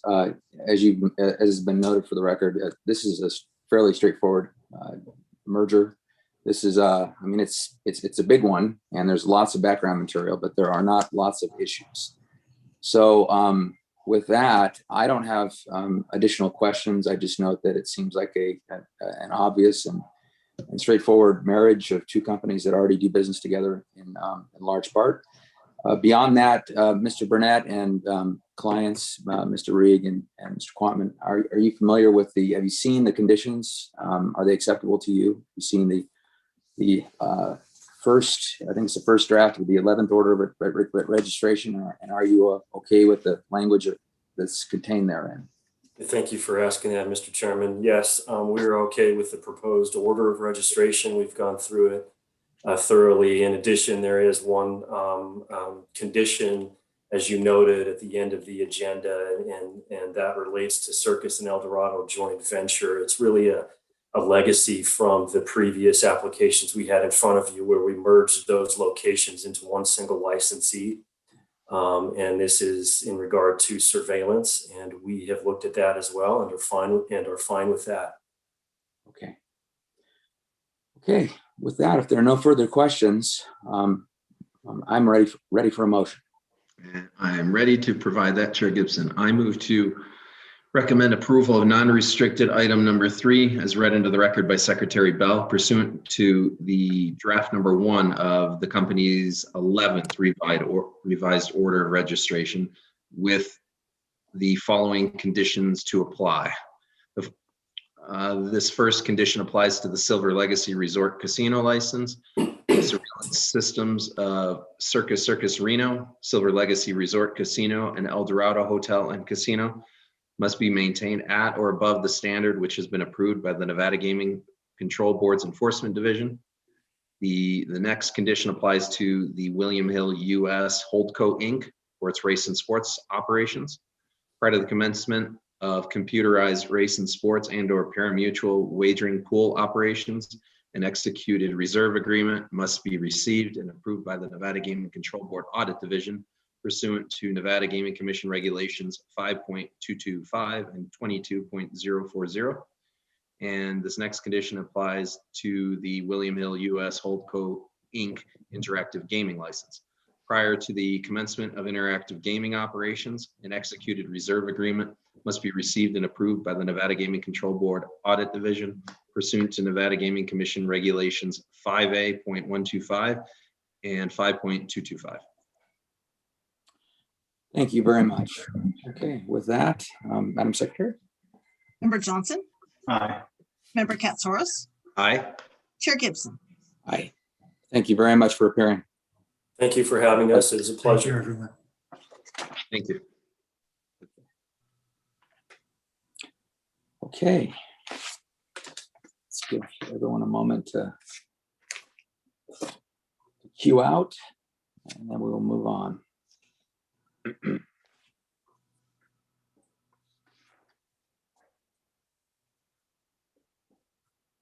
All right, Madam Secretary, please read non-restricted number 4 into the record. Non-restricted number 4 is the application of Simone Gaming, Inc. doing business as the Pass at Water Street for a non-restricted gaming license. Okay, welcome. I see you there in the Pinion Room at Brownstein Hyatt, Farber and Schreck. Please state your names for the record, if you would. Good morning. Sonia Vermaze from the law firm Brownstein Hyatt Farber Schreck. With me this morning is Joseph DeSimone, sole officer and director of DeSimone Gaming. Also present is Chris Reese. He's CFO of Mr. DeSimone's affiliated companies. Just by way of background, Simone Gaming and Mr. Simone were licensed back in 2015 for the Railroad Pass in Henderson. A couple of years later, in 2017, the company secured a restricted license for the adjacent property, the Railroad Pass Travel Center. The application today is for licensure of the Pass at Water Street, which was formerly the El Dorado Casino, and which has been closed since the pandemic began last March. The transaction was structured such that Boyd transferred the real estate assets to a new entity, and the equity was then purchased by an affiliate of Simone Gaming, Harpsichord LLC. Mr. Simone is the manager of that entity. The gaming assets were transferred directly to Simone Gaming, which has a distributor's license. Simone Gaming has entered into a lease with Harpsichord for the property. The purchase transaction closed in late December, and the buyers have been remodeling and improving the property, looking towards an April 1 opening. Mr. Simone will touch on more details about what work has been done at the property. Simone Gaming has also recently signed a lease with Golden Gate Casino LLC to operate the sports book. And I understand that Golden Gate's application is tentatively scheduled for the April meeting agendas. This deal was negotiated and closed with lightning speed. So considering that very tight time frame between our submission of applications and the consideration today by the board, we are super grateful to Agent Brian Keeney and the board staff for processing the application on an expedited basis. As I mentioned, this establishment has been closed for a year. So with the reopening, it's going to put approximately 100 people to work. So with that, I will defer it over to Mr. Simone, who will give an affirmative about his plans. Wonderful. Thank you very much, Ms. Vermees. Mr. Simone, welcome. Please take your name to the record. Thank you. I appreciate your time and in advance your consideration. We respect the process very much. Simone Gaming, a company wholly owned by myself, was founded in conjunction with the acquisition of the Railroad Pass in 2015. Our video's not on. In closed on the El Dorado Casino, purchased from Boyd Gaming.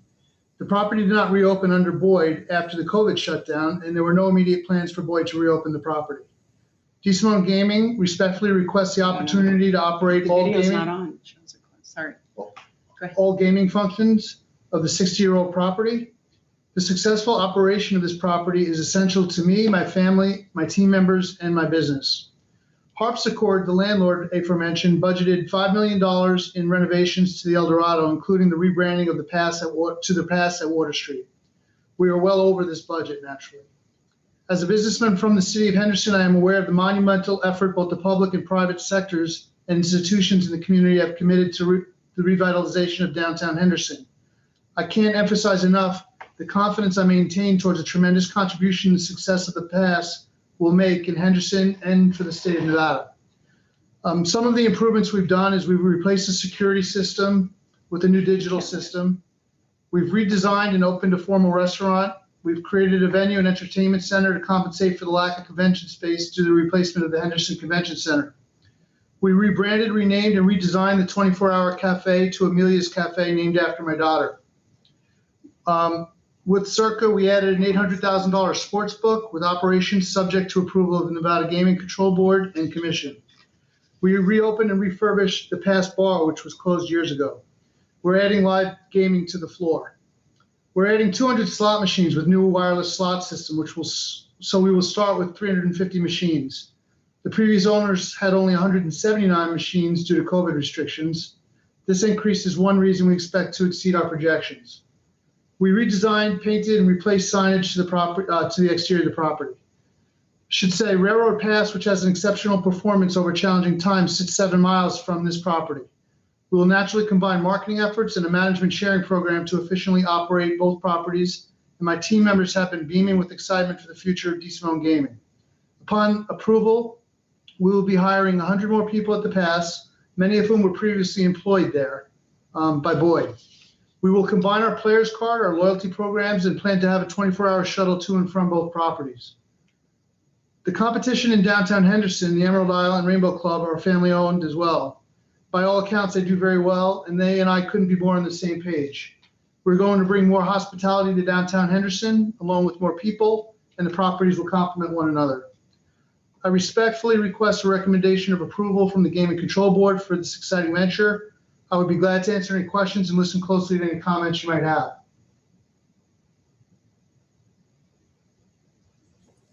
Thank you, Mr. DeSimone. Appreciate that presentation. So this is a property near and dear to my heart. As a teenager, I would eat the 99-cent breakfast. But maybe it's fine.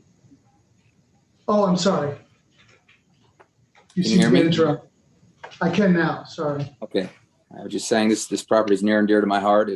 I'm from Old Henderson. And it has been closed for over a year, as noted. I'm glad that you're picking it up. Your background is interesting. You started in real estate, I understand, and you've now moved into gaming. You own the Railroad Pass, and now you're expanding your gaming footprint with the former Eldorado, renamed the Pass. So tell us, downtown Henderson, Water Street in particular, is a unique space. There's now an arena on Water Street, and you've entered an agreement with the city of Henderson, I understand, to are you going to be leasing parking spaces for the arena? Is that what you're doing? There's no formal agreement. There probably will be. It's if the city needs the parking, we will work out an arrangement. It's one of the reasons that I purchased the property. Mm-hmm. Okay. And so you mentioned the number of, you're moving one to live, you're gonna have tables on the floor, and you're nearly doubling the number of machines. Yes, sir. And so where is the population base that you're going to be drawing from? Where do you expect them to come from? What do you anticipate? Yeah, we do a lot. We'll do a lot of cross marketing with the Railroad Pass. As you were probably aware, the Railroad Pass garnishes a majority of their customers, our customers, I should say, from Boulder City and the truck stop that I built there. It's right on the I-11. With the pass at Water Street, we're expecting to garnish most of our customers from the Henderson area, downtown Henderson, the new Cadence community, which has a direct drive right now, right to Water Street in downtown Henderson, and even Western Henderson. It's the improvements we've done make it contemporary, and we expect to have maybe a little bit younger crowd than what was there under Boyd. And with the sports book and the bar opening up and the 2 restaurants instead of 1, we also have the venue. We're building entertainment venue where the bingo room was. So expect a little bit younger crowd. The hockey arenas across the street will be a prime source of business for us, I think, at least the parents who bring their teenagers or younger to the tournaments. They haven't started yet, but it's an impressive facility and a large public investment was made in that. So those are the combinations of factors that would probably make our property appealable to the most customers. Okay. Well, thank you, Mr. DeSimone. I don't have any further questions. I'll turn it over to my colleagues for questions. Member Johnson, Casaros. Thank you, Chair Gibson. I didn't have any questions either. I'm not familiar with exactly where the location is. I know where the railroad passes. I've passed by it numerous times, so I look forward to going to your new property here soon. I'm excited for you. I don't see any concerns with this. Obviously, it's going to be great for the area and great for patrons to have a new sort of rebirth property here. So good luck to you, and you've got my support. Thank you, sir. Thank you. Member Johnson. Thank you. I did not have any questions. Enjoyed the presentation here this morning. Looks like a lot of great potential for you and a good opportunity to seize upon. So I'm certainly wishing you well, that this produces the outcomes that you anticipate and deserve. So all the best to you going forward. Thank you. Thank you, Member Johnson. Okay, Mr. DeSimone and Ms. Vermaes, are you familiar with the conditions that are being suggested here? Chair Gibson, thank you for asking. We actually only received the conditions this morning, and we are fine with the surveillance condition, would have expected that it's a standard condition. With regard to the proposed key employee condition, however, we would ask that you consider modifying that condition consistent with the key employee condition that's currently on the railroad pass. These two properties are fairly small. They're about 7 minutes apart. And Mr. DeSimone has divested of a lot of his other real estate assets and is really focusing on these two properties. He has an office at each establishment. And so we would ask that you consider a key employee condition that similar to what's on the railroad pass license, to the effect that should he as an equity owner no longer oversee the location, then at that time we would file a key employee application. Okay. What is, so the key employee application is it's a standard condition. I think purpose is to ensure that there's someone with gaming experience that's on property. Mr. DeSimone, do you feel like you have sufficient background to be able to oversee the property yourself? Yes. Yes, as Mr. May said, the properties are 7 miles apart. We're going to use a lot of the same management from department to department between the two properties. They're very similar. The railroad pass will be 90 years old this year, and the pass, the subject property, will be 60. We have a lot of the same systems. We have a lot of the same people managing. We're able to move since it's got the same ownership. We were able to move personnel from one to the other. So they're going to go hand in hand. I do have offices at both locations, and I feel very confident that with the time I have and the efficiency of my time, I'll be able to do that. Member Johnson, let me ask your opinion. What are your thoughts on the standard condition? I would be inclined to support it. I don't think it's unreasonable, and I think given the operator here and the proximity between the two locations, it would not strike me as unreasonable. Okay. Thank you, Member Johnson. Okay. All right. Member Johnson, you're inclined to support the condition. Is that what you're saying? Or the yes, the request for modification. The request for modification. Okay. Yes. Okay. Okay. So, Member Katsaros, are you familiar with the wording of the condition on the? I'm not, so I don't have language here because I don't have the railroad pass condition in front of me. I'd be supportive of that as well. We've got precedent there. So I just need to ensure I craft the proper memo. I'm looking at Chief Labadie at the moment. I think he just unmuted. Thank you. Pull it up. Yeah, I think Secretary Bell may have the exact language, but if you say something to the effect of, if an equity owner is no longer functioning as a key employee, then go on, a key employee application must be filed within 60 days, something like that. I'm sorry, if an equity owner is no longer functioning as a key employee, then an application must be filed. Okay. Okay. I will entertain that motion. Okay, Chair Gibson, I move to recommend approval of non-restricted item number 4 as read into the record by Secretary Bell, condition that the surveillance system must be inspected and approved by the Gaming Control Board Enforcement Division within 60 days of issuance of the state gaming license and thereafter be maintained at or above the condition that is approved. And that if an equity owner is no longer serving in a key employee capacity, then a key employee application shall be filed within 60 days of any change of that person occupying the equity owner and or key employee position. Is that sufficient? That works. Sorry, Chief Labadie, did that capture the essence of the motion? Yes, yeah, that'll work. Okay, all right, wonderful. Thank you very much. Madam Chair, Madam Secretary. Member Johnson? Aye. Member Katsaros? Aye. Chair Gibson? Aye. Thank you very much. Thank you, Mr. Thank you DeSimone. very much. Thank you. Vermees. Chairman. Thank you. Good luck. Thank you. Okay. With that, Madam Secretary, let's let them, it looks like they're already out. Let's move on to the next item. Please read it into the record. Next item is non-restricted number 5, which are the applications of Stephen Edward Schutte for licensure as a key employee of Coast Hotels and Casinos, Inc., California Hotel and Casino doing business as Sam's Town Hotel and Gambling Hall, El Dorado, Inc., and Aliante Gaming, LLC, as noted on the agenda. Okay. Welcome, and please state your names for the record.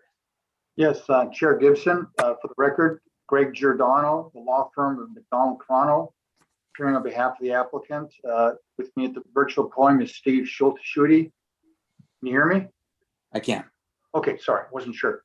So Chair Gibson, Member Johnson, Member Katsaros, Madam Secretary, again, Greg Giordano, McDonald Toronto, appearing with Steve Schutte, the applicant here.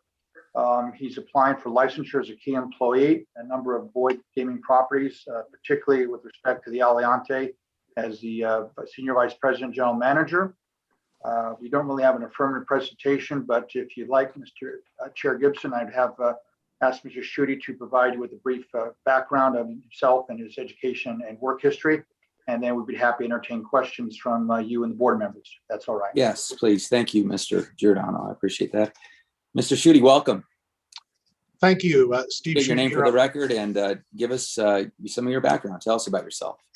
Sure. My name is Steve Schutte. I'm Senior Vice President of Operations for Boyd Gaming.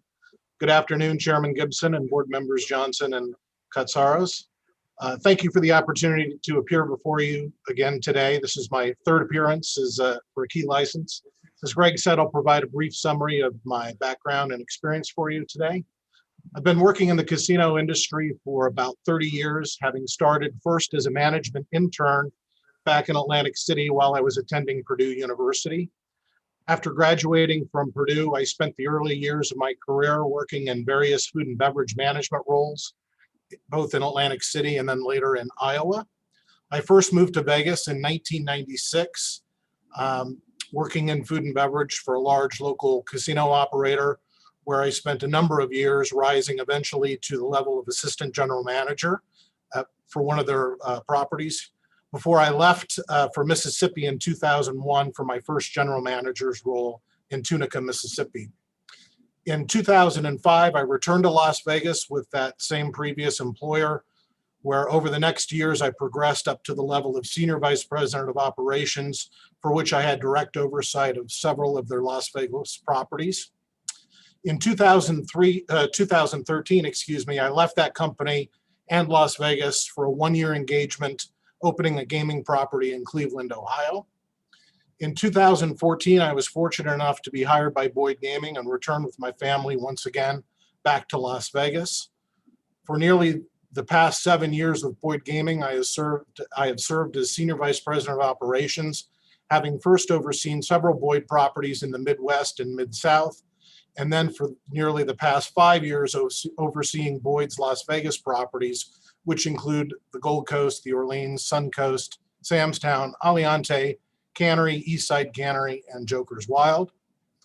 In July of 2020, the general manager here at Aliante announced her retirement, and I have since assumed that role, as well as having direct oversight of Aliante, while simultaneously maintaining my role as Senior Vice President of Operations for the Las Vegas locals region for Boyd Gaming. I'm fortunate to work with a very strong leadership team here at Aliante and a group of exceptionally talented general managers at each of Boyd's Las Vegas properties, which allows me the flexibility to fulfill both roles simultaneously. That summarizes my background and experience, and I'm happy to answer any questions that the board members may have for me. Thank you, Mr. Schutte. I don't mean to fly spec something as old as your college education, but so you worked in New Jersey and you were attending. It must not be Purdue University in Indiana. It was Purdue University in Indiana. In Indiana? Yes. Okay. That's where I'm from. Okay. All right. So I'm in New Jersey, Indiana. So summers, is that what you're doing? No, I did a 6-month internship. I worked at the Sands Hotel and Casino, and they had a pretty robust internship program at the time, and they came to Purdue to do recruiting. And I went to the presentation they did, interviewed, and got the opportunity to go back and spend 6 months in Atlantic City. Okay, wonderful. Thank you for that. I don't have a very clean background. I don't have any additional questions. I'll turn it over to my colleagues for questions. I didn't have any questions either. Good to see you again, Mr. Schutte. Was here when you came through the last time a couple of years ago. So looks like things continue to go well for you. I was just interested in perhaps a property update. I know you've got about 7 or so in your portfolio of responsibilities. Just perhaps a bit of an update on some of those properties that you oversee on a day-to-day basis. Sure, we're continuing to operate under the current state of conditions with reduced capacities and dealing with the COVID-19 pandemic, but things are going very well for the company. We continue to operate the properties that we've chosen to reopen, and they're doing well despite the difficult operating environment. And we're looking for business to continue to grow as the pandemic eases and restrictions get reduced and things get back to a more normal way. Which properties are still to reopen? So in our Las Vegas local section, everything's reopened with the exception of Eastside Cannery. And then in our downtown division, Main Street Station remains closed at this point. All right. You don't supervise Main Street Station, do you? I do not, no. You do not? No, Yeah. I do not oversee any of the 3 downtown properties, just the Las Vegas locals properties. But Main Street is still closed, and then Eastside County is still closed as well? Yes, sir. Okay, all right, thank you. I didn't have any questions here, Gibson. Background came back very clean. Thank you, Mr. Schutte. Thank you, and I'd also like to thank Agent Bridges, for all of her effort throughout the licensing process. And for the record, I'd just like to thank your company. You've done a fine job in complying with the closed event planning process and with the LGP, the large gathering plan application and approval process. Michelle Rasmussen in particular has been outstanding. So my thanks to your company for complying. Thank you. It's been very helpful. Thank you. Okay, with that, I'm ready to hear a motion. I move to recommend approval of non-restricted item number 5 as read into the record by Secretary Bell. Madam Secretary. Member Johnson. Aye. Member Katsaros. Aye. Chair Gibson. Aye. Thank you very much. Thank you for appearing, Mr. Schutte. Thank you, Mr. Chair. Thank you very much. Thank you very much. Take care. Take care. Okay. With that, Madam Secretary, let's move on to non-restricted number 6. Non-restricted number 6 are the applications of Caroline Margaret Jacobs, Hannah Rose Jacobs, and Renee Elizabeth Jacobs for a finding of suitability as a beneficiary of the Jacobs Family Economic Trust, the Jeffrey P. Jacobs 2012 Irrevocable Trust, and the Jacobs Family Control Trust. Welcome. Welcome, and please state your names for the record. Hannah Rose Jacobs. Caroline Margaret Jacobs. Good afternoon. And is there anyone else? Is there anyone here representing Mr. Araj? Yes, Mr. Chairman. Mr. Chairman. Welcome, Mr. Araj. Thank you, sir. Good. I guess it's afternoon now. It is afternoon. There's no question. So, good afternoon, Mr. Chairman, members of the board, Madam Secretary. My name is David Araj from the firm of Brownstein Hyatt Farber Schreck on behalf of the applicants. Also with us today is Stan Gorham, who is outside general counsel to Jacobs Entertainment. He's also the trustee of the 3 family trusts listed on the agenda. And the 3 applicants before you are the children of Jeff Jacobs and they are beneficiaries of the 3 trusts listed on the agenda. That is their only status that requires the filing of an application with the board and the commission. They do not have any involvement with the operations of the properties controlled by Jacobs Entertainment in Nevada, and they have no involvement in any other business operations of Jacobs Entertainment. I just wanted to state for the record because they won't be able to answer questions on that. So with that, Mr. Chairman, we don't have an affirmative presentation. The 3 young ladies are on the line here in case you or the board members have any questions. Thank you very much, Mr. Raj. Well, welcome, Jacobs family. I don't have any questions for you. Just want to congratulate you on your continued efforts at college education. I know that you're both working toward that. I would turn it over to my colleagues for questions. Sure, I'll kick off. Chair Gibson, thank you. So I have it straight. Is it Caroline, Hannah, and Renee? Yes. Okay, well, thank you for being here today. I think you guys understand why you're here. There was certainly nothing troubling or problematic in your backgrounds.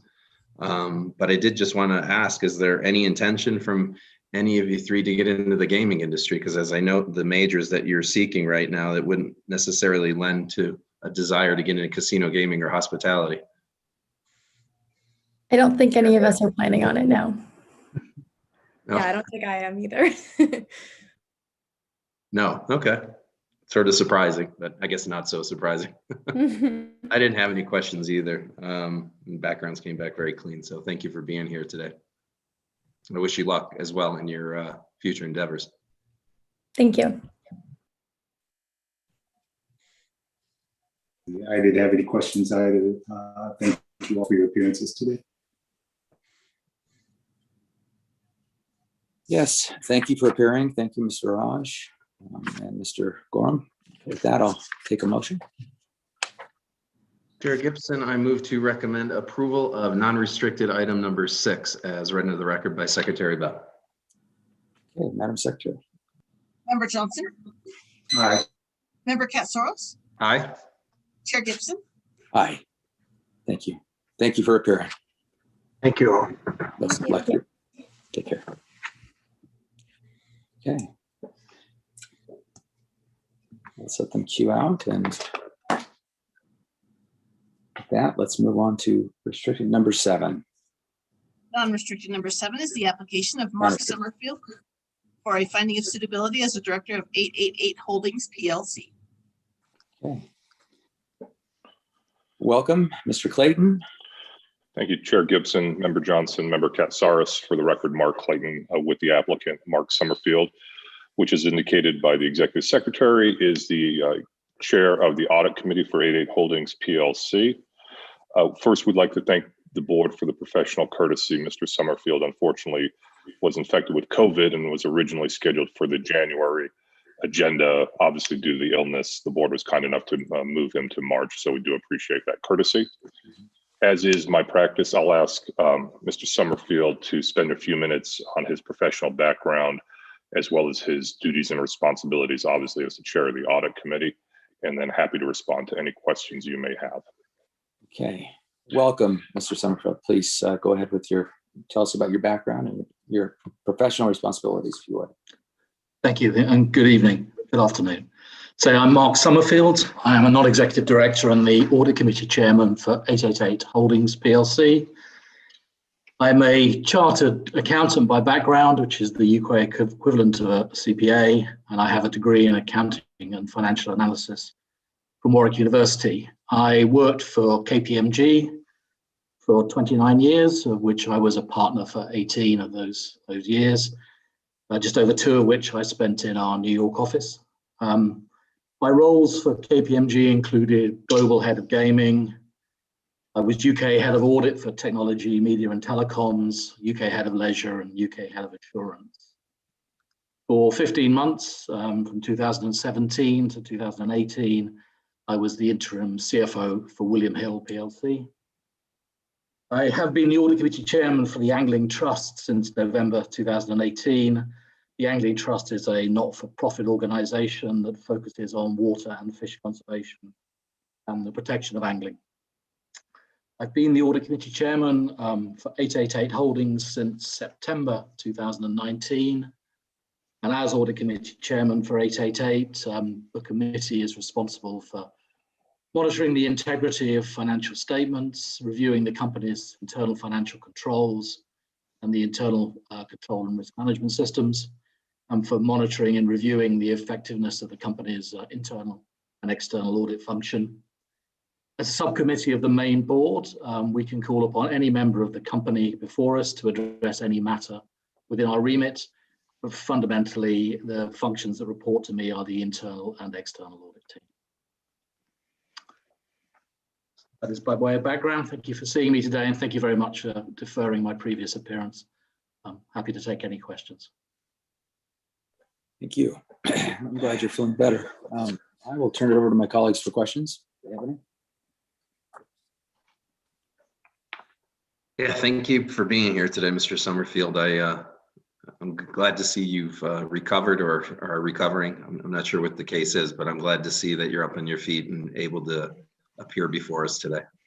I'm fine, thank you very much. It was the least that we could do. I think actually that Chair Gibson could do to delay it. I didn't have any concerns from a background perspective.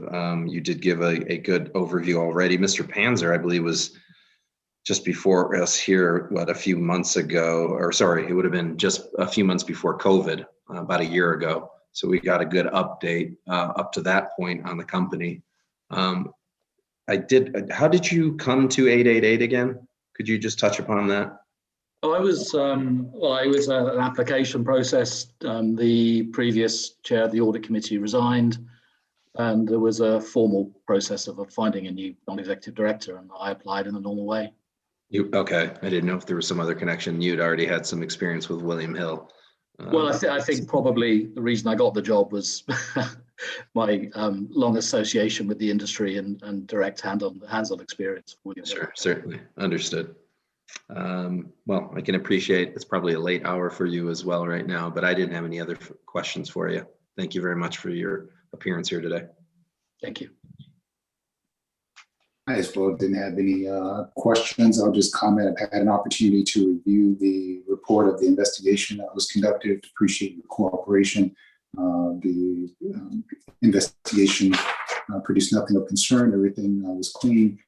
And it appears just in reviewing your record and your background that you are certainly qualified to handle and assume the responsibilities at hand with regards to the committees that you serve on. So thank you again for your appearances, and certainly wish you the best going forward. Thank you very much. Thank you, Chair Gibson. And if there's no other questions, I just would like to note for the record in my introductory remarks, I did not indicate that Laurent Barak, who's the head of their gaming practice group at the law firm of Herzog Fox in Tel Aviv, and acts as the outside general counsel. The firm acts as the outside general counsel for 888 Holdings, is also with us and assisted Mr. Summerfield in this process. Welcome, Mr. Brock. Thank you very much, Chairman. Okay. Yes, your background was very clean, Mr. Summerfield, and you are definitely qualified. So with that, I'll take a motion. Chair Gibson, I move to recommend approval of non-restricted item number 7 as read into the record by Secretary Bell. Okay, Madam Secretary. Member Johnson. Aye. Member Katsoros. Aye. Chair Gibson. Aye. Thank you very much. Thank you for appearing, Mr. Summerfield. Thank you. All the best. Thank you. Okay, non-restricted number 9. Would you like number 8? Yeah, number 8. Yeah. Non-restricted number 8 are the applications of LM Rain LLC doing business as Molly's Casino for a non-restricted gaming license, and Richard Michael Gonzalez, Randy Craig Miller, and Randy Wade Miller for licensure as member and manager.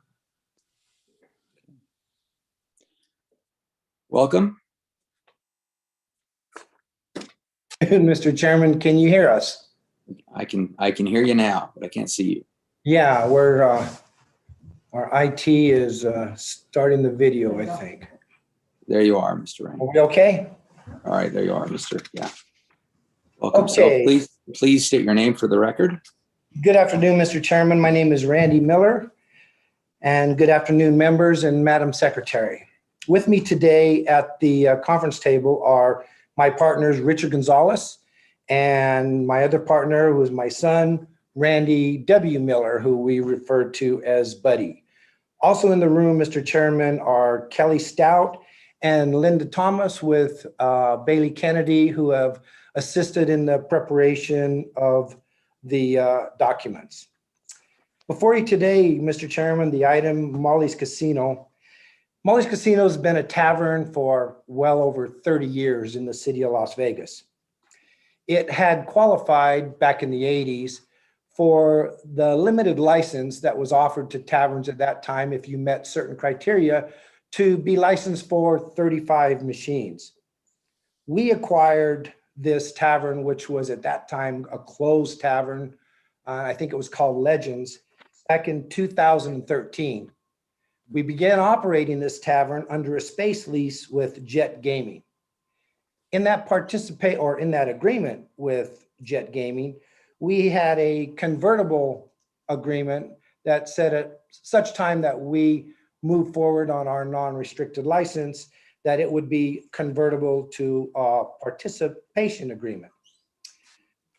As you know, over the years, and especially last year, the machine counts have changed for economic, for COVID, for many reasons. So we right now have 30 machines on premises. And our plan is, Mr. Chairman, to use the maximum allowed under our entitlements and licenses for 35 machines. Our intention is to add, if we can do that safely, socially distance, and operate the machines in that manner. To give you a brief summary of our background, Mr. Chairman, I have been in Las Vegas since 1961. Went to school here. I was in the police academy, the Metro Police Academy in 1972, where I met my partner, Richard Gonzalez. We've been partners and best friends ever since.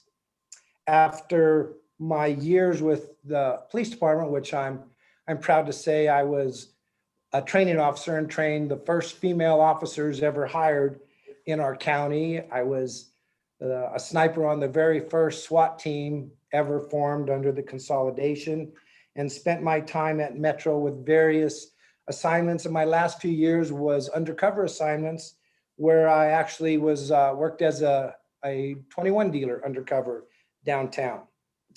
After leaving that in gaming control, I had some opportunities to get out into the industry. I became chief security and surveillance internal control of the Royal Americana Hotel and Casino, which was operated by a public company called Horn and Hardart.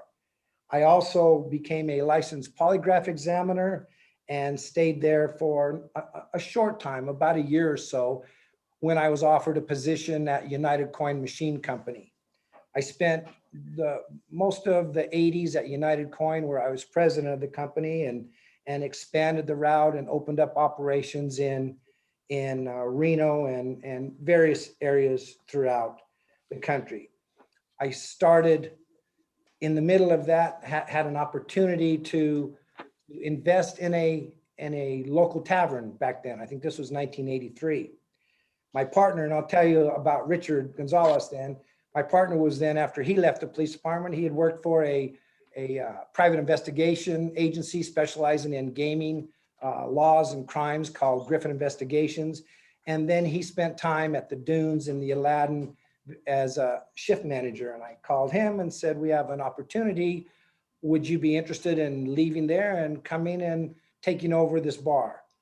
I'm proud to say, Mr. Chairman, that that's the first bar we ever did in 1983, and we still own and operate that bar called Chubby's Pub. So from that point forward, and prior to investing in the bars United Coin, I went to the board of directors. We were a public company, and asked what their opinion was on me investing in that, and they had no problem with that as long as United Coin was the operator and that we had management. So from that point forward, we started acquiring more bars and casinos, and over the years, Mr. Chairman, I think I've been licensed 2 or 3 dozen times, non-restricted and restricted in Clark County. In addition to that, we went down to Louisiana when they first opened up video poker gaming, and we built 6 video poker truck stop casinos back in the 90s. We also developed and operated 2 of the casinos in Mesquite, the Virgin River and the Eureka, back in those times. Since then, we still continue to own and operate 15 gaming establishments in Clark County, 12 of which are restricted and 3 are non-restricted. Mr. Gonzalez, after leaving the police department, went on, like I said, to those areas. He came to Las Vegas in, I believe it was in 1968, on a baseball scholarship for UNLV. And we met in the police academy. After that, Mr. Gonzalez and I stayed best friends and have been business partners now since 1983. We still currently own and operate the non-restricteds of the Longhorn Casino, the Bighorn Casino, and Molly's Casino as actually the landlord for Jed at that time. My son, Buddy, went to UNR and then came back and became a police officer himself.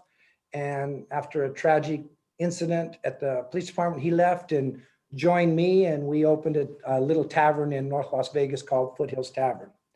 He has stayed in that capacity and been part of our expansion into the Molly's brand, and he now is currently licensed for, I believe it's 11 locations.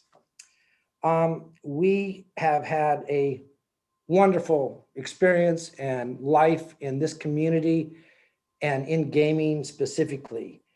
And this location, we're excited to, this is the last location that we actually haven't held our own license. And it was just for expediency, the reason that we ended up going with Jet Gaming originally on a space lease. So with that, Mr. Chairman, I want to say we'd be happy to answer any questions you might have of any of us. And in addition to that, I would really like to commend your staff for doing an outstanding, professional, thorough job in this investigation. I was surprised to be reminded that I haven't submitted myself for a non-restricted license since 1992, even though currently, like I said, we still have operated our non-restricted locations for over 30 years, and we're under review, it seems like constantly, with 3 locations with interim audits and 3-year audits. So with that, Mr. Chairman, I'd be happy to answer any questions you may have about this application. Thank you, Mr. Miller. I appreciate that from an affirmative presentation. Is Mr. Gonzalez there with you? Yes, he is. And there with you? Yes, he is. I'll turn the. I just wanted to give them an opportunity to speak. See if I can get you. There we go. Okay. Mr. Gonzalez, welcome. Thank you. Our pleasure. Is there anything that you would like to add? No, I think we talked over this over, and everything he said is pretty much what we all agree on. Okay. It's been a pleasure, though, working in this business and this state. Wonderful. Well, I appreciate your service and your partner service at LVMPD. And I heard him mention, he mentioned that he was there, I think, at the time of consolidation, which is an amazing fact. That's there are few people even realize there was a deconsolidated department. Yeah, in 1972 was the sheriff's department where Randy and I went on. In 73, I think we merged to Metro. Right. That's amazing. And welcome. We had 3-digit P numbers. Yeah. Welcome, Mr. Miller, buddy. Is there anything you'd like to add? No, I think that says it all. I just happy to be a part of your guys' business. So just let me know whatever you need. Okay. I will turn it over to my colleagues for questions. How many machines did you say you were going to have at this location? Excuse me, sir. How many machines did you say you were going to have at this location? We currently operate 30, and we intend to go to the allotted 35 machines. That's the max allotted from our entitlement under that special license the city granted back in the 80s to 35 machines. Okay. And then how many other non-restricted locations did you say you had? We own and operate the Longhorn Hotel and Casino on Boulder Highway, and we own and operate the Bighorn Casino in North Las Vegas and East Lake Mead and Belmont. Okay. Currently. I don't have any other questions. It's good to see the continued success of this partnership, and it's particularly good to see homegrown talent like this. You all have been in the community, fellow running rebels, and you have done well for yourselves and the community. So very good to see you continue to be operators in the gaming space here in Nevada, and look forward to seeing continued things from you all. Thanks. Thank you, Member Johnson. It has been a wonderful experience for us. As you said, being homegrown, we tried our part in other jurisdictions, and there's no place like home. Well, you're a great ambassador for your company. Thank you. It was heartening to read that you guys have had this close friendship for so long. They always say, don't get in business with your friends, but as you've shown, it can work out beautifully. So you did say you've got three non-restricted casinos? Yes, even though this is the third one, it's been a non-restricted since 2013. So yes, with the Longhorn, Bighorn, and Molly's Casino. Yes. And then the other restricteds, did you say you had 12? 13. 13. Yes, sir. Are they all branded Molly's? No, 8 of them are Molly's, including this one. There is our original Chubby's Pub, our 1983 tavern, and Buddy has Miller's Tavern, which is the clubhouse of the Palm Valley Golf Course. And Buddy and Richard are partners at a tavern called the Stonehouse on East Craig Road by I-15 in North Las Vegas. And what's that? Oh yeah, and our Buddy and my original Foothills Tavern, and I'm also the landlord with another partner of the Aces and Ales on Nellis Boulevard. Okay. Is there a Miller's over there at Town Center or is it Town Square in the south end of town? Is that not yours? Yeah, they stole our name. That's Miller's Outpost or Outhouse, but no, that's not ours. That's not you. Okay. I won't give them airtime on your time. Thank you. And so all we're doing basically here then is getting a license for this property so you can then share in revenue there. It's with Jet Gaming. Louisiana, you mentioned that. Do you still have properties there? It seems a couple dozen. No, sir. We have no locations in Louisiana. Richard stayed on after we sold to our Louisiana partner, who was also a Metro police officer, but was raised in Louisiana, and he's the one that got us to Louisiana. Richard stayed on with the family for several years and just recently liquidated his last holding in Louisiana. Okay, understood. Yeah, I think maybe I just made a note incorrectly. I just wanted to ask about that. Those you mentioned they were poker locations, right? Yeah, straight video poker, truck stop. You have to have certain criteria: 5 acres, 150,000 gallons of fuel, blah blah blah. Are all those centrally linked to a state system, or they? Yes, sir. They are. Okay. Yes, sir. I love our state, and we are the gold standard in gaming. But I'll tell you, Louisiana had one up on us because early on in 1992, all their machines were linked to the state capitol on a mainframe, and they really don't care much about audit. They read the meters, and if you don't have your taxes in the bank 2 times a month, your machines get turned off. And I said back then, I go, man, oh man, wouldn't that be nice in Nevada and give us a 10-year sunset to do that with the state? But they were ahead of us there, and they were also ahead of us, and they had ticket out machines back in the 90s. And it took us some time to get there in Nevada. But as far as if you don't mind, I'll tell you a quick story about being licensed in Louisiana. Please. The Louisiana enforcement were state police officers that one day they were writing tickets, and the next day they said, "You're now a gaming agent."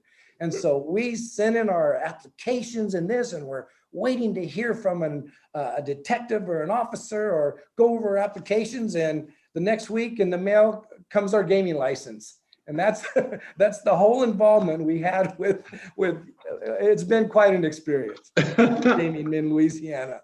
No, I appreciate that. Then I just wanted to confirm that, because a lot of the VLT location or VLT states also have those centrally linked. And I thought Louisiana was ahead of the curve on that. I mean, I think at one point there was 30,000 plus machines, but I couldn't recall if it was one central location one central server, or if they were independent sort of. Yeah, I believe it's central at Baton Rouge. And if you don't follow the rules and pay your taxes, your machines are off service, offline. Okay. And it's twice a month, huh? Yes, sir. Twice a month. Okay. Thank you for that. As far as my notes go, I don't believe I had any other questions here. So thank you. Thank you, sir. Thank you very much, Mr. Miller and Mr. Gonzalez. Appreciate the presentation. Very good. And thank you for your service again. With that, if there are no additional questions, I'll take a motion. We do have a few conditions here. Just wanted to read those into. Yeah. Sure. Okay. Are you familiar with those, Mr.? No, sir. This is the first I've heard of conditions. Okay. Okay. So there's 4 conditions here. I would call them all rather standard. Okay. Okay. Would you like to hear them first before I make a motion, or are you fine? Sure. That'd be great in case we need to. Sure. We'd like to discuss. So the first one simply states that the locations can only have slot machines. So it's restricted to slots only, which you know. The number here, thank you for this. The number right now is limited to 30 as per this condition. Okay. So you just mentioned you're going to 35. Yes, sir. I'd respectfully request that number stays within what the entitlement was for that type of non-restricted license, which is 35. Okay.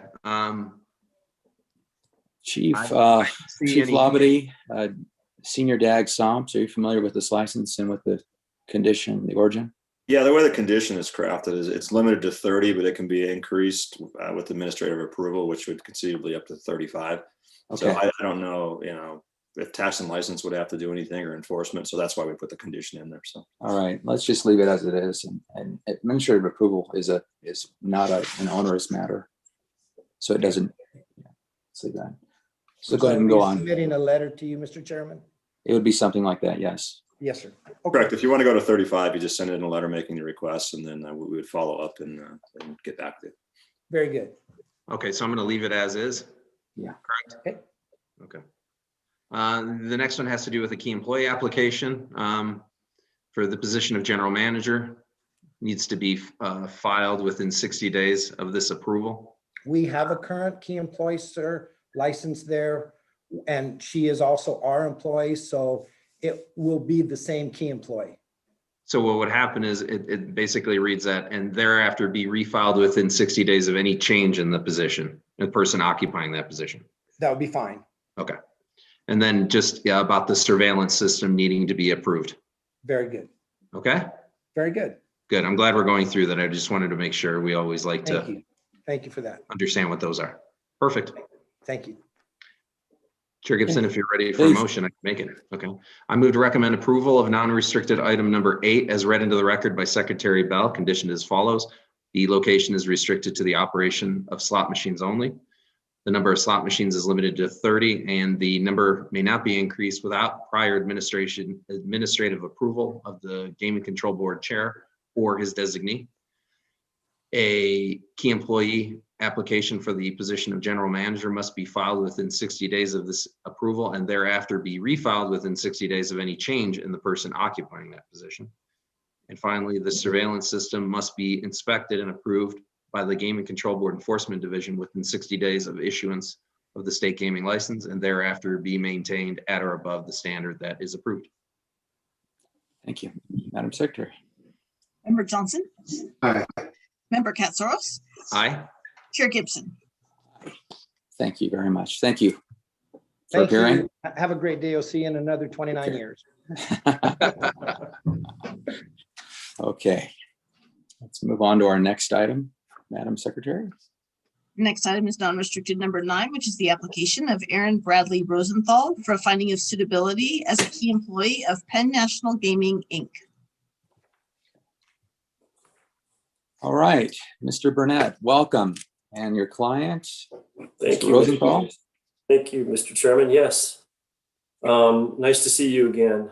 My name is A.G. Burnett with the law firm of McDonald Carano, representing Penn National Gaming and Mr. Aaron Bradley Rosenthal in front of you today. As usual, Mr. Rosenthal is prepared to give you an affirmative presentation regarding his background and history with the company. Wonderful. Mr. Rosenthal, I can't see you or hear you. Go ahead and switch it on. And how's that? Wonderful. Well, thank you. My name is Aaron Rosenthal. I'm the Senior Vice President of Regional Operations for Penn National Gaming. And Mr. Chairman, board members, Madam Secretary, I appreciate your consideration today. I first moved to Las Vegas in 1987. My father was in the Air Force and was stationed at Nellis Air Force Base. I graduated from Valley High School in 1992 and UNLV in 1997 with a bachelor's degree in finance. I then joined Mirage Resorts in 1997 as a part of the Management Associate Program.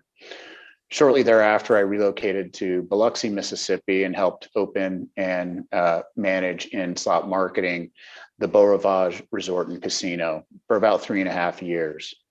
I then returned to Las Vegas in 2001, where I helped what had then become MGM Resorts launch their universal player card system. And I then served as Vice President of Slot Operations and Marketing at Treasure Island, and then subsequently at the Mirage until 2009, when I left that company and joined Penn National Gaming. My first assignment with Penn National Gaming was as Vice President of Marketing at their Charlestown, West Virginia property. Then I moved to Kansas City to open Hollywood Casino at Kansas Speedway in Kansas City, Kansas, as the Assistant General Manager, again with Penn National Gaming. At that point, I took a 1-year hiatus in 2013 and returned to Las Vegas to care for my ill father.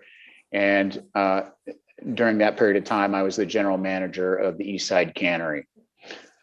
After a year, I was fortunate enough to be able to return to Penn National Gaming as general manager of their Argosy Casino in Riverside, Missouri. And I was there until 2014, when I returned to Las Vegas as general manager of the Tropicana Las Vegas. And over that period of time, while in Kansas City and then returning to Las Vegas, I earned my master's of business administration from Washington University in St. Louis. And just over a year ago, I was promoted to my current role, which is Senior Vice President of Regional Operations for Penn National Gaming, overseeing the Western region, which includes casinos in Kansas City, the Argosy Casino Riverside, Hollywood Casino at Kansas Speedway, Ameristar Casino in Council Bluffs, Iowa, as well as a casino in Hobbs, New Mexico, and in Nevada, Cactus Pete's and Jackpot, the Tropicana in Las Vegas, and the M Resort in Henderson. I volunteer my time as a member of the Dean's Global Advisory Board for the UNLV College of Hospitality, and in the past have been actively involved in various charities and nonprofits in the areas where I've lived during my career. And in closing, I'd like to acknowledge the work of Agent Mullitz and the investigator assigned to my application, who is both professional and very helpful throughout this process. And I appreciate your consideration and happy to take any questions you may have today. Thank you very much for that affirmative presentation. Your background is very clean. Thank you for your service to UNLV. I know that Mr. Burnett has a tie connection there, so appreciate that. I have no additional questions. I'll leave it to Member Katsaros and Member Johnson to ask additional questions. Just on your duties, so you say again, it's 8 properties that you oversee across 1, 2, 3, 4, 5 states? 7 properties. 7. And yep. Okay, across. You spread a little thin, or you getting any sleep? I get plenty of sleep. I can tell you the Zoom Teams meetings have been a blessing from a time management perspective. We're able to manage a lot remotely, as many have had to during the pandemic, but I'm still able to get out to the properties as needed and back to headquarters in Pennsylvania as needed. So I find myself being able to manage the time just fine. Okay. Yeah, I didn't have any questions on your background, no areas of concern. So I'm happy to support your application today. Thank you. Thank you. All right, good afternoon. I just wanted to clarify the properties that are within your portfolio of responsibilities, Mr. Rosenthal. Could you just confirm those for us, please, which 7 properties there are? In Nevada, starting with Nevada, Cactus Pete's in Jackpot, the Tropicana in Las Vegas, and M Resort in Henderson. And then I have Zia Park in Hobbs, New Mexico. I have Ameristar Casino in Council Bluffs, Iowa. I have Hollywood Casino at Kansas Speedway in Kansas City, Kansas. And I have the Argosy Casino in Riverside, Missouri. Both of those in the Kansas City market. All right, so you do not have the Horseshoe Hotel and Casino in Jackpot? Sorry, I do. We consider Horseshoe Cactus Pete's is one operation together, Okay. yes. All right, and then just a bit of a status update on how things are going at the locations out in Jackpot, as well as the 2 in the Las Vegas area. Jackpot's doing really well, despite the restrictions that are in place that we make it a point to follow very closely. The market for us has been strong since reopening. M Resort has done very well as well. Tropicana, I think, is on par with what you see on the Strip and the struggles on the Strip with bringing back meeting and convention business. That's really going to be the driver for the bounce back there. I will say, though, that recently forward room bookings have shown an upward tick. That's relative given where we've been. We're nowhere near where things used to be, but the direction gives us hope. It's optimistic for us. So we're holding our own in the properties in Nevada, and generally throughout the country, we've seen pretty good business in the regional operations. I would think the M Resort is probably poised in the future for some positive developments as well, right? There's a lot of development going on around that property. Seems like that West Henderson corridor is increasing in commercial activity as well as residential activity on top of the Raiders partnership you have. Yeah, you're absolutely right. The rooftops are going up fast and furious in that market. And the M Resort is the official hotel sponsor partner for the Raiders. And so we have several elements of that partnership. One of them is that the property is about to open the Raiders Tavern and Grill, the only one of its kind. And then ultimately, we've got a master plan at the M to continue to evolve the property in coordination with the growth that we expect in that market. Okay. All right. Well, thank you for that update. And also with regards to your presentation, I think you did a commendable job of laying out your record of experiences and qualifications for the finding you seek today. I think you certainly met your burden in showing your capacity to obtain the approval that you have sought. So I wish you the best going forward, and again, appreciate your presentation and appearance. Thank you very much. Okay, thank you very much for that presentation discussion. So with that, I'll take a motion. Mayor Gibson, I move to recommend approval of non-restricted item number 9 as read into the record by Secretary Bell. Okay, Madam Secretary. Member Johnson. Aye. Member Katsaros. Aye. Chair Gibson. Aye. Thank you very much. Thank you. And thanks to Agent Jason Mollitz as well. He was a pleasure to work with. He was. Thank you. Thank you very much. Take care. Okay, Madam Secretary. Let's go on to our next item. Non-restricted number 10 is the application of Eric Paul Fiaco, for a finding of suitability as a key employee of Affinity Gaming. Welcome. As soon as I can see them. All right, Ms. Barnett, welcome. Mr. Fiocco, welcome. Good afternoon, Chair Gibson, Member Katsaros, Member Johnson. For the record, Aaron Barnett, General Counsel with Affinity Gaming, here today with Eric Fiocco and his application for a finding of suitability with Affinity Gaming. I believe you can see Mr. Fiocco currently, and he's here to tell you a bit about himself and answer any questions that you might have. Wonderful. Welcome, Mr. Fiocco. Thank you very much. I first want to thank Chairperson Gibson and the board members for your consideration today.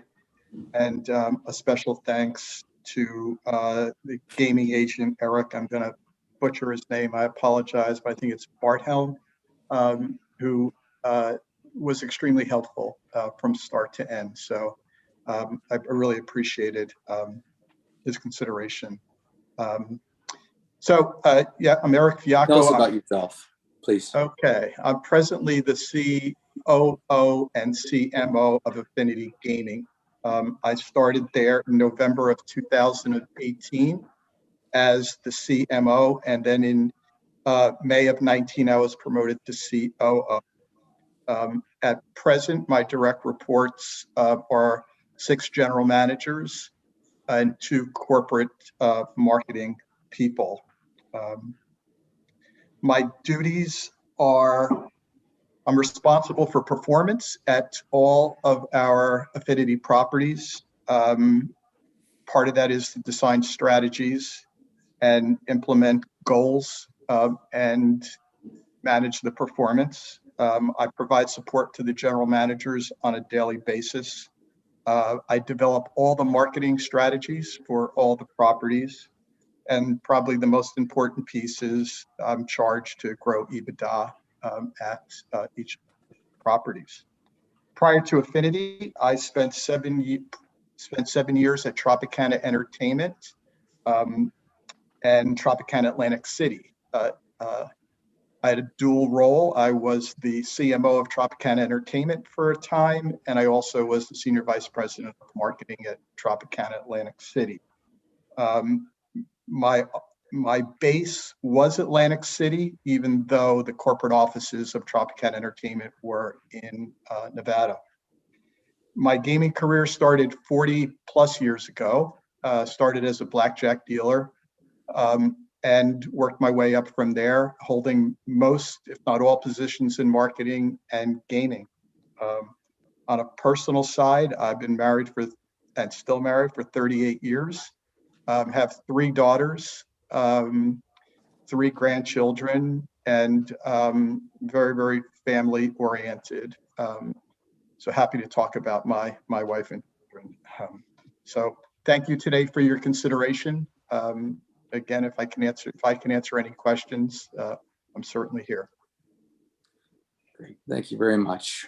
I will turn it over to my colleagues for questions. Good afternoon, Mr. Fiocco. Good afternoon. Did I pronounce that right? Close enough, but Fiocco is the pronunciation. Fiocco, okay. No one ever says it right. So. No, well, I feel your pain. It's a long history here. I note again, you're had spent some time at resorts. There's another applicant here that was before us here earlier. It seems like a lot of roads lead through that since that property's been there, since the, was it with the first one in Atlantic City? 78, it was the first. I didn't start there. I started actually as a blackjack dealer at Caesars in 79, and then went right to Golden Nugget with Steve Wynn in 80. And that's kind of where my career got jump-started at Golden Nugget. So Resort 78, and then Caesars opened shortly thereafter, and you said it's in 79. 79, yeah. Wow. But you're right. All roads kind of lead through resorts. Wow. I mean, it's just a long history. Yeah. And starting as a dealer too. That's well done. Great to see your growth in the industry. We're talking 41 years, et cetera, or right around there, right? Yeah, I'm an old timer. I didn't have any questions on your background, and I think we had Mr. Scrivens before us here just a few months back. So we That's got an right. update on the properties and where things stand in terms of the operations. So I appreciate your opening. Is there anything else you wish to share, perhaps in terms of the operations that might be interesting that we aren't aware of since the last update that we received a few months ago? Yeah, well, you know, the Midwest properties, we have one in Iowa, two in Missouri, and all three are doing outstanding. As you're aware, regional casinos are really doing well at this time. And they're very resilient. You know, in the last few years, we've had floods and weather, but they seem to just be resilient and pull out of it. So even through the pandemic, great results. The Prim property in Nevada, doing extremely well. I don't want to say that that's a big surprise, but with California and everything that's going on, that was a little bit of surprise how well we're doing. And Silver Sevens, which you're aware of, the gaming operation is doing well. Our hotel obviously is lagging behind, and that's a big revenue producer for us. In prior year, pre-pandemic, for the entire year, we're at 98% occupancy and 90% is cash. So when that goes away, that's a pretty big deal. So, but the gentleman who spoke before me had mentioned that it's getting better. The last 3 weeks, occupancy has improved.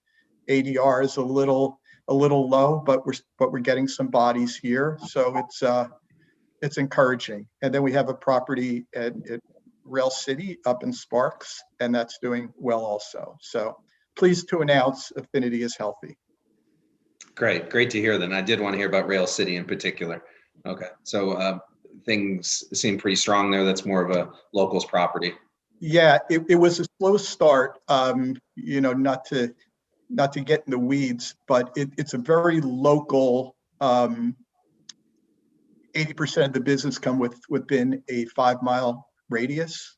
So it's a 5-mile radius. 80%, did you say? 80%. Yeah, and it's a, you know, the fact is it's a lower worth type customer, and they've been affected by the pandemic more than some of the other folks. So they've stayed out, but over the last 2 months with some marketing changes and some different things that we're doing, it's very pleased to announce that in January and February, both months have exceeded budget for 2021. So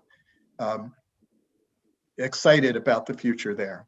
There's a lot of real estate getting built around that area too. Yeah, so that's right. As the lights turn back on in the industry and in the state, you might see an uptick from that as well. I agree with that. Well, thank you again. Appreciate you being here today. You're very welcome.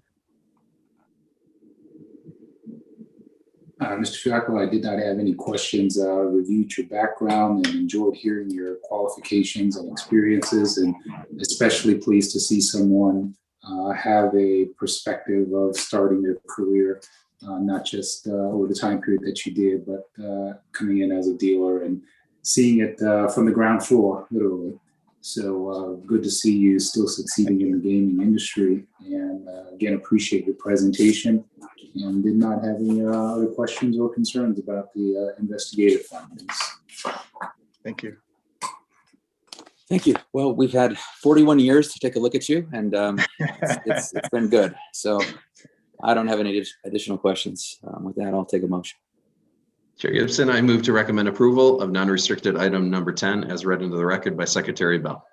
All right. Madam Secretary. Member Johnson. Aye. Member Katsaros. Aye. Chair Gibson. Aye. Thank you for appearing. Thank you. Thank you very much. Thank you. Thank you. Okay, Madam Secretary, let's let them queue out. Next item is non-restricted number 11, which are the applications of BlackRock Inc. for the waivers as noted on the agenda. Okay. All right, welcome. Please state your names for the record. It's Miss Vermees. Welcome. Okay. We're looking at waiver applications here. Good afternoon, Chairman Gibson. Welcome. Member Johnson, Member Katsaros. Can you hear me now? We can. It always takes a little while on my on our system for it to unmute on our end, so I apologize for the delay. Here from Brownstein Hyatt Farber Schreck on behalf of BlackRock, and also appearing remotely from back east is Elizabeth Kogut. She is Vice President Legal and Compliance.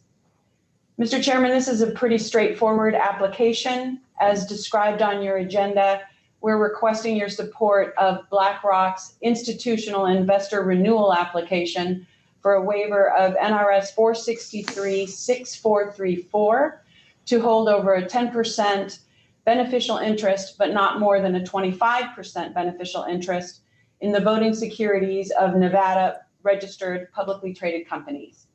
We are also requesting a waiver of the 6-month time limitation set forth in Nevada Gaming Commission Regulation 40801 pursuant to Regulation 40803. We have reviewed the draft order and we find that it's acceptable, and we can certainly answer any questions that you have. Okay, thank you very much, Mr. Mace. Welcome, Ms. Kogut. Thank you for appearing. Hi, Chair, members. Happy to be here. Wish I could be there in person.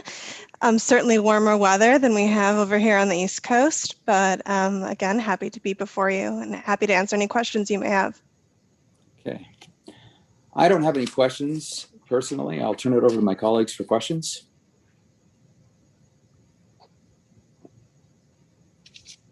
Thank you, Chair Gibson. Ms. Vermees, always good to see you again. Is there anything, our report obviously before us seems to be straightforward.